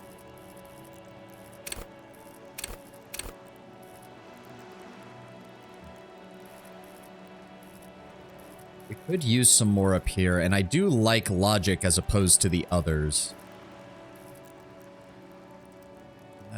Fuck it, yeah. Let's give it a shot. Why is it not letting me? What the fuck? I unlocked it. Hold on. Okay, put the ledger. Oh, because it moved, didn't it? +1 to authority, +1 to suggestion, -1 to Inland Empire. Interesting. It's the ledger you found in the trash. Yes, A now we cabbage have the choice. But what did it... Hold on, it said something different in the description. This is the ledger you found in the trash. It emits oblivion, a thin veneer of la la la, what I don't know can't hurt me. Covers its pages. You look at it, it makes you feel surprisingly solid, actually. Not saying we're a small chat. If anything, we're a very average chat size, a perfectly acceptable size for chat. I mean, you say that, but that's actually very true. I've even seen some people who are slightly larger than me on their average views who only get the same, like, 2 people talking anyway. So honestly, I'm honest. Again, I say it at the end of every stream, but I really appreciate you, Brownberry, you and Tenwin being here a lot, and everybody else who tunes in, even if it's just to lurk and listen to me rant and rave about these games. It's chat vote for choices. Suddenly you become a very fascist cop. Probably. Probably. What's important is that there are no bots here. Correct. Kill all bots. All bots dead. It's the ledger you found in the trash. Come on. A cabbage. It's proving to be harder than expected. You just don't have the intellectual rigor to patch the quilt back together. Try again later. You fuck. Moving on. The dice hate me. The dice fucking hate me. Fuck you, game. I don't want to have to put another point into logic just to get a basic fucking check that I should have fucking passed. Let's talk to the lorry drivers. Stuck in the rain in a traffic jam, man. What's on your mind? You seem like a man who might know drugs. Ah, man. Me and narcotics go way back. Had some good times surfing the psychic waves of my own consciousness, you know? But those days are behind me. There are other addictions in my life now. Why the inquiry, my man? I'm gonna be straight with you. I'm trying to figure out who's smuggling drugs through Terminal B. We have a credible lead, sir. Someone on this roundabout is waiting for a bulk shipment from the harbor to load it on their lorry and drive it to Jamrock. Not me, man. No way. I don't need any trouble. Shit's bad enough anyway. This jam's got folks up in arms, and I'm afraid it's headed toward a conflagration. Then why are you still hanging around? Gotta guard the stuff. Bosses don't look kindly on missing cargo, and it gives me time to work on my rhymes. Do you have any idea on who you think it could be? Look, man, I try to stay away from the criminal underbelly of Revachol. I'm a guest here. You really need to find another man to probe with those questions. It's a white check. We can return. He's a poet. Hit him with your best verse. Roll those dice. Your best Didn't think verse? You don't even have a bad verse in here. Just tumbleweed and liquor stains. Wait, no. What are you doing? Wait, no, what are you doing? She broke me. She fucking broke That's brutal, man. But you know, time will... No, stop. He's already mortified. No. No, Tommy. These are my rhymes. She fucked me till I bled. That's, Oh, dear. In the name of God, what are you doing? I will never be the same. She's always there. Fuck the case. Fuck everything. Total doom. Yeah. Yeah. I get it. These are your rhymes. They're from your life. Doesn't matter if they're robust, they're honest. So, thanks, man. Oh, thank you for taking my mind off the horribly botched logic roll. Yes. And I also thank you for stopping. We have a drug investigation to return to. How about we do that? You got some spare change for a working stiff? Oh. No, I ain't got any money. They don't want to pay for unfinished work. They who? The bosses, man. Makes sense. First work, then Makes pay. sense. It sucks is what it does. Maybe don't tell people. The people they don't like are actually right. Well, I didn't really mean to do that. Or just don't have much of a fucking choice in the matter. All right. Sorry for ruining your morning, Tommy. I'm real sorry about that. I fucking made everything horrible. Looking for something, Hunt? Come to tell me to fuck off again? Maybe I did. You could push him by asking him to show you the soles of his boots. He definitely looks like someone capable of a lynching. That's actually a good idea. Let me see the soles of your boots. Been admiring the stompers, Hunt? For sure, I can demonstrate them. He lifts up to show you his left foot, then his right. On the bottom of the man's boots, you see an intricate tangle of treads with no immediately discernible pattern. The wind howls over the Bay of Revachol, a cascade of cold air flowing through the city streets. Those same streets have left their share of scuff marks on the underside of your green snakeskin shoes. That's a map of Revachol. It sure is. Where'd you get boots like that? Custom made. Cost me a pretty penny. Why? You'll see when the time comes, officer. True patriots carry Revachol in their very souls. Technically, you're stomping on Revachol every step you take. Huh. I know you people don't understand poetry. What are you hauling? Oh, not much anymore. I'm here to pick up some cargo, but the dock workers are on strike, so it's a sit and wait on your ass situation. How long has this been going on then? We've heard about 4 months. The strike? Oh, they've been at it for a while. A month, 2 months maybe. But this here is just the last week or so. What kind of cargo are you supposed to pick up? Apples. Apples? Yeah, apples. I take it you had other questions? He's given you the runaround. Let's be honest, you were bested. I found this mug in the trash. Yours? Oh man, that's great. Look at that guy go. Haven't seen anything that funny in a while. God damn. Thanks for that, but no, it's not mine. He doesn't live in Martinez. What's your stance on drugs? Drugs? They're shit, man. I don't let anything pollute my body. Takes a long drag on his cigarette. And why not? You know where that shit comes from? Sarah Miriza, Safre, Ilmara. They take the money from our local junkies here and then use it to outcompete us in the manufacturing sector. I mean, yeah, they probably do take the local junkies' money, but if you think that a state is then taking that money to use for anything legal, I highly fucking doubt it. They know they can't beat us in a fair fight, so they have to get us to weaken ourselves somehow. It's racial sabotage, racial economic sabotage. Jesus Christ. So then I take it you're not smuggling drugs out of Martinez. Not in, not out. I'll never betray the purity of my tribe. So you're telling us that you don't know anything about drug smuggling through Terminal B? I don't know shit. And if I did, I wouldn't tell you. Then why are you still hanging out here? Most of the other Camionneurs have left. What do you think? I can't leave the lorry unguarded. Stuff's been getting looted lately. It's those little kips sneaking around at night. If they touch my stuff, the bosses will be on my ass like ass cancer. There was a bunch of spilled boxes in the back of a big lorry nearby. I did see one lorry with the trailer doors open on my way here. You know what happened? Yeah, I knew that guy. He was an honest driver who loved his country.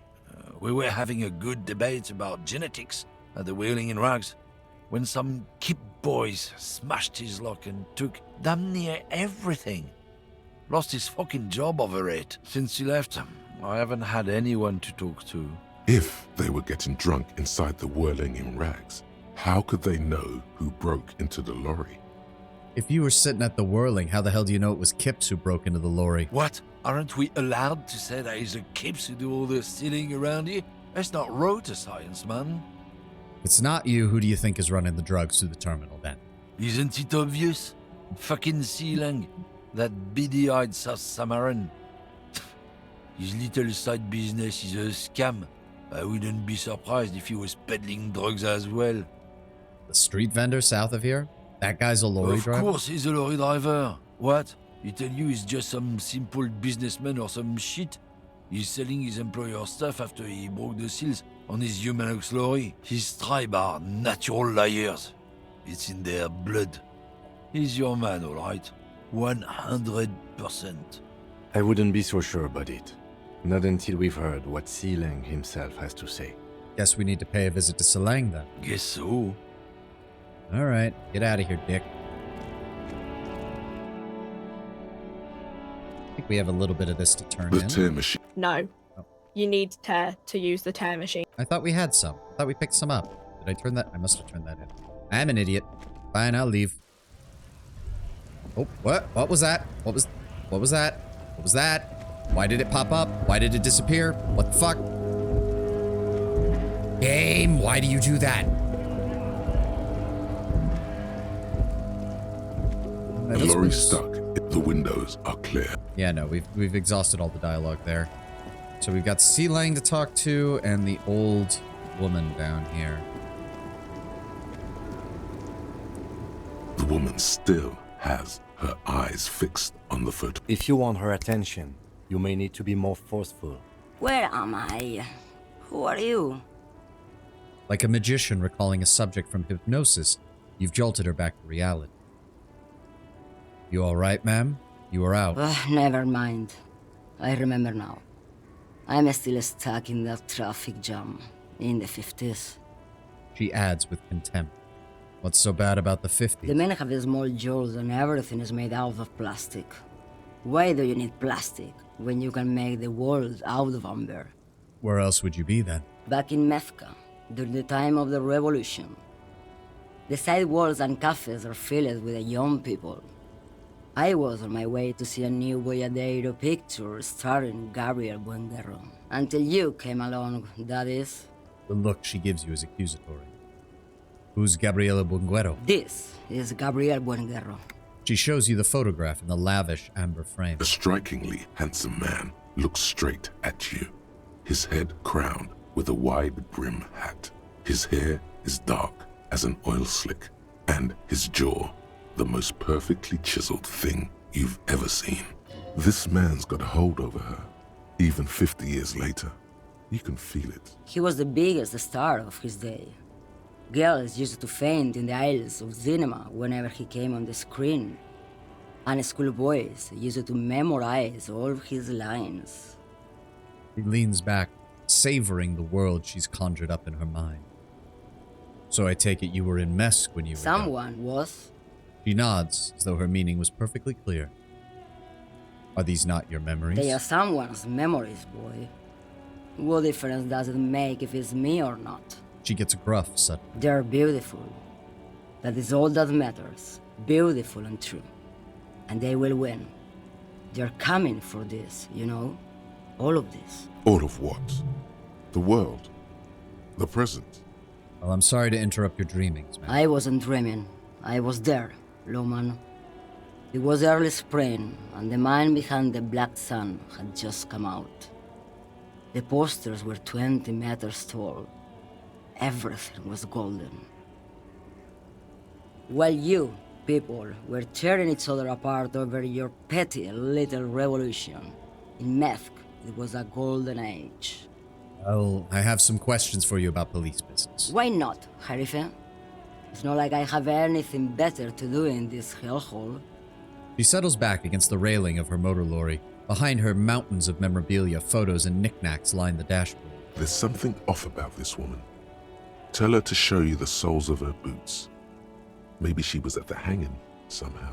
Can you show me the soles of your boots? Now what do you want with an old woman's boots, Sheriff? Could you just help me out here? It's important. Please? I think you should let me get back to Gabriel Buenguerro. You are not Gabriel. Gabriel doesn't say please. She's wearing sturdy worker's boots made of black leather. Buckles run across. The sole is also made of leather. The other one? Just before Gabriel, it was the coronation of Franco Negro. Now, there was a real man. There is no aberration in the pattern you can see when she puts her foot down. Moreover, the boots were size 37. Tiny. There are too many discrepancies in all this. Wait, by it being the coronation of Franco Negro, you Hell mean... damage. I was just holding my father's hand. He wasn't sending the stairs in riot. The crowd had gone silent. There was dust in the air.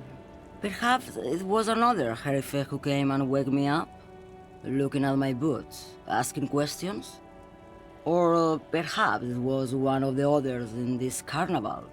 I don't remember. As she says carnival, she gestures to the empty square with the statue and the machines. So she can't be the odd soul. These aren't the boots that made the prince. I could have told you that from just looking at them. The size is 37. The feet of a little girl, they fit well on the pedals. What are you hauling? Diamonds. Really? Of course not. But wouldn't it be marvelous if I was? She says, grinning. Alright, what are you really hauling? Whatever stupid things they put in the lorry, I imagine. So you don't even know what you're hauling in your own lorry? I quit concerning myself with that a long time ago. Besides, I don't drive the lorry for the cargo, if you know what I mean. She says that as if something narcotic is the real reason. What, you get high off of driving a lorry? Oh, it's so much more than a high where I go, Herife. It's low. I go to the bottom. She closes her eyes in reverie. Yeah, it's definitely some kick. Some terrible kick. The Pale, probably. This Pale sounds like it's the shit. And what if the cargo's contraband, ma'am? Then it's contraband, Lowman. What? Do you want to take an old woman in? Be my guest. Lock me away like Bad Hand Hermenegildo. Bad Hand? Hermenegildos's bad hand strangled 300 people. What can I say? Some people just really like strangling people. Jesus Christ. 300 people, death by strangling. What the fuck? Before I came over, you seemed away. She's just a distracted old woman. We should maybe let her get back to her things. So he doesn't think she's a smuggler. You hear that, Lowman? I don't think your partner likes you spending too much time with me. Why is that, Lieutenant? Nothing. I just don't think she's connected to anything. It's because of the Pale. He doesn't want your frail mind caught up in it. And this woman has spent time in the Pale. A lot of time. The routes you drive are unusual, aren't they? Some of them. Some of them are like home to me now. I would say the routes I drive are usual to me. What routes? Lomonosov's Land, Udashnaya Zemlya, the Western Plain. Well, we know the Western Plain is a name for the Pale, so these must also be similar references to it. She nods and closes her eyes again, letting her mind submerge. A terrible cold comes over her, rattling her teeth as she stares inward. The Transcatolia Magistral, U41A, Adestradas du Mirador, all the good ones, the deep trenches, where the bluebirds fly. She opens her eyes again and shudders. I'm a bit of an expert in blacking out. You take better care of yourself. You're right, Lowman. I'm the one who should take my health more seriously. Thank you for looking out for me. Hey, I didn't say that I didn't need to either. A correct appraisal. You're quite shabby. Shut up, Endurance. Is that all you woke me up to say? I still think I know what's going on with you. And what is that? He flicks a filterless cigarette into a cigarette holder and reaches for the light. You're a pail driver. You transport goods directly through the pail. Great. He asked the Pines rep about the pail, and now he's talking to everyone about it.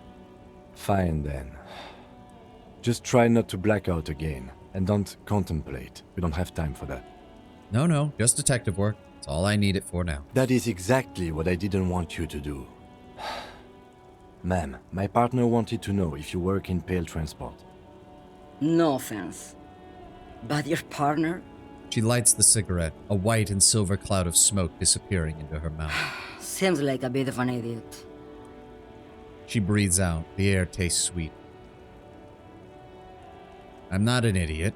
I'm a detective of the RCM. Don't say I'm an idiot. You are an idiot. Ow. And you are keeping me here, glued to this racket. Unless there was anything else? I don't understand this whole Boyadero Of thing. course not. To truly understand the Boyadero, you need to listen to On the Western Plain. And what's that? It's an old ballad about a young girl who falls in love with a daring Boyadero. He promises to marry her as soon as he returns from the Western Plain. I'm guessing that doesn't happen. Of course not. The Boyadero returns from the Western Plain a changed man. One night, as he and his beloved are out walking along the river Maygrit, she pleads with him to give up his riding and settle down. Looked up the third ending to Armored Core. That was surreal. Yeah, that was what I tried to show you guys. And got my fucking ass handed to me for almost an hour for it. And afterwards, I still tried to beat him off stream. Or at least to get him close so I could know that I could do it. Still got my fucking ass kicked. So, we're probably never going to do that again. Not unless I need something to do. And want to rage for multiple hours at a time. I think I see where this is So going. the Boyadero strangles his beloved and throws her body in the Magritte. Then he rides off, because the Western Plain is calling to him. It's a terrible song. You have to understand. A true Boyadero needs a whole horizon to himself. He can't be tied down by man or woman. His beloved was selfish. She didn't know what it meant to love a Boyadero. What if to truly love a boyadero is to float lifeless downstream? You seem like a woman who knows a thing or two about drugs. What do I need drugs for, Lowman? What I see, what I feel, the great adversary, no drugs can compare. The adversary? Yes.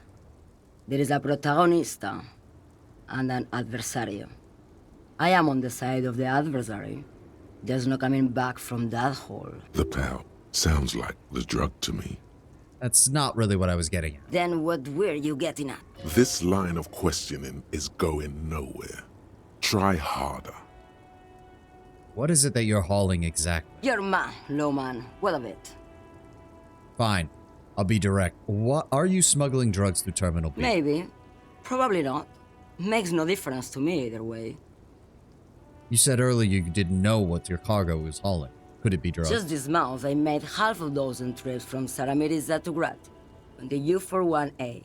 What do you think they take from Saramiris to Grad, Lowman? I don't know. That's why I'm asking. It's diamonds, Lowman, obviously. If you had to guess, who do you think is smuggling drugs? Easy. It's the skinny man who thinks he's a poet. Never trust a poet. He Also, squints across he's the only one I can see from here. That's correct. There is no visibility of any of the others. All right. If you're not involved with the drug trafficking, then why are you still waiting? Where do you want me to go? This isn't so bad. I can listen to music, or the seagulls. Look at all the colors and the futures of this world. It's a good palate cleanser, this jamboree. Or I can just relax and let my mind carry me back where it will, to the Great Plains. I think we're done here, no? All right, fine, Kim. Thank you for now. Yes, go. Enough jamboree. I need to get back to Mesky. Her voice trails off. All right, yep, that didn't work very well. So she thinks that it's Tommy. Tommy doesn't have an opinion. The racist guy thinks it's Sealang, and I'll bet you anything, Sealang will think that it's the fucking racist guy so that we have no evidence anywhere, and it all points in different directions. You took mental damage when she called you an idiot? Yes, I did. C. Lang, we need to talk, buddy. My friend. Everything's still cool here, officer. C. Lang, what's your stance on drugs? Drugs? I don't go in for that, officer. Drugs ruin lives. Unless you're into drugs, of course. In which case, drugs are excellent. Mwah! Tasty, tasty drugs. I actually don't like drugs. That's very cool. I don't like drugs either. I only said I do because I didn't want to sound lame. Peer pressure. Well, we're looking for a lorry driver who's transporting drugs out of the harbor, and we think that they're in this traffic. That's even cooler. You investigating narcotics crimes like that? But I am not a lorry driver. I'm just a street vendor. I don't know anything about that. Well, you are a lorry driver. One of the other drivers identified you and your lorry. Who said that? It's the fat racist, right? Yep, saw that coming. I bet it's him. He has an agenda against me because I'm an immigrant who works harder than he does. He's a hater. So you admit you're a lorry driver? No, I just said I work harder and he's an asshole. He stops to think. Realizing he can't get out of it. Smart man. Okay, maybe I'm a lorry driver too. A little. But that's not the most important thing about me. That's my day job. This is my dream. So you were embarrassed to tell me? No, I just forgot. It's such a small part of my life. It's in the rear view mirror now. I'm climbing out of that hole with ingenuity. I mean, he's got until the company that hired him realizes that he's selling their stuff out of the back of his fucking lorry for that job to even still exist, but all right. What do you know about the drug operations at the harbor, C. Lang? Nothing. I told you. I'm not a dumb guy. I don't get involved with that crowd. And what crowd is that? Crowd? You know, the drug crowd. We could go hard on him. You don't know. If you don't know, then I'll tell your employer you've been selling his stuff. You're wasting my time. Tell me who the fuck is transporting the drugs here. Oh. How do we want to do this? Blackmail him? We're not getting any checks, so I'm not even sure if this will lead to anything conclusive.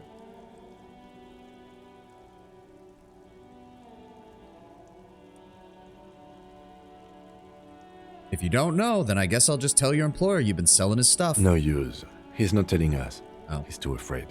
We need to take him to my station and ask him there. After we've called his boss. Okay, look. There's bad people doing bad things here. That's all I know. Please don't get me into this mess. I spent 15 years working my way up. Here we go. There's a tiny bit of truth on the table. Zoom in on it. You don't want to get into this mess. Raise your voice. You have to give us a reason to move on. We're buddies, C. Lang. Help us out. No one will know it was you. Yeah. We'll do that. It's a she, okay? Ah. The other drivers call her the lady driver. You're better off staying away from her. The way they talk about her, she's no lady. Is the lady driver the old woman back there? I don't know. Maybe. If she is, I haven't gone near her. I don't get involved. I told you. It could be. She was strange. Do you know who these other drivers who talk? All of them. I don't know. I told you all I know. Are we cool now? I really want us to be cool now. Who exactly is talking about this lady driver of yours? The racist or the other one with the tattoos? All of them. Even the ones who've left. I don't hang out with them. I don't remember who has tattoos. Okay, fine. We're cool. All right. I scored. Let's cap this off with a purchase. You can walk away from here with funky sunglasses, detectives. Both of you. You deserve it. Yeah, well, we don't have the money for that right now. But yes, C. Lang, we're cool now. Calm down. I mean, I would say too, but that's just me. No. Now that we know that there's a lady driver involved. Stuck in the rain in a traffic jam, man. What's on your mind? I heard that one of the drivers here is a woman, but I don't think she's here. Do you know something about a lady driver? I don't want to talk about that.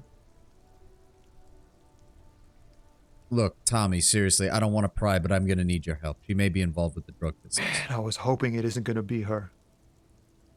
All I can say is, she isn't around here anymore. She isn't some evil drug trafficker. And I don't know where she is.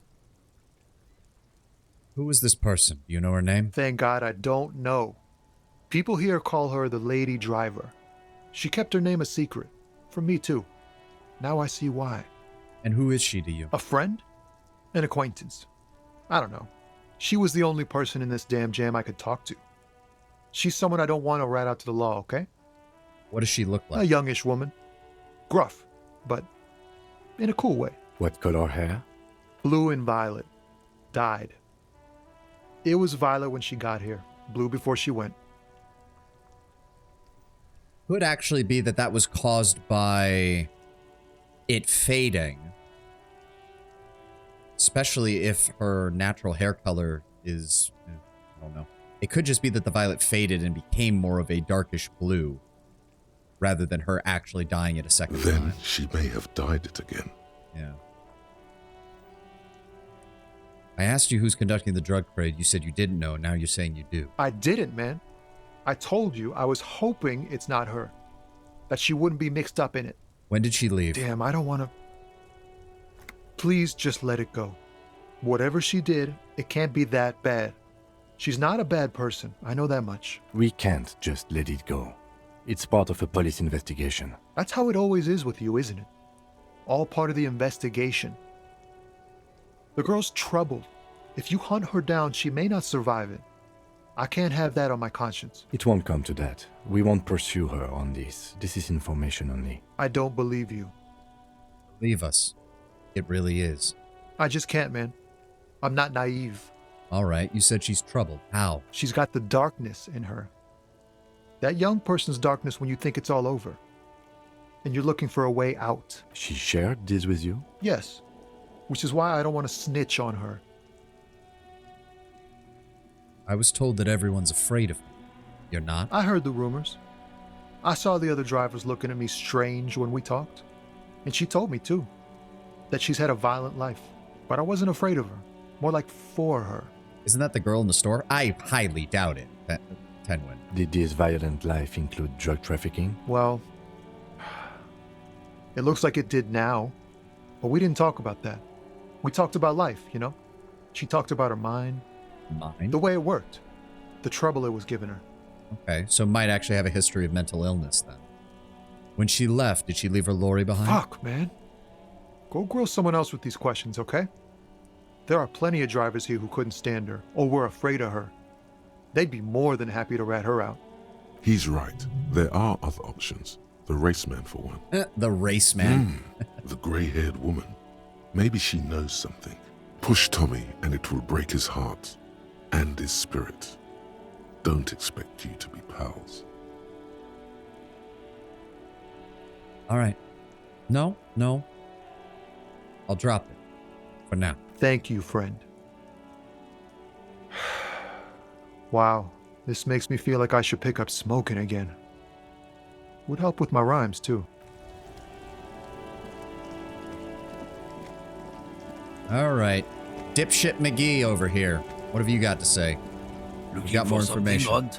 I know you've been giving me the runaround. Where's the lady driver? I don't know what you're talking about. Just tell me which one's her lorry, then why are you smirking? First, you knew Sealang didn't. He did something. He stole his employer's goods and another lorryman's job.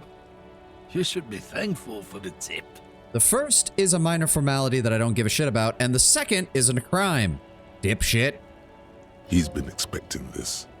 He's really puffed himself up. Then why are you smirking, asshat? Listen up, fuckwits. You don't scare me.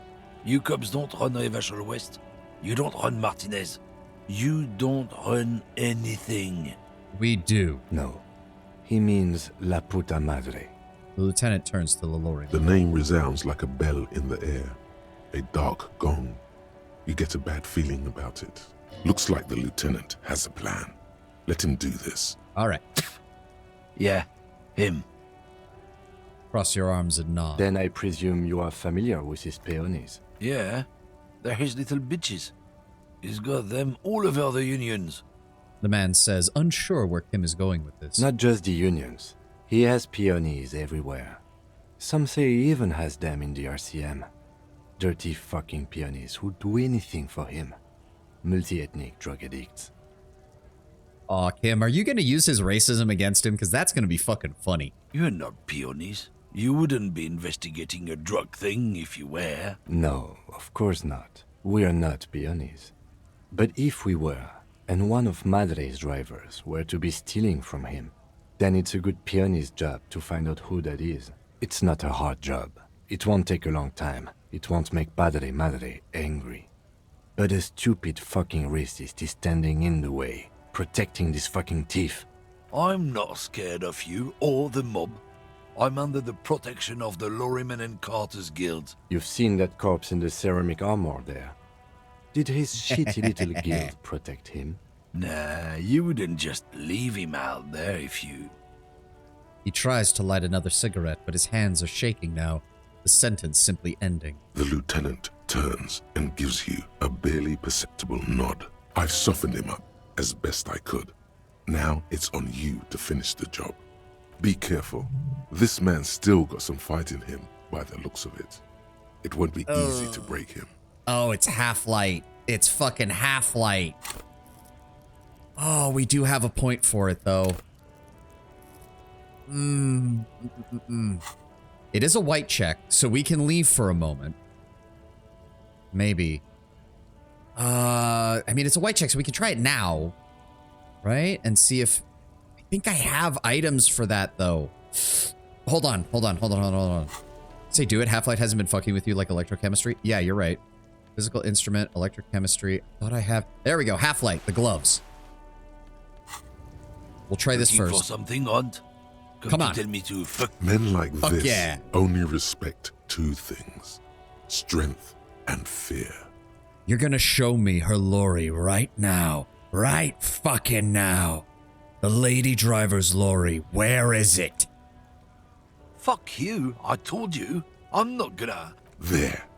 His voice grows smaller as yours.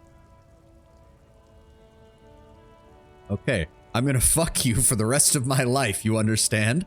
I've been to your fucking lorry. I know where it is. I'm gonna burn it down, you hear me? What's your name, fuckhead? I'm gonna go on police radio saying this guy told Madre to fuck off.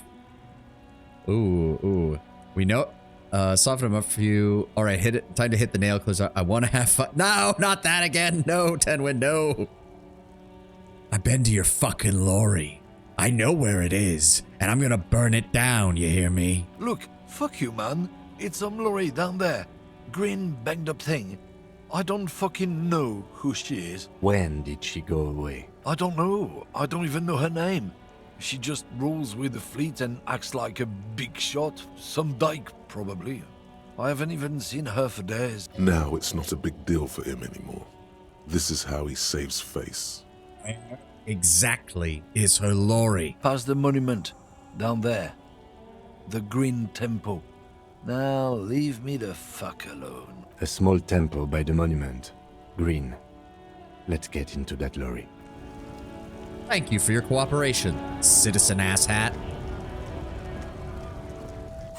We can put our interfacing gloves back on, which are more useful since we've been dealing with machines.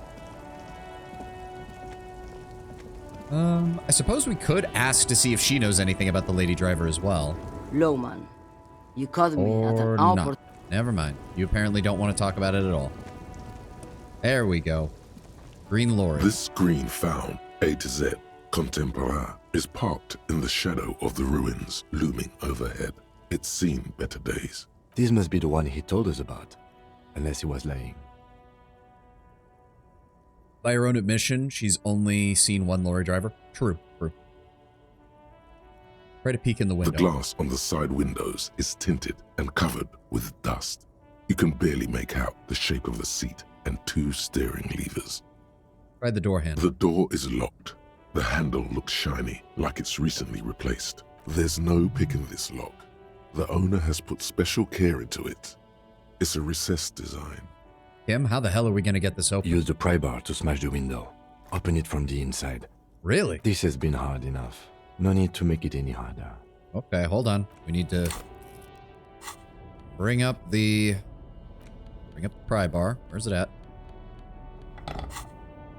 This screen found A to Z Contemporain is parked in the shadow of the ruins looming overhead. Even It's with the seen fucking better tool, days. we don't have much of a chance. Fuck.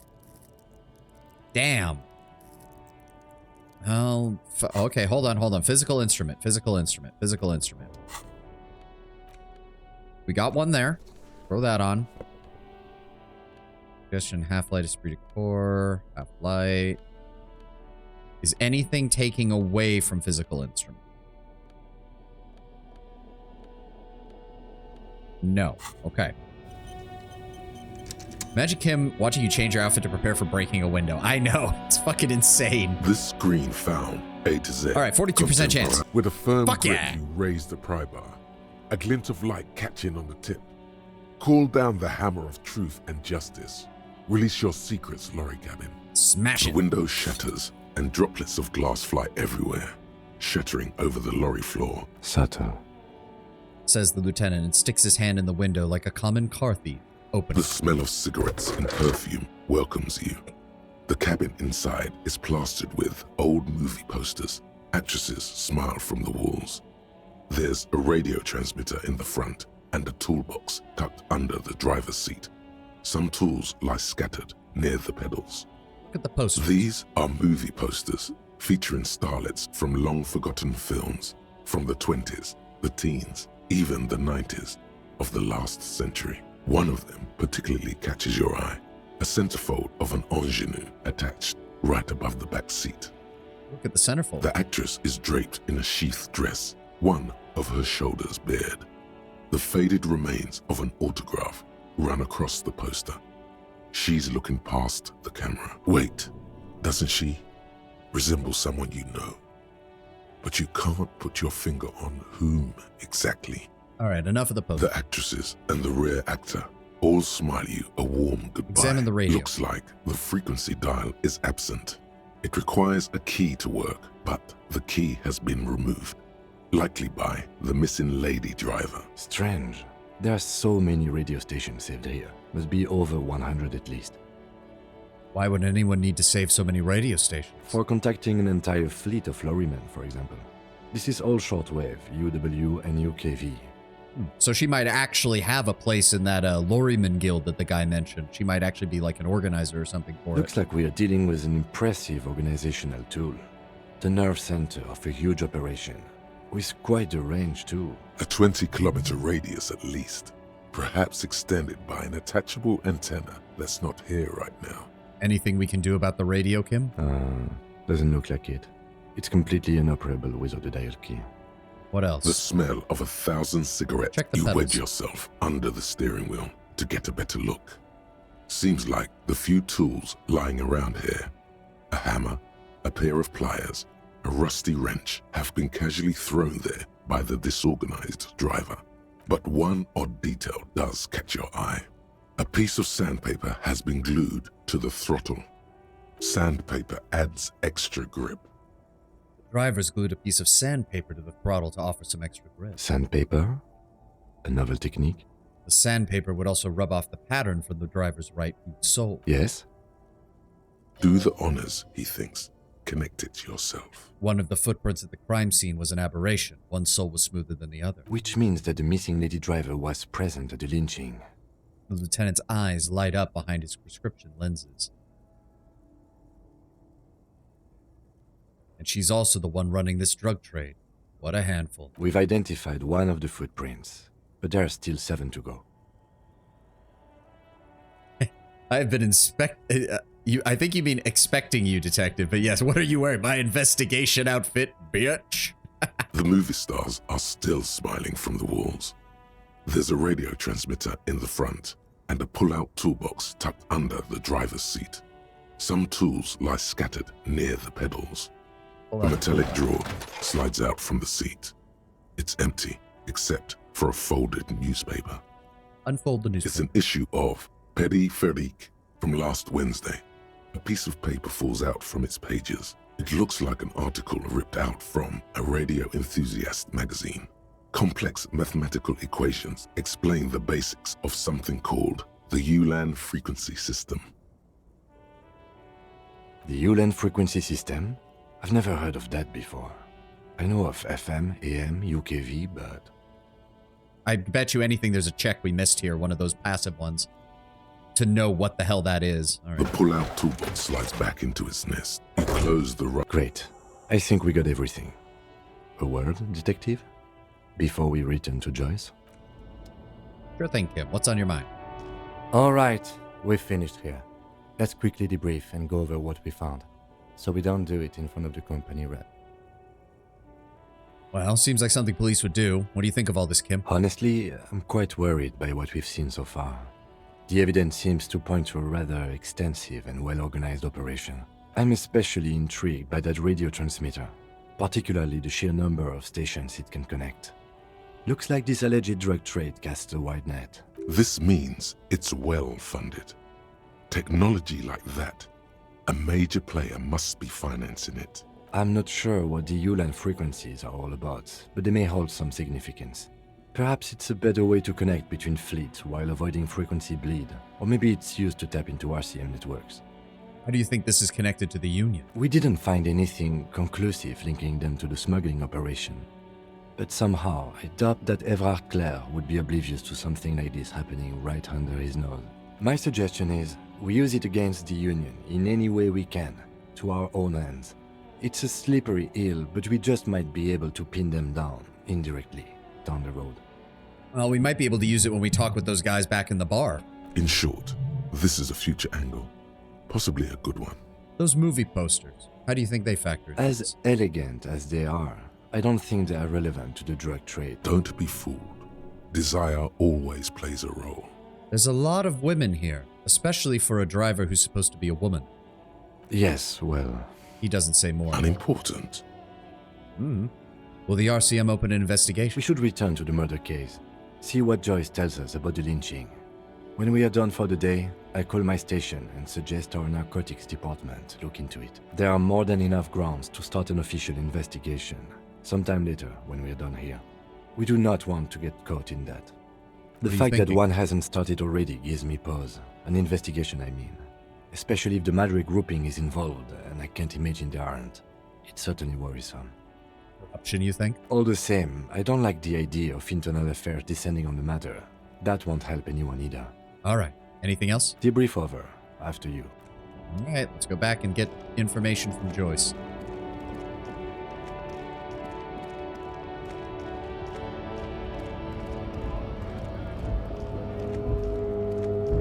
Sup, dickweed? See you later. I'm gonna yell at you every time we cross paths. I don't think there was anything else over here. We're helping that lady. We're helping her when we talk to her mom inside the building eventually. We already talked about those. Suppose we could check in with Cindy, since we're going to be passing by her little lookout over here. All right, Cindy, you willing to talk Hello again? again, officers. Have you come to admire my mural? Is that bed in the coal room yours? Ooh. Not only have you found my address, you've discovered my biggest secret. I'm a coal miner. Yeah, sure, Cindy. It's not the nicest place, but I guess it'll help. It doesn't have to do anything at all. Nothing does. Like me. Right now, I'm doing nothing at all. Really? You're a miner? Yes. I keep hoping a shaft will collapse on me, but somehow it never happens. Don't you have a real home? Does anyone in a city like this? She replies wistfully, looking around. Yeah, cool. Shoot, Piggy. See you later, Cindy. Fucking bitch. She's just gonna insult us every time we start a conversation with her, isn't she? Like that. Alright, we still have the skill point at least. We're a long way from another level up. What's it looking like? We've got 2 in intelligence. We've got 3 skill points devoted to psych, 2 devoted to physique, 2 devoted to motorics. You're back. Good. What can I help you with? I spoke with the lorryman at the roundabout. Yes, my eyes on the harbour have sent word to that effect. Great. What have you discovered? She has spies too. Amazing. We have discovered enough to conclude, for now. Yes. And will you start an official investigation? The lieutenant is about to interject. Cut him off. This decision should be yours. Fuck you, authority. Kim's proven competent. We're letting him handle it. If there is an investigation, it will be part of an ongoing operation, subject to confidentiality. I am sure you understand. Of course, detectives. In any case, you've held up your end of our arrangement. I trust you with the rest. Now it's my turn. I wouldn't normally break protocol like this, but the situation demands it. If you don't solve this murder, I'm afraid we may have a bloodbath on our hands. What? The words bloodbath sound cold in her mouth. They taste of iron and strawberries. What do you mean, a bloodbath? Yes. I'm afraid this strike may descend into a small-scale civil war, with possible consequences for all of Rivershoal West. That's not good. That's not good. Since you are sharing, ma'am, this is also the RCM's worst-case scenario. Then we're on the same page, as grim as it may be. How are the lynching and the strike connected, then? I have an indirect role to play, I'm sad to say. My employer experienced a momentary lapse of faith in me. In that moment, they elected to deploy a private military contractor as an insurance measure. They called it my security detail. I hired a PMC, and then one of the PMCs is what got lynched.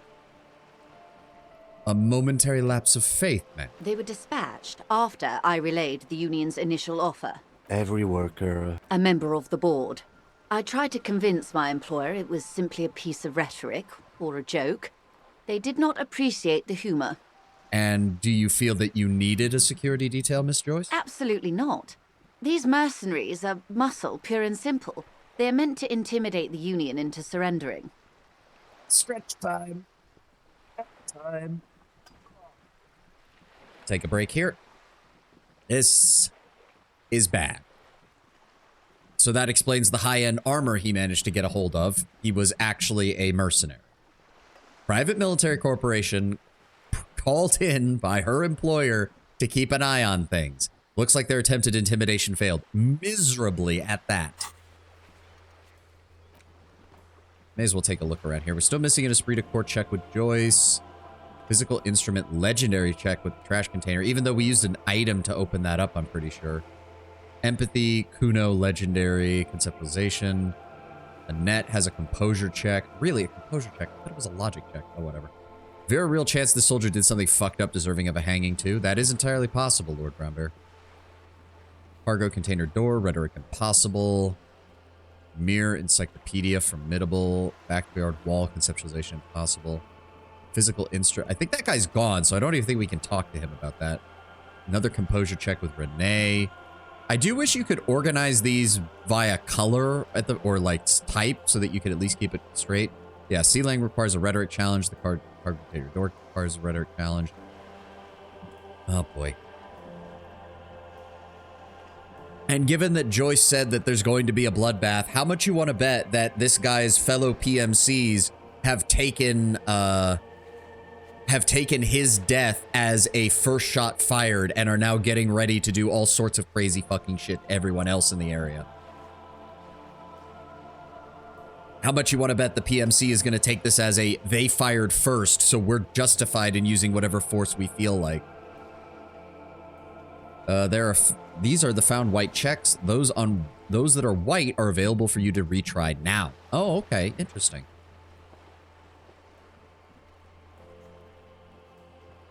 Can try Kunos with empathy. All right, that's a nice one. Oh god. All right, it's easier to do this. If you try to control it with this, it's weird. You can click on this part. Got another 30 seconds for the ad. Almost done. Almost done. Yeah, this is not good.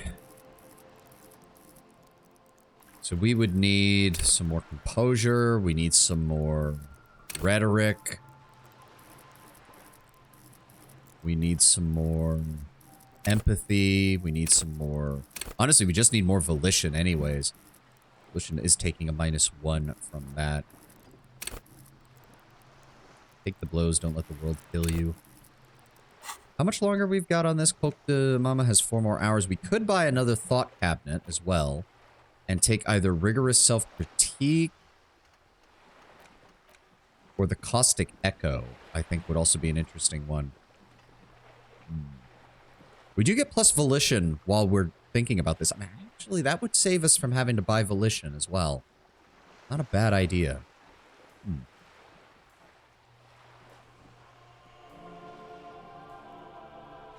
I really do wonder just how optimized you could make it, because as I said, like, even though I know a few of the plot points from having played the first couple of days of the game last time, I think it was up to day 3.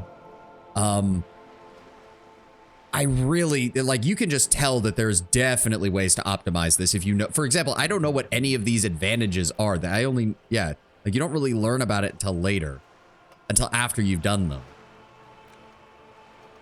This one was the only one I really knew about, and it's too fucking good. The additional EXP from everything you do, pretty much. Learning cap for perception raised to 5.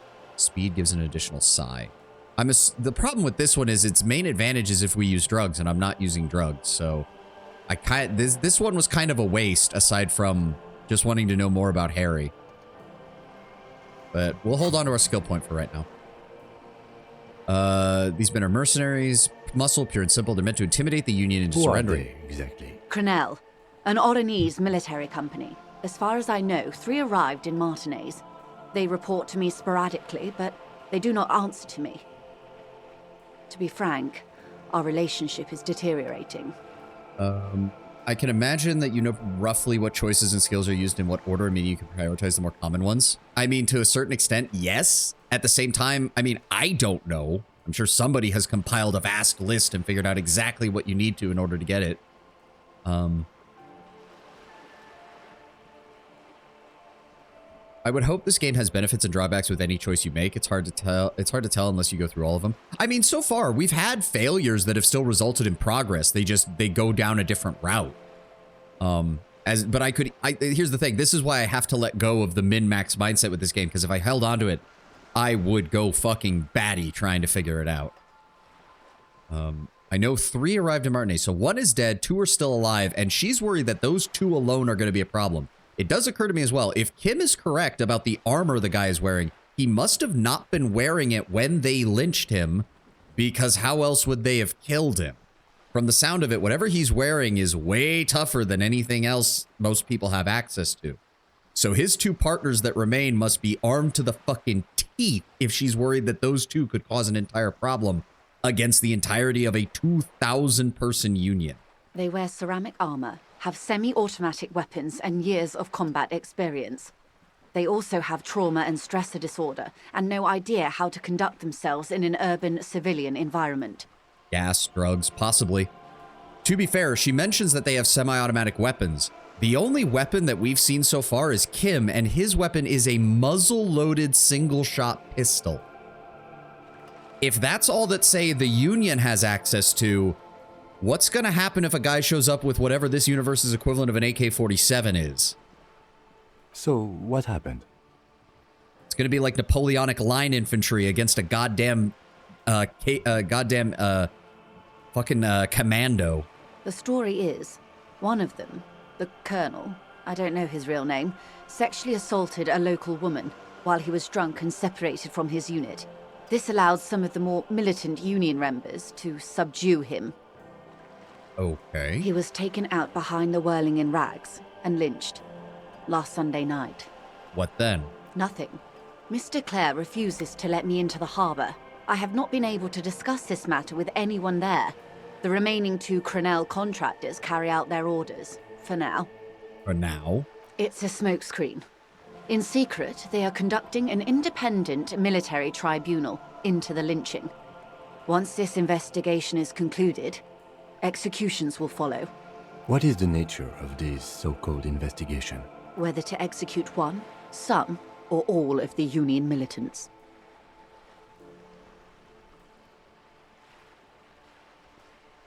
That is not good. It's not good, no. My only hope is that you provide a single concrete suspect before the mercenaries indiscriminately pick theirs. Simply put, She grabs hold of the mainsail. If you don't pin this on someone good, and do it fast, they will identify and execute everyone present at the lynching. This in turn will force the Union to respond. They would have to project strength and power. The problem is, by then, from the sound of it, the Union's best men were already at the lynching. So if the mercenaries kill them first, the Union is basically going to have to throw themselves at whoever they think did it, and probably result in more mass civilian casualties. The debardeurs have over 2,000 men. It will be 1,000 to 1. Have you ever seen a Hornet invade a beehive, Lieutenant? It's not pretty. These men work in tandem using semi and fully automatic firearms. Their armor is virtually impenetrable to muzzle-loaded weapons, even yours. Most Union workers don't have guns at all. The muzzle loaders need to be reloaded after every 1 or 2 shots. The automatics every 1 or 2 minutes. Oh, we're not talking rifles. We're talking like box mag style machine guns. Okay, yeah, they might actually be able to take those odds. As I said, a bloodbath. Isn't this a pretty bleak scenario you're describing? I think a confrontation is inevitable. Too many things would have to go wrong first. This is a pretty bleak scenario you're describing, Miss Joyce. Many bleak scenarios have already come true. Nameless, badgeless detective of the citizens' militia. Okay, yeah, I deserve that All one. we can do is keep the rest from going the same way. One single concrete suspect delivered into civil court, and I may be able to defuse this situation.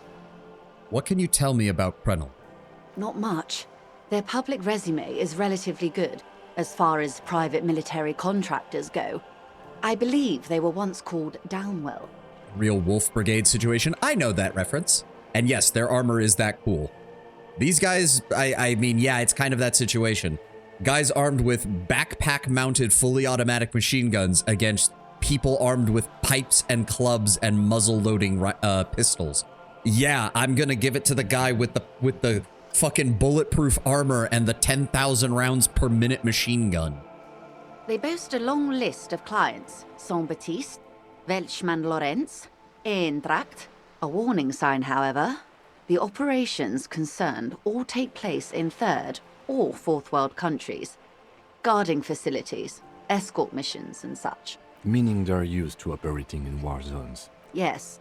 All the good conflict corridors, Supramundi, Yesut, the Seminese Islands, countries that don't have a good record reporting atrocious military conduct on their soil. Okay, what else can you tell us about them? Sadly, no. Before this happened, I had little interest in them. Now that I do, I don't have the resources.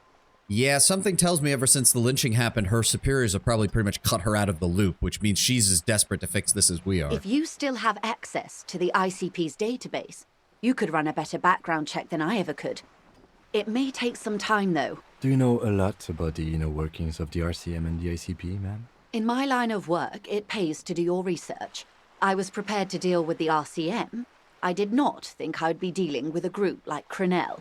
Do you have any contacts with their parent company? Could you tell them to call them off? I have. And they will. However, these orders take time to reach what is basically a rogue unit out in the field here. Until they do, it's all on us. And from the sound of it, this group was probably pretty closely knit, so they might just straight up ignore orders from their commanding officer regardless if they feel that one of their friends was unjustly lynched. You said the deceased assaulted a woman while Or he was he here. didn't. This is information passed on to me from some teenagers loitering around the canal. I cannot testify by it. Who did the passing on then? The remaining contractors. Their tribunal. It's what they believe.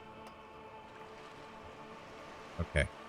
So these guys are already doing their investigation, and they've already got info on what the other side is claiming was the reason behind doing this.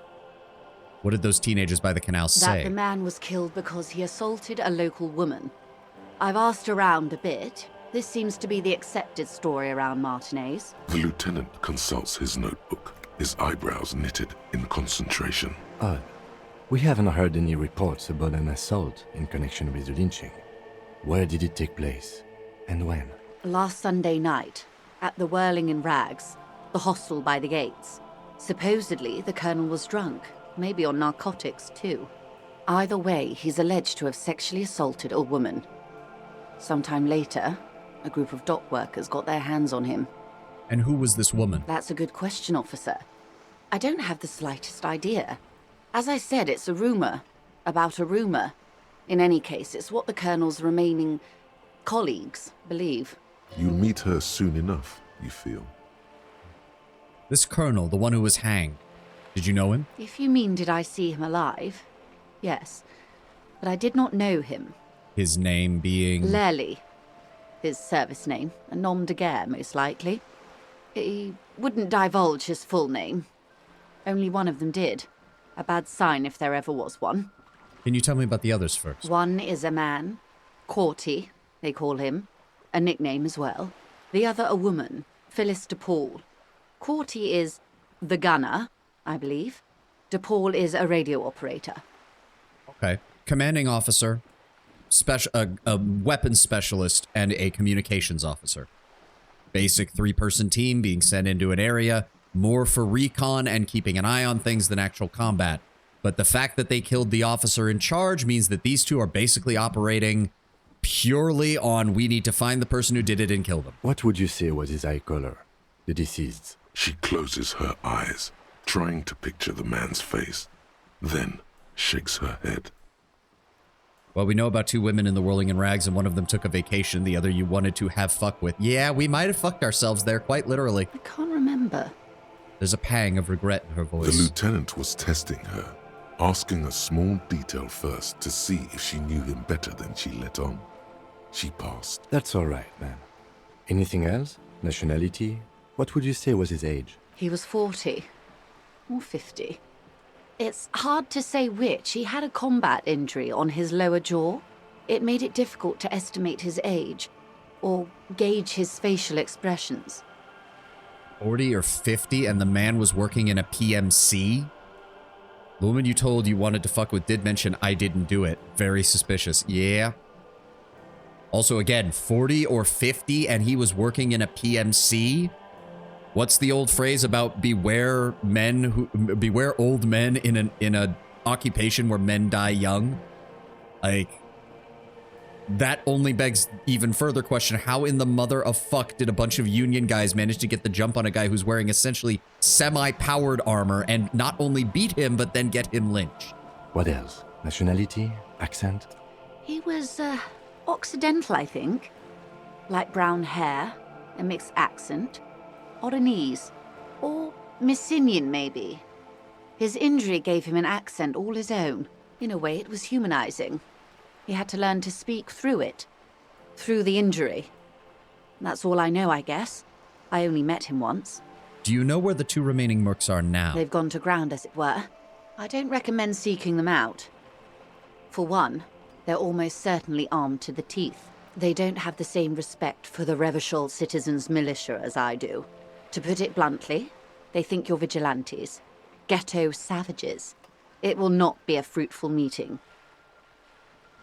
I think that the girl at home might have been in a worse state mentally when you called her if she was assaulted. At least the manager might have mentioned it. Yeah, no, if she had actually been the one assaulted, it probably would have come up. Vigilantes. You're a professional officer of the only legitimate authority in Revachol. Yeah, but no one really cares what the Coalition thinks is the problem. If the RCM gets its authority from the Coalition, where do they claim theirs comes from? Somehow, I doubt that lecturing them on the legitimate use of force will persuade them to stand down.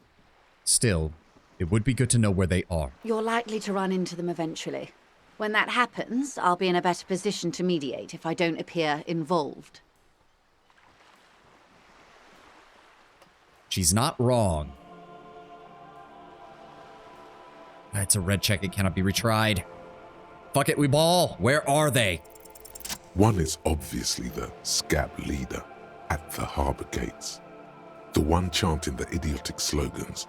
He's barely maintaining his disguise. Shit, I mean, it does explain why he's twice the size of everyone over there. The other has a vantage point in a building south of the roundabout. They were keeping tabs on you while you were canvassing the lorry drivers. One must be the goon in the ill-fitting work clothes by the harbor gates, the scab leader. That may be so. I still hope you heed my advice. There's no need to kick the hornet's nest. For all your talk of averting this catastrophe, the situation at the gate is a powder keg.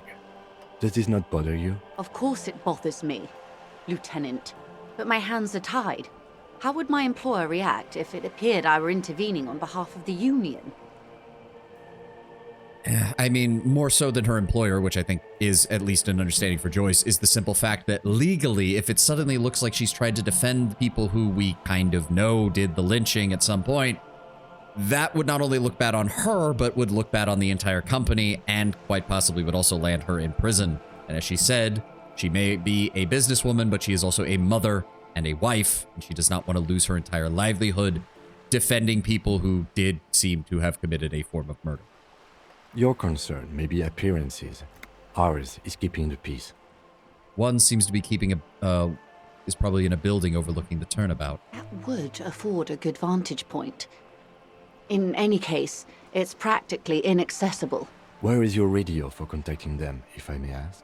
Do you have an earpiece? Heavens no. I'm not an undercover agent. There's a shortwave at the ship's wheel. Makes sense. I hope I can answer it better. How much time do you think we have? Until the executions start? Truthfully, I don't know. It depends on their progress identifying the members of the lynch mob, and their impatience. They don't report their progress to you? Not on this matter.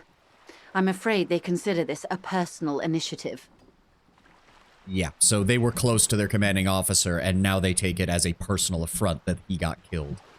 There's a brief silence. Seagulls squawk over the It's bay. a matter of days, not weeks. And we've lost most of those days because Harry was in a drunken bender for 3 of them. Great going, Harry. I am sorry to have been the bearer of bad news. If there is anything else I can help you with, please ask. Now can you tell me about this man's tattoo? Of course. Excuse my hesitation before. She reaches over the guard wire and takes the photo, holding it in For her hand. about half a minute, in silence. It was taken with a Trigat not long ago. This is the man's upper body. There were no more markings on his hands or legs. Stay quiet, observe her Her expression. mouth is relaxed. The accordion lines near her mouth vanish. The pearls of her eyes move slowly on the photo's surface. What do you think? Sorry. I was trying to see if I can read the web of interdependencies between these points. The stars. She points to one on the photo paper. I can't. But that's how you read this story. The points themselves don't have letters, numbers, anything. Their size, location on the body, and distance from each other tells you what they represent. Like a constellation in the sky. Close. Port cities. This is an Oronese map of the waterways, a sailor's tattoo worn by wayfarers of the Dolorian century. Over 300 years ago, the sailors would mark their bodies to map their travels. So the connection points of the 2 lines are locations. I would guess that the proximity to the center of the map and the size of them would indicate importance. But what is the use of the map? The sailor's soul would use it to fly back home if they should die abroad. This is a sort of contraption to be reeled back in by. The silver cord, they would call it. Where is he now? This one is going nowhere but the morgue. This one has flown quite far by now. I've spoken to him. For now, the soul is fastened inside his corpse. This one has flown quite far by now. I would say he's near the Arcade Islands by now, ready to exit the Insulindian and into the Pale, if I've read his home address correctly. What travels did he make? Quite a few. Vredefort, the Oronese capital, traditionally stands on the right shoulder. He started somewhere near here, I think. What next? Then he made his way to the Pretto Grangi, through what I think must be the Stutz Canal, an artificial channel through the Occident. From the Pretto, he sailed to the Insulindic Ocean, first the Semines Islands, then this. What is that? Revachol. Those are the 2 constants. Vredefort on the shoulder, and Revachol in the heart. They started the tradition of these maps right after the discovery of Insulinde, at the dawn of the Interinsulary Age. So, but does that mean Revachol was important to him specifically, or is that just part of the culture? You said you can't read it. I can't. This man was no sailor, and these are no ports. I can understand geographic fragments, but not their meaning. Do you think anyone could tell me more? His platoon members? The other contractors. Though I do not suggest you go and show them that picture. This man was their friend and comrade. Yeah, admittedly, that's not a... I think I agree with her. That's not a good idea. I am relieved you think so. I don't think deciphering that tattoo should come before public security. That's all for the tattoos. Thank you Is for your there help. anything else I can help you with? Not right now. Okay, we need to go... Honestly, I'm surprised. Kim, you don't have anything to say about that? Yes. Nope. Okay. Works for me. We need to go investigate the body. What was there? Was there anything else? Field autopsy, the victim's tattoos. Okay. We've got two spare skill points in case we need to up anything. Show that guy the photo in front of the other dock workers so his cover is blown. It sounds like a really bad idea, Lord Brownbear. That sounds like how we get fucking killed right there. Also, we already told Joyce we wouldn't do it, so I don't think it's actually going to show up as an option, is the thing. All right. Time for an autopsy. Let's go ahead and top off our morale here. The rotting man lies on his side with his eyes looking straight through you. The belt is still around his neck. His body is supine and open to intrusion by autopsy. I'm tempted to throw a point into perception right off the bat because I think that would work really well here. We would still have a backup point in case we need it. Psyche base 3, learned items 2, or learned skill plus 2, bonus from items. Right, because we get the +1 from the coat, but we get the -1 from the... Actually, should I... He did blow his cover that result in a second lynching at best and a public shooting at worst. Yeah, they might just say fuck it and start... They might literally go fuck it we ball and just start mowing people down. The lieutenant adjusts his glasses and takes a deep breath. What exactly are we doing with a field autopsy, Lieutenant? Come on, officer. You know what a field autopsy is. You've done 100 of them. Okay, let's get in there. There truly is a time for everything, even for yellow gardening gloves. However, they are lacking hygienically. I suggest you get in there in limited capacity. All right. I'll ask you when I need you to. For the most part, maybe I should handle the contact and you take notes? You know what? Yeah, I'm gonna throw a point in perception. We have a backup point as well. I want my perception to be high. I want us to be able to find everything. We just fill this in, right? Show him the red field autopsy form in your ledger. That's right. All right. Tell me something, dead man. Shoot, Looney Rooney. What was it that killed you, love or communism? Huh? You said love killed you, but when you fell down, you said it was communism. You're misquoting me, Rooney. I said communism killed me. Love did me in. Okay. Come back later, Corpo. Amuse yourself with my frank manners and my mimic. The dead Open man the ledger. stares in silence as you crack open the ledger. The bright red paper is covered in boxes and lists, describing the condition of his skin and organs in 3 parts. Above those, an 11-field info form needs filling out first. It begins with, Assistant. That's you. Harry Dubois. The corpse is indifferent to your scribblings, just lies there. The next box says, Coroner's case number. KK57-0803.0815. KK equals Kim Kitsuragi. 57 equals Precinct 57, followed by his date, 0803, and time of arrival, 0815, on the scene. He's indexed the case after himself, not you. No, let Kim do his job. Next. Write his down. We've heard the nom de guerre. Lely. It's better than nothing. Write it down. Lely, nom de guerre. What's next? Date of birth? Yep. NA. Age? Roughly 50. Dry 40. The damage is so extensive, it's better to err on the young side. He's right, and she did mention that he had specifically taken a headshot at some point, which had damaged his jaw, so we're gonna write 40. He nods. Race. Mondial. Write it down. The pudgy mess of curdled meat looks neither mondial nor anything other. Sex. Fucky, fucky! The little monster exclaims energetically from behind the fence. Male. Yep. Pigs can have sex! Right, male. Nor does he look male, with his pregnant belly and indistinguishable face. We're still Date of going death? with March 4th, 51.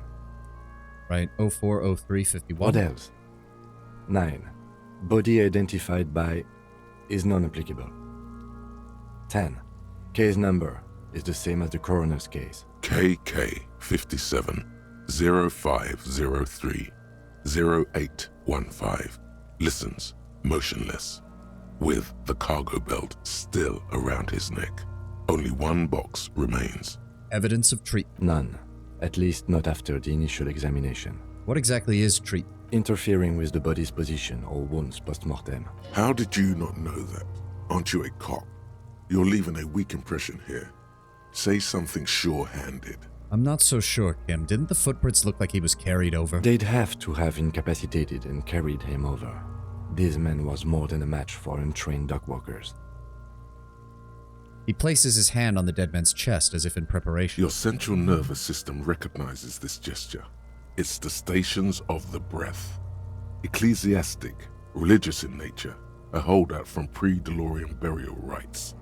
It takes him 2 seconds to perform. Then, somewhere in Jamrock North, a small wood shed behind Rosenkrantz Row, Lieutenant Nick Feuerbach puts his hand to the chest of a small corpse, no larger than a monkey.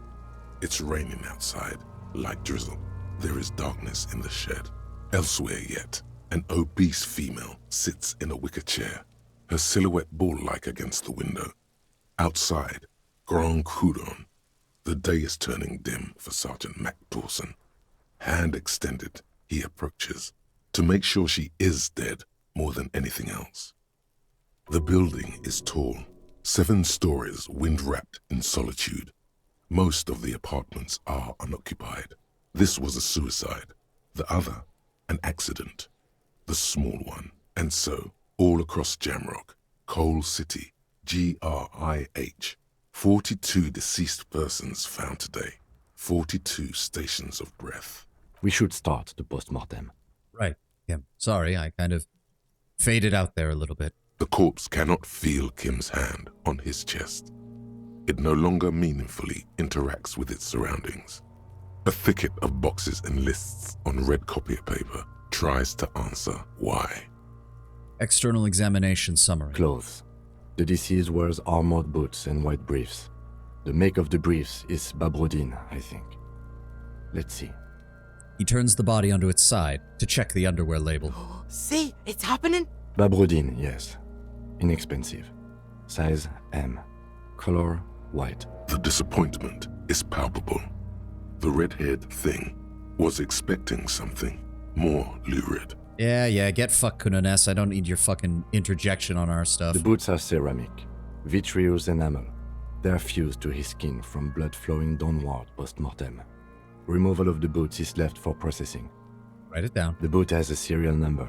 Yep, It's we got E50.100.100. The lines between the plates are in the shape of the alphanumerical. The number is purposefully concealed by the design. Down. Tattoos. He stands up, feet planted on either side of the body. The upper torso is covered in a single, continuous tattoo, resembling a map of the night sky. It reaches from the right shoulder to the heart. The ink is blue and white. The assistant has a color photograph of the markings, to be added to the case files as document A1. The photo is taken on the scene, using a Trigat Mini. Down? The deceased has a cargo lashing belt around his neck, tied with a hangman's knot.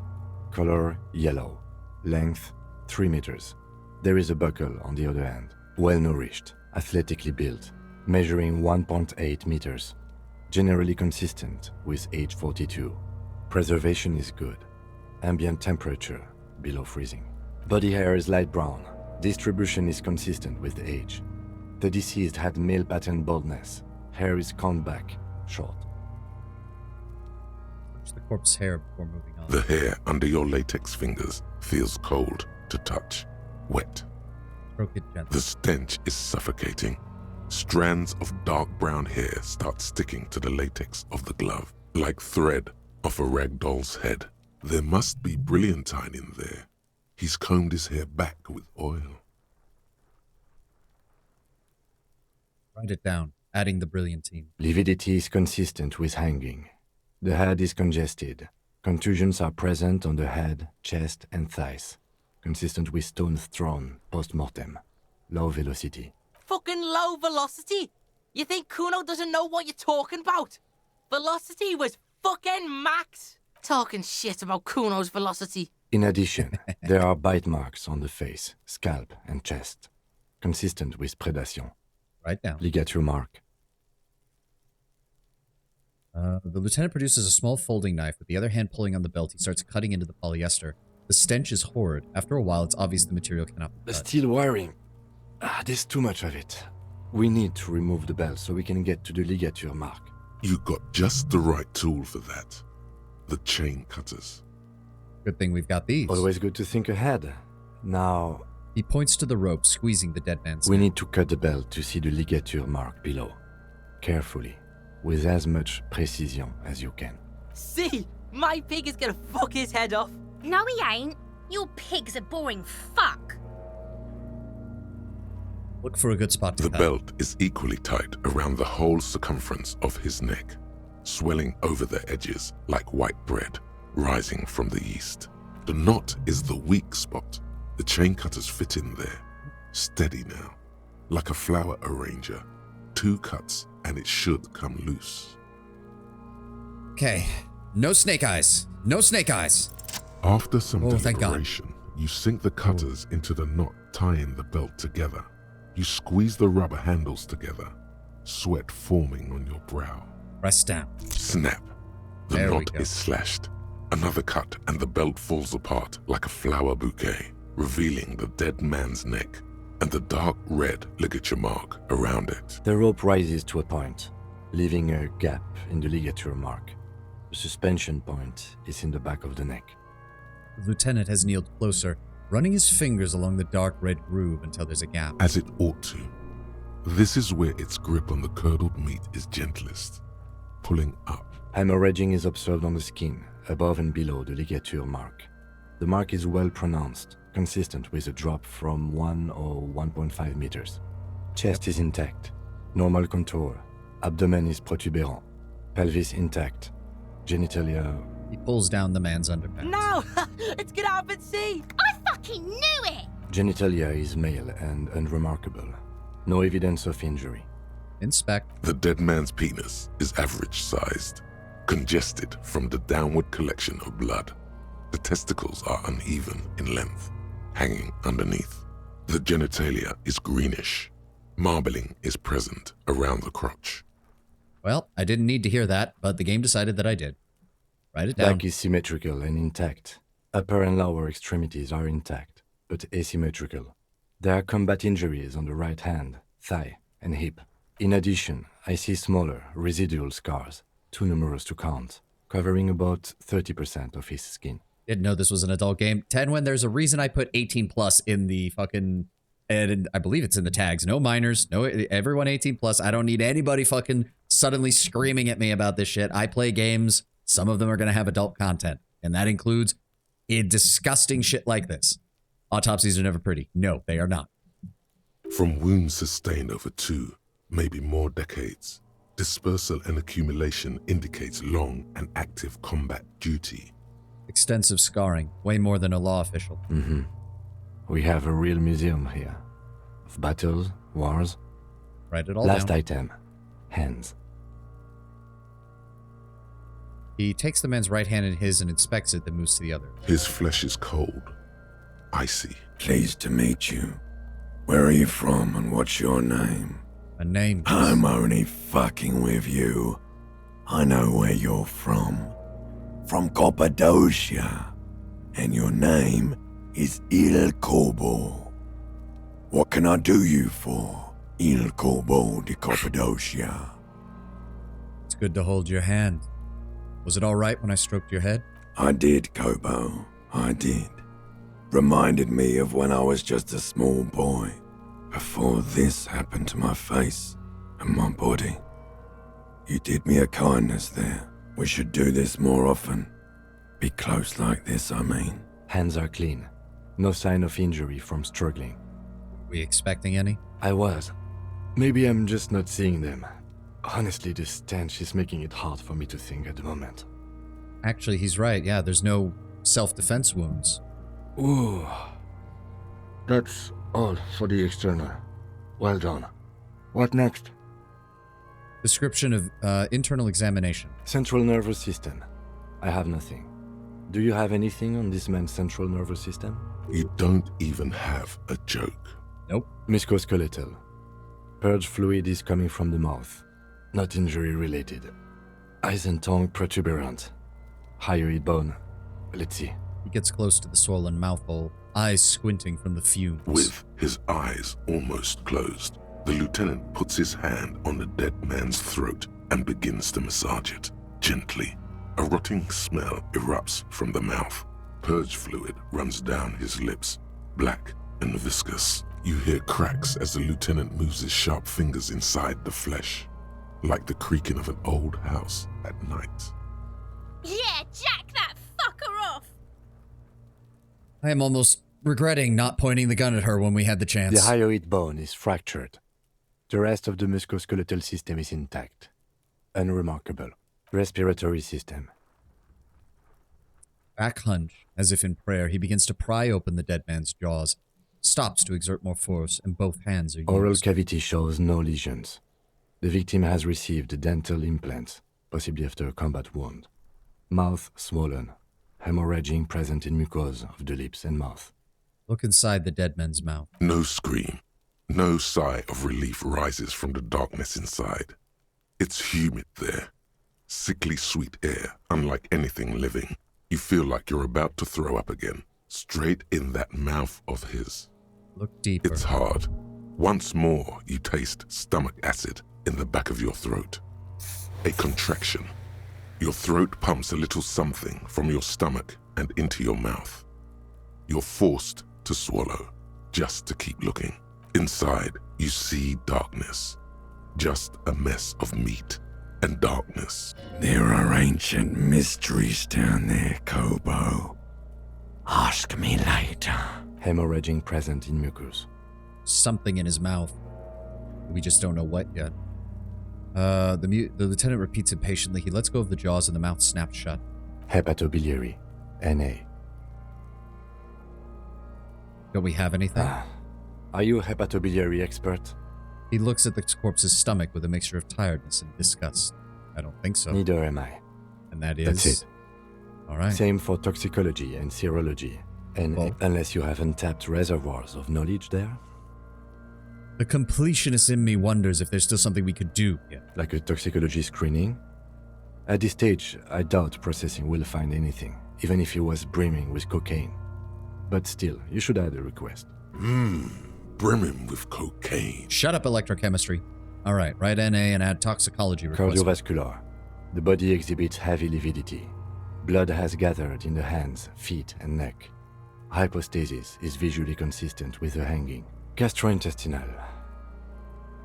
He breathes a sigh of approaching relief. This is the last field on the list. He looks around to the ground at the pool of feces gathered there. This will do. Digested semi-solid food in stomach. Voila. He touches the corpse's bloated lower abdomen briefly. Write it down. Omit the voila. What's next on the list?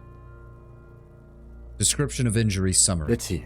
We have bite marks, contusions on the head and chest, and a ligature mark encircling the neck. You'll need 3 fields. Leave a 4th one too. Be thorough if you want maximum results. Bite marks. Head, chest, and scalp bite mark injuries. Predation by birds has caused damage to the body. Odontologist does not need to be consulted. Gotcha. And your opinion, officer? Non-fatal. Post-mortem. Agreed. Next injury? Contusions. So, The scalp bleeds from a post-mortem head injury, a stone. The injury does not have the rim of an early inflammatory response. The perpetrator on the scene has confessed to causing it post-mortem. At maximum velocity, fucko! Has confessed to causing it at maximum velocity. Write it down. Coagulated blood sticks to his scalp and chest, where the countless stones have hit the dead man. Beneath, the description of injury. 2 boxes. Non-fatal. Post-mortem. Right. Next. What's the 4th injury field for, you said? Nothing. Just in case. Fair. Ligature marks. A dark red abraded ligature mark encircling the neck, with a gap on the nape measuring, let's say, 7 centimeters. The hyoid bone is fractured. The cervical column intact. I see hemorrhaging on the skin, above and below the ligature mark. Depth of the mark, 1 centimeter. No signs of clawing on the neck. Thyroid bone is fractured, cervical column is intact. Doesn't that mean he should have more, like, blood and liquid that had come through his mouth down his front? Because if he didn't die from a snapped neck, he would have been struggling there for at least a minute or 2. Below the note, 2 customary boxes wait to be ticked. The man's head jerks to the side. The ring around his neck is visible. Think for a moment. There's time. Don't rush. Non-fatal. Post-mortem. Would he have been struggling if he was hung while unconscious? It's not a matter of struggling, Lord Bramber. It's the fact that if the neck doesn't snap, there's an uninterrupted connection between your stomach and your mouth still. Blood, saliva, something would have been flowing over the lips more and coming down his front. Why do you say that?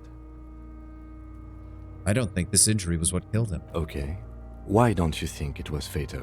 Why weren't his hands tied? A big man like this, you would tie his hands when marching him to the gallows. Honestly, I'm not sure there weren't marks on his wrist. That part got blurry for me.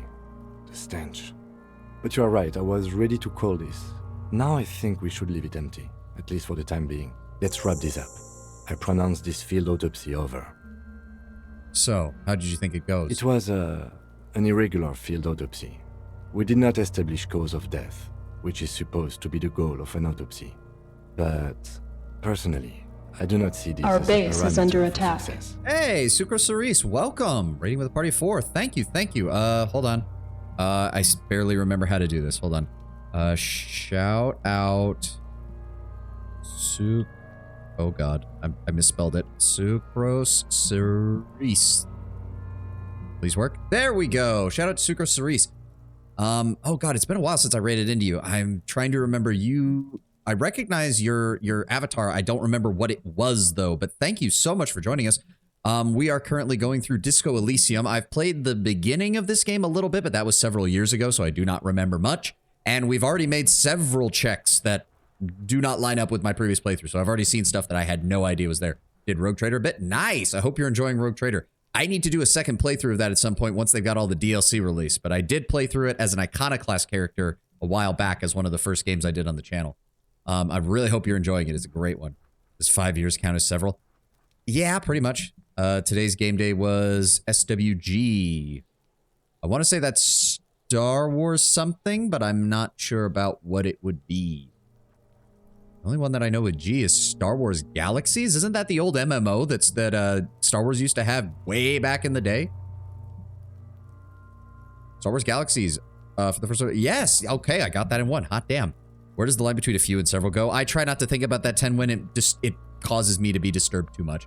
But thank you everybody for joining us. Welcome, welcome. As I said, we're playing Disco Elysium. We're currently going through the main autopsy of the guy who we found lynched and who is pretty much the entire reason for us being here.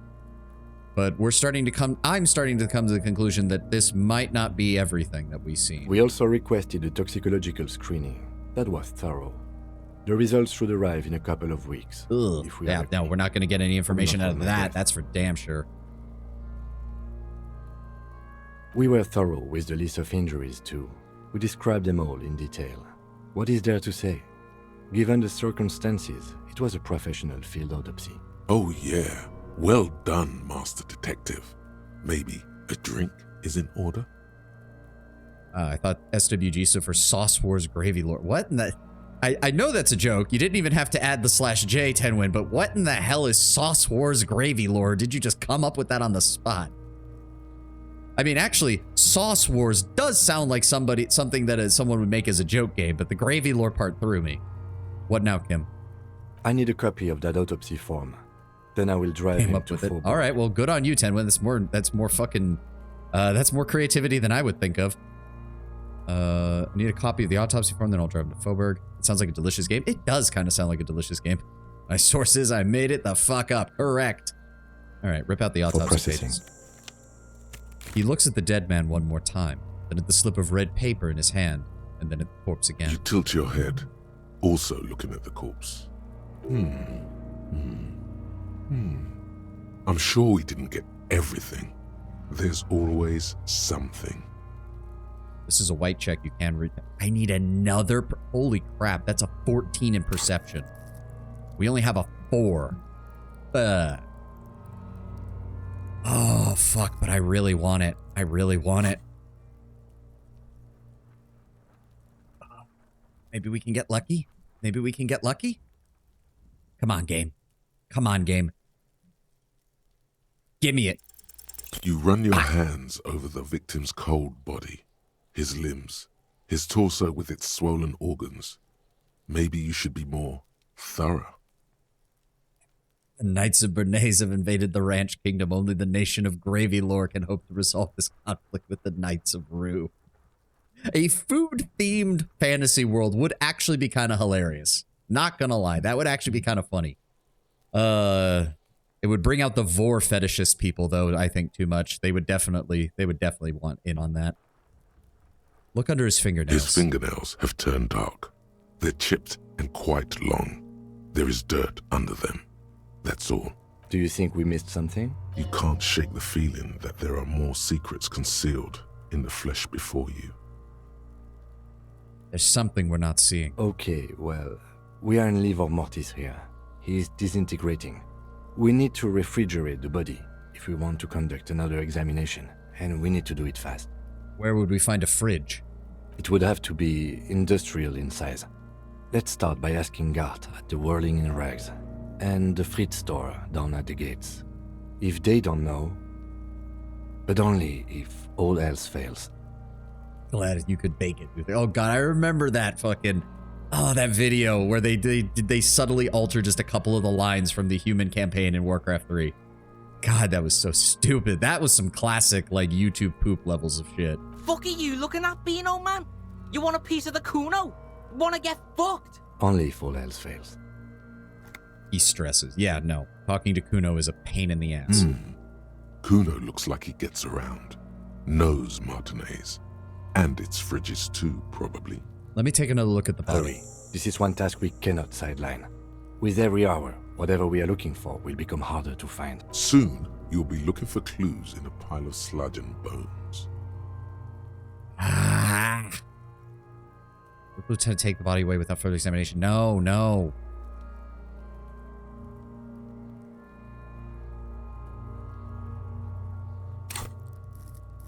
I know we need this. I know we need this.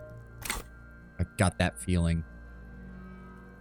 Okay, game, why do you do that? Shoot, Looney Rooney. The autopsy, you said you have ancient mysteries. Oh yes, Kobo mi Lobo. In the gift horse's mouth. Tracts and wakes and waterways. Ancient materials buried. But to where, brother? Just a small gulp away. My beloved Kobo. Come back later, Kobo.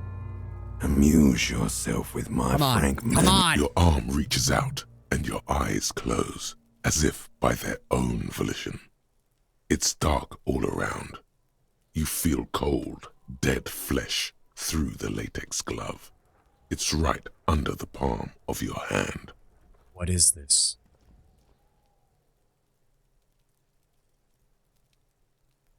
His face, his cheeks, his nose, his fat, swollen lips. Like a rubber spider, your gloved hand crawls on his features. Everything is silent, all around. Put the fingers in his mouth. He did say gulp, after all. The oral cavity is cold and moist. A ball-like tongue attaches itself to the base of the mouth, lolling around like a scallop. You're on the right track. Push in. Play with it. This feels right. The tongue moves freely in the cavity. The mucus of the mouth is slippery, fragile, even through the latex. From the soft meat, teeth are budding. Hard pearls of bone in the gums and in the back of the mouth. Can you feel it? You're so close. Rip his jaws open now.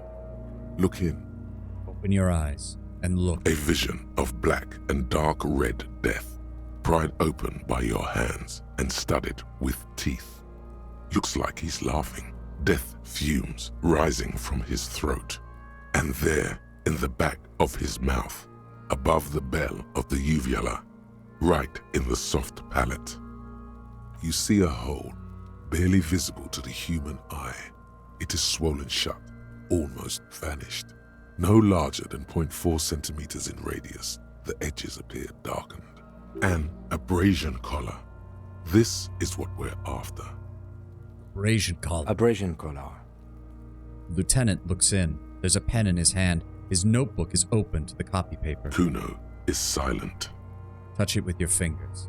Gently. A black trickle of liquid runs into his throat from the wound. Put your finger. Your index fits right in there.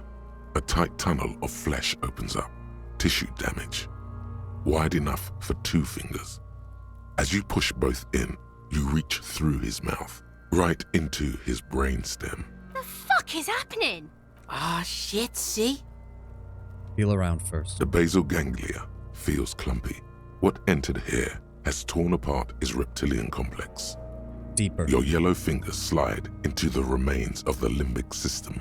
There is no resistance. It's gelatinous. The slug-like structures are damaged too. The tearing extends deep into both hemispheres. There's a cavity right between the hemispheres. The lieutenant answers with the sound of his pen on paper. Fucking cavity, see? Kuno's voice is hushed. Deeper. Your fingers are all the way in now, reaching toward the inside of his skull. The cavity goes further, but the entry wound isn't wide enough for the rest of your hand to follow. All the muscles in your body harden. Time to enter him. I hate how you phrase that physical instrument, but wriggle in. Your fingers reach toward his skull. His cerebral cortex feels like jelly. Cold jelly. Strange fluid streams down your wrist as you push deeper until you feel it on the tip of your finger. Ice cold serrated metal. Its edges cut right through the latex and into your finger. I feel a solid object right underneath the skull plate. Can you get to it? He reaches into his pockets for something.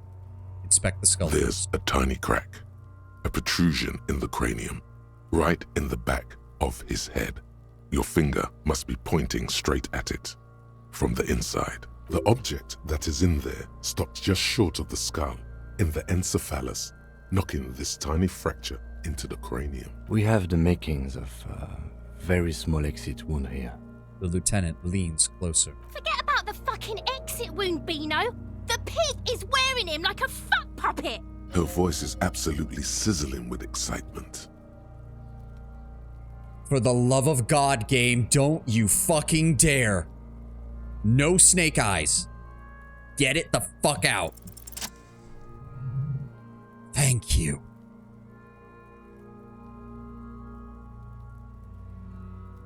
You pick the object between your index and middle finger. It feels sharp, like metal. With your face twisting from pain and concentration, all you need to do is just pull it out. The inside of the head feels cold and smooth, like a glove. Sweat dripping down your brow.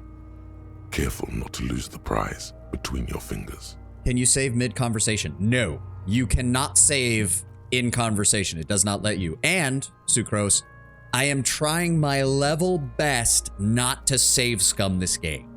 I have heard from people that this is definitely a game you don't want to because there are so many routes through this game's dialogue that sometimes the failures are almost as interesting as the successes. That said, it's very hard for me. You missed it early in the stream where I literally had to stop myself from save scumming, but that's part of the reason I play this, because otherwise I distinctly remember my first playthrough of this game, I save scummed the absolute shit out of what little I played. And playing it on stream helps provide me some incentive to not do that. With a plop, your hand emerges from the mouth. The garden glove is covered in blood right up to the wrist. Between your fingers, a small flower, a blossom made of lead. Unless I'm dying constantly from combat, I try not to, or testing a decision. That's understandable. That's understandable. I try not to do it for combat as well, unless it's something that I'm really trying for. We had a moment in the Pillars of Eternity 2 stream where the game was basically saying, yeah, no, you don't have a chance of saving this dude. He dies the second the fight starts. And I save scummed the shit out of that because I was like, no. I'm saving this guy.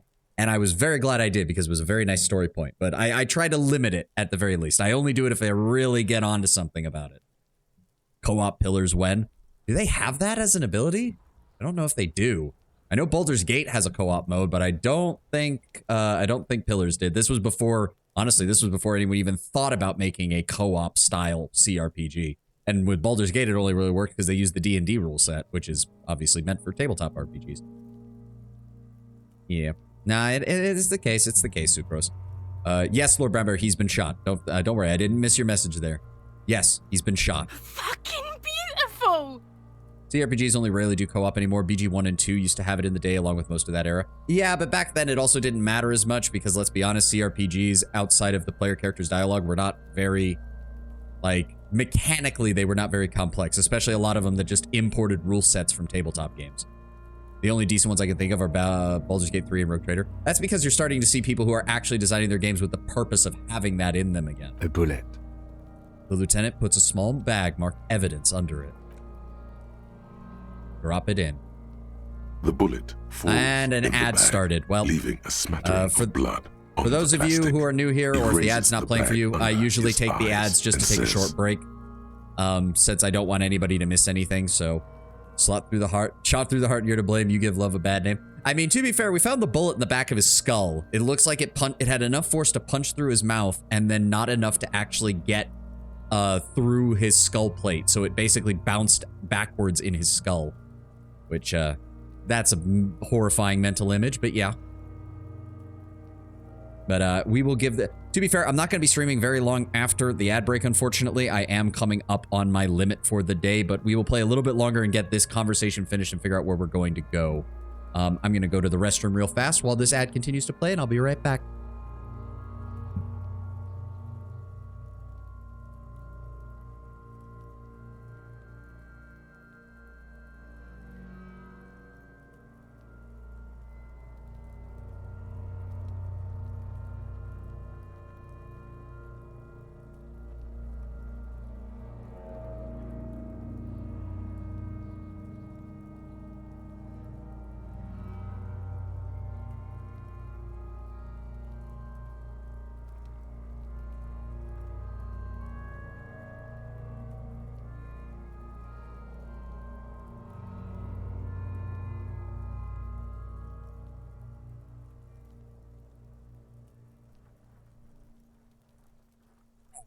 So it seems like the soldier was executed with a firearm point blank, and then he was strung up, probably just to send a message. That could be the case. Though usually you shoot someone execution style or execution from the back of the head or into the side of the skull. This bullet somehow managed to enter in through the mouth. And it couldn't have been close up, because if it was, there's no way the bullet wouldn't have blown out the back of his head. So how was he executed point blank if the bullet didn't have enough power to punch through the back of his skull? Did he kill himself? If he did, that would make things awkward, so I doubt it. Yeah, it's still got another 30 seconds. Come on, Twitch, finish up so I can finish up this. Taking enough time out of everybody's day. Don't get me wrong, I like the new schedule. I think the 3-minute ad breaks once every hour works really well with keeping the flow of the game going better. I certainly like it better than the 1.5-minute ones that we were doing before every 30 minutes.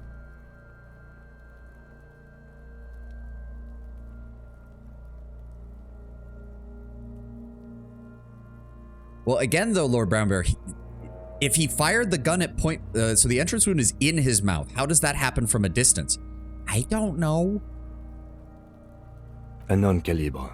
Rifled. Some kind of brittle alloy. Fractured on impact. Can I see it? Of course. You deserve it. The lieutenant drops the bag in your hand. It feels light. We need to add an item to the injury list. Injury number 4. Oval entry wound with an abrasion color. Soft palate, back of mouth. See, that's the other thing, Lord Brownbear. Soft palate. That means that the bullet had to have entered at an angle, because if it was the classic Kurt Cobain style, it would have gone up into his brain, not through the back and through the back of the brainstem. The surge tomorrow? That is the plan, Lord Tenwin. That is the plan, Tenwin. Yes, surge tomorrow. I think what we're just going to do is alternate. It's going to be one day of disco, one day of the surge. And I think we're just going to go back and forth. I think that's what we're going to do. High velocity. Temporary cavity in brain tissue. Small exit wound on the occiput. How does that sound? He underlines the injury forcefully. Sounds right. Opinion, fatal injury. Agreed. And one last thing. We can now fill in injury number 3. Ligament mark. Opinion, non-fatal. Post-mortem. Treatment. He's proposing the bullet was the real cause of death, and the hanging an attempt to conceal this fact. So that's more like someone pointing the gun directly at him as a dramatic execution. Maybe it didn't go all the way through because it was a paper cartridge despite the short distance. That's possible, but you need to remember that by the time paper cartridges were in development, the actual power, stopping power behind the rifle was fairly high. Kim even said, where is it? It said it in here. Unknown caliber rifle.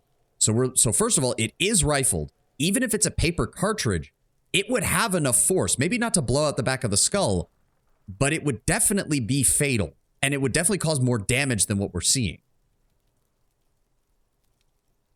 The ligament mark, the fractured hyroid bone, it was all treatment. No mention of him missing teeth either. None that weren't his pre-existing injury. Remember, Joyce did say he looked like he had surgery done to his jaw. So, and when we opened his mouth the first time, it did say that some of his lower teeth were artificial, but none of those teeth were damaged, at least not from what we could see. Yes, and the belt around his neck, the hanging, even dragging him to the yard. All of it was done after this man was already dead. Agreed. I have had my doubts since you showed me the tracks. Why did they carry him over? Why not march him, I thought. There was no satisfying explanation.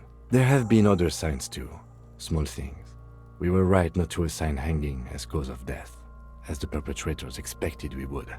No such luck for them. Secret task complete. Find the bullet before you get fooled. Oh, that's nice. We didn't fall for it, he thinks. There's pride in there. As you do, yep. There is, of course, the very real possibility he was both shot and hanged. That's true logic, but that doesn't make much sense. Why would they do this? To hide something. The real killer? The real motivation? What really happened here? And who? That's for us to find out. But this, it will make finding them just a little easier. So either someone shot at him from a distance and got a lucky shot while his mouth was open with his own gun, or it was a ricochet.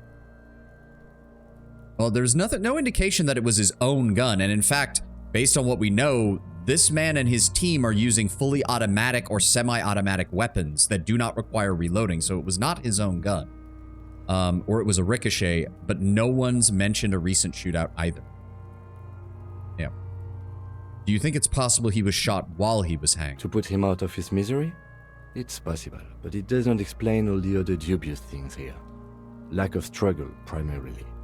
I may be intellectually sloppy, but I prefer one theory at a time. And this just smacks of treatment to me. So a sniper? That's entirely possible. Long-range shot, got lucky, managed to hit him in the mouth rather than anywhere else. If the shot was from long enough range, the bullet would have lost enough velocity, or maybe it passed through something on the way to the target. I need to wash myself. Oh, you really, really do. I am glad to hear you say that. Your room in the Whirling in Rags should come with a bathroom. Be sure to make use of it in the evening. Maybe the bullet holds more answers. Yes, we should take a closer look at it. I am certain it has more to tell us. This little thing could reveal much about the weapon that shot it. What's next? We bag the corpse and carry him to the holding pen of my kinema. I can transport him to processing myself, but I will be gone for the rest of the day. So a hit job, that's reasonable. Also explains the involvement of a woman associated with organized crime. Could be the case, yeah. Work on the case. Tend to personal matters. Try not to do anything too dangerous. An officer needs backup in a neighborhood like this. I'll leave that choice to you. And one more thing. Great work, detective. Yay, we made him The happy. word lingers in the air of the yard. Far away, dogs are barking. Further yet, the sound of motor traffic. Detective. After you bag the corpse, Lieutenant Kitsuragi will leave the party until tomorrow morning. You can do side tasks and even the main case, but it might be more difficult. Plan his exit accordingly. Okay, so we don't want to do that just yet. We don't want to do that just yet. Hot damn! And we picked up... Where is it? The bullet mushroomed out on impact. It now looks more like a fanciful jacket button than something that could pierce skin, flesh, and bone. Let's go ahead and analyze that first, and that'll probably be the last thing that we do. No, Kim doesn't hate us. He likes us. That's why he called us detective. Safely sealed away in a plastic bag bearing the RCM stamp. Kim has filled out the label on the bag with the item number, case number, and date and location the bullet was found. For just to clarify, Lord Bamber, I did see this. This was in a subject that someone else was asking about Kim and asking for stuff to not be spoiled. And someone suggested that what the main thing you want to listen for when Kim is giving his opinion on you or when he's talking about what you've done is when he refers to you as detective, that's a positive sign. When he refers to you as officer, that's a negative sign. And that's generally how you can gauge his response to things. As I said, the guy said that with like this is non-spoiler, just keep an eye out for those words. So whenever he says detective, you can generally assume we've done a good job. Beside his orderly handwriting, the bullet looks especially sad, like a tiny, shriveled head of cauliflower. Feel the bullet through the the bag. squashed bullet has some sharp edges where the jacket has split open. It feels cold, even through the bag. What do I do with you? What? I said, what do I do with you, Bullet? Well, if I was the bullet, which I'm not, I would say find the weapon that shot me. Good idea. If we find who owns it, we will have likely found who used it, possibly to kill our victim. In conclusion, the more we know about this bullet of yours, the better. Inspect it. The jacket of the bullet is made of a yellowish metal. It has blossomed out to reveal a dark grey core. The base of the bullet is close to 5 millimeters in diameter. Look at the jacket. You can just about make out a few striations near the base of the bullet. Little hairlines, linear. It feels standard. And the core? It's quite destroyed. Some of the fragments are still lodged in the wound. What can you say about the bullet so far? Jacketed bullet, 5 millimeters. A jacketed bullet. Okay. It would have been shot from a military-grade breech-loading rifle, not from a muzzleloader like those typically found on the streets of Martinez. Okay, so we're looking at something more World War I-ish. Breech-loading rifle, maybe a bolt action of some kind? We were right. This came from a serious weapon. Even the RCM uses ordinary unjacketed conical bullets. This is strange. Very strange. I like this, officer. Strange means unique. Unique means incriminating. We need to find the gun that shot it. Ruminating over the case and having the game confirm your theory is good fun. Oh yeah, I love it. Something tells you that won't be any time soon. This'll have to be one of those epic tasks that's open for a while. Ooh, we do have a high hand-eye coordination. We might actually be able to roll this. It's a white check, so we can come back. Come on, game.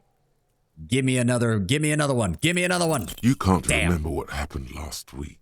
What makes you think you're going to remember arcane firearm models? Fine, game. You want to be like that? Fuck you.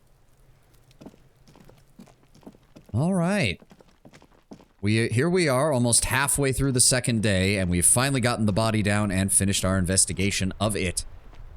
That is going to be it for us today. I like the use of the word arcane, so it was a magic gun. No, it just means that nobody fucking remembers every form of gun that's ever been made in existence unless you're one of those autistic people who actually deep dives on that stuff. Go watch Zach Hazard's stuff on Fallout New Vegas where he geeks out over every new gun that his mods add to the game. But that is going to be it for me today. Thank you all for being here. Thank you all for joining me. To any of the raiders who remain and Sucrose, thank you all for coming in. Sorry that we didn't have too much longer in the stream and you guys showed up, but I appreciate that you guys raided in nonetheless. Let's go find somebody to raid into, and I will finish up for the day. Again, thank you all for being here. Let's go see who's on right now. Who have we got? We've got a couple people playing disco that I do not recognize in the slightest. Some couple people playing... No, not seeing anything. Anybody on that I recognize?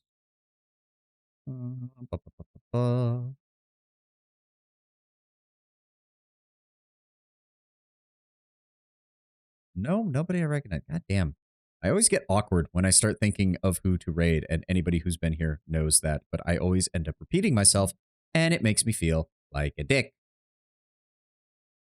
Holy shit, Zentreya is still on. She's usually long done by now. Hot damn. Not gonna raid into that. God, it's awkward enough raiding into small channels, let alone someone with 6,000 fucking viewers right now. Dear God. Is anybody else? Oh, who is this? Who's this? This is a VTuber. Oh, they're in the middle of the exact same conversation that we were doing with Joyce. So fuck it, let's go ahead and raid. This is someone named Soy Milk, and it looks like they are a deer VTuber of some kind, judging from the antlers and the crazy eyes. So we're just going to go ahead and raid into this person. Why not? You want Rex? I'm assuming you mean recommendations, but I just kind of find people to raid. I just kind of go through the list. No offense, Sucrose. I mean, I keep an eye out. I do keep an eye out for anybody. So if you want to drop a few names in the chat, I'll check it out after stream before I get off for the day. I've got some other things I got to do, unfortunately. But thank you all for being here. Thank you all for joining me. I'm going to hand you off to Soy Milk, who is also playing Disco Elysium, if you want to see a little bit there. It looks like they're in the middle talking to Joyce. So I think we've already seen that conversation, so I don't have to worry about any spoilers or anything on my end.